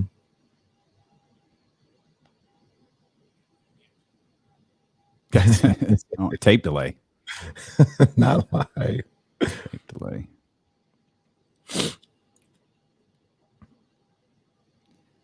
Oh, yeah. Appreciate y'all hitting Hey, we haven't talked about this. I guess we could talk about it now. We talking about you want to know what upsets me more than Summer League getting those rings? Is the WNBA's All-Star MVP trophy. Come on, man. And I just seen a picture of Kelsey holding it up again, and it just frustrated me. Yeah, it is a terrible, terrible look. Yeah. The hell is that all about? It's a good question. That's a good question. Gotta leave it.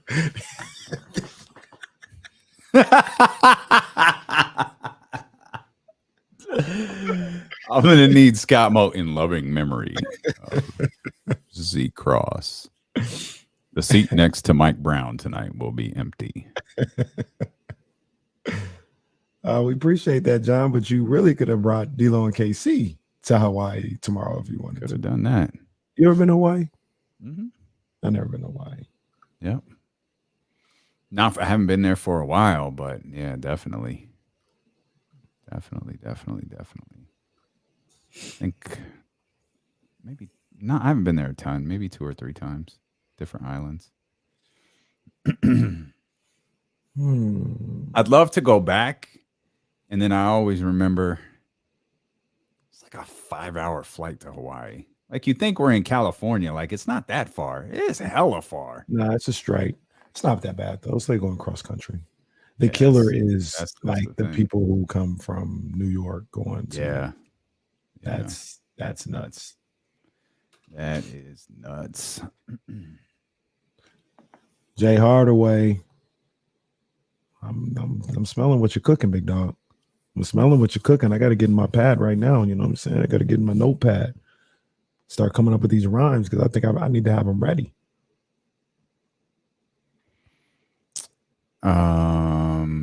What got you into sports radio? You was doing music radio stations forever.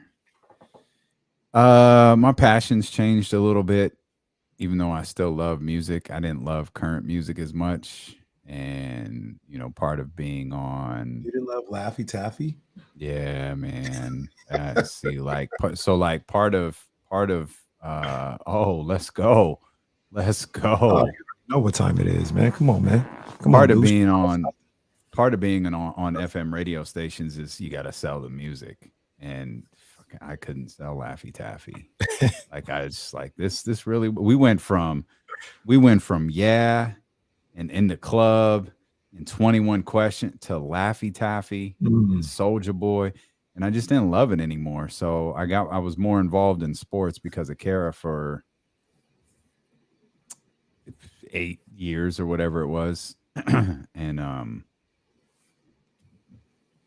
I missed radio. That's kind of what it boiled down to. Like I missed radio. I had a chance to work with Deuce, as a matter of fact, down with the bad guys. I worked with Deuce I worked with Deuce and Mo for a week, and then I worked with someone else for a week. And the fucking difference between working with those different groups of people was extraordinary. Like absolutely amazing, amazingly different. But working a little bit like with Jason always put me in a good position to like look good, because there was no way I was ready to like do a sports show. But this is the one thing in life I feel like I'm good at. Like I feel like I'm good at doing radio. I don't think I'm good at anything else in the world except for this. That's cap. But honest to God, how I feel. I think everybody has something that like they are great at. And if you're lucky enough to find it, that's the whole key. Like I was lucky enough to find it. I think it's this.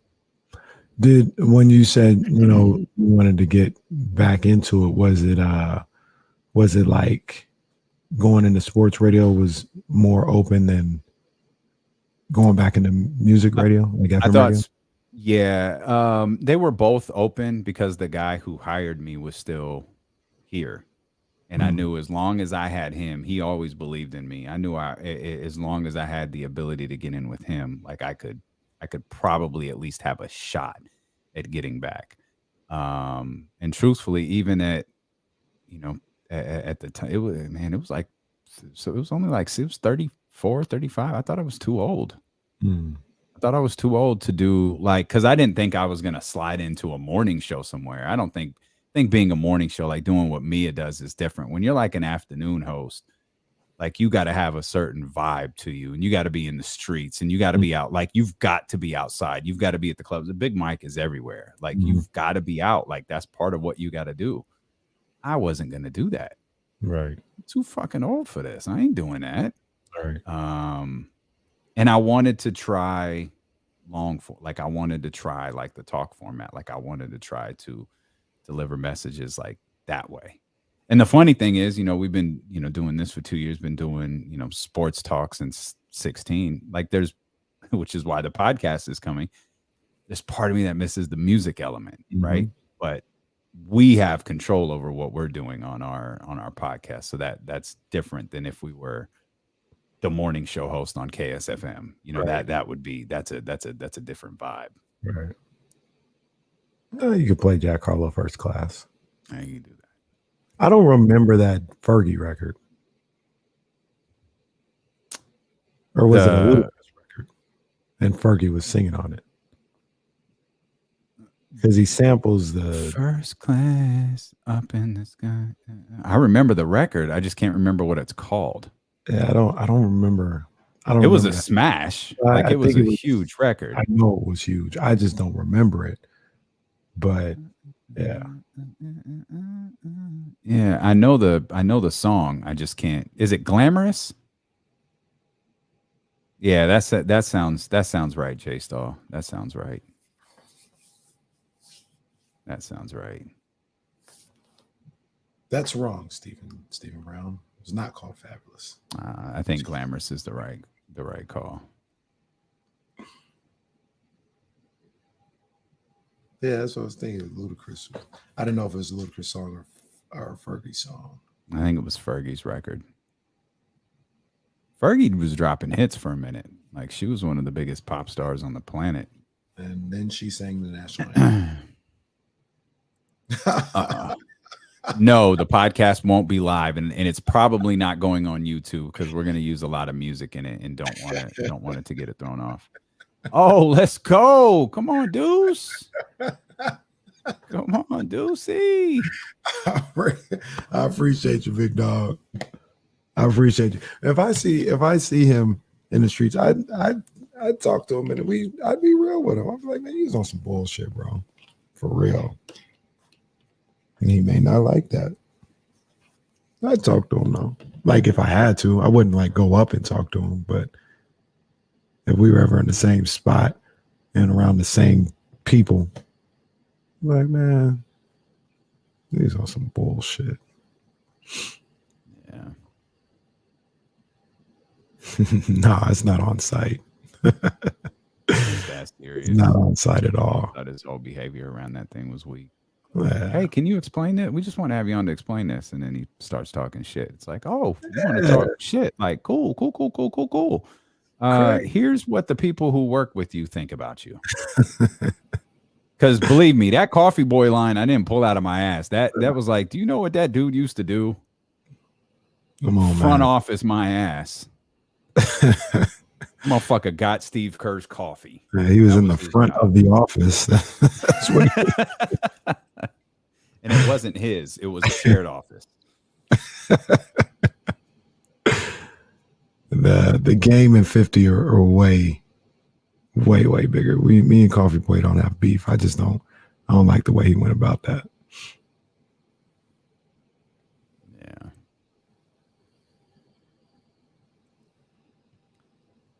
I think I definitely could beat him in basketball. That's easy. I got no bones about that. I give him that work on the court. Ooh, we got a torn ACL in summer league, man. So here come the shutdowns. EJ Little, here come the shutdowns. And that is tough. Damn. All right, let's just go ahead and announce no Keegan Murray tomorrow night. It's fine.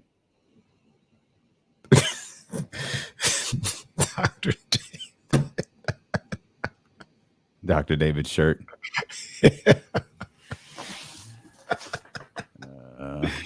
Not far off, by the way.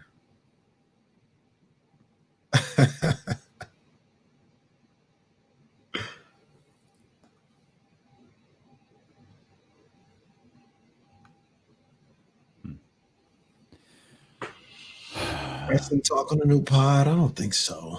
No, lazy. Nope. I don't think so. It's music, baby. The in between the commercial breaks. That's for D'Lo and Casey. I saw my guy Dolph came back last night. I saw that. I actually like Dolph. I didn't. I almost feel like he's been underutilized his entire career. I like Dolph. I feel like they've always done dumb stuff with him. Mm-hmm. That's like I think they always like they had a moment. Like there was a time, dude, where he was super over, and they just kind of ruined it. Mm-hmm.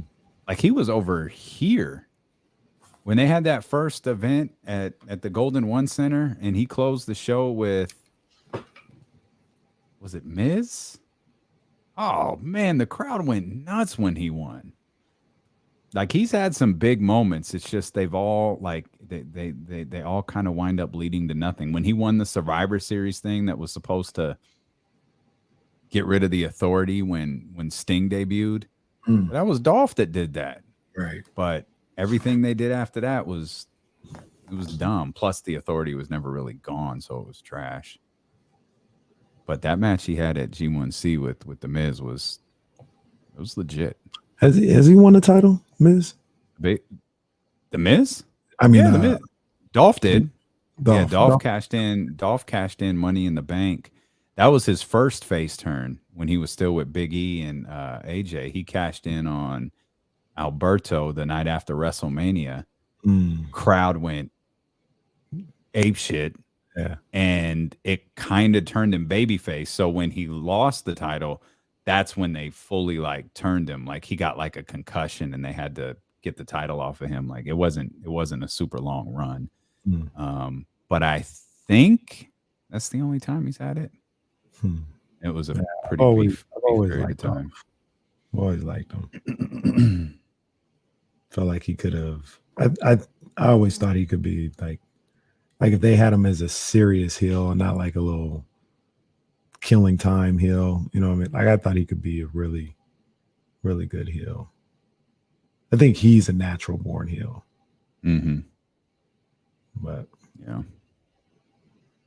yeah, I'll catch up on what happened last night. I saw Brock cut a promo and a couple of. And with that, I think they'll bring him back as a face because I think he took out. That's what Warren said. Hey, when was the other time, Warren, that Dolph won? I can't remember. I can't remember the other time that he won. I'm curious.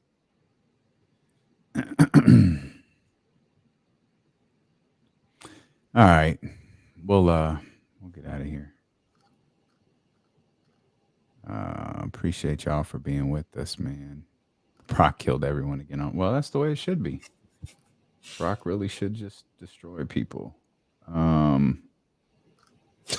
Jimmy G started throwing 2 to 3 weeks ago. No arm fatigue there.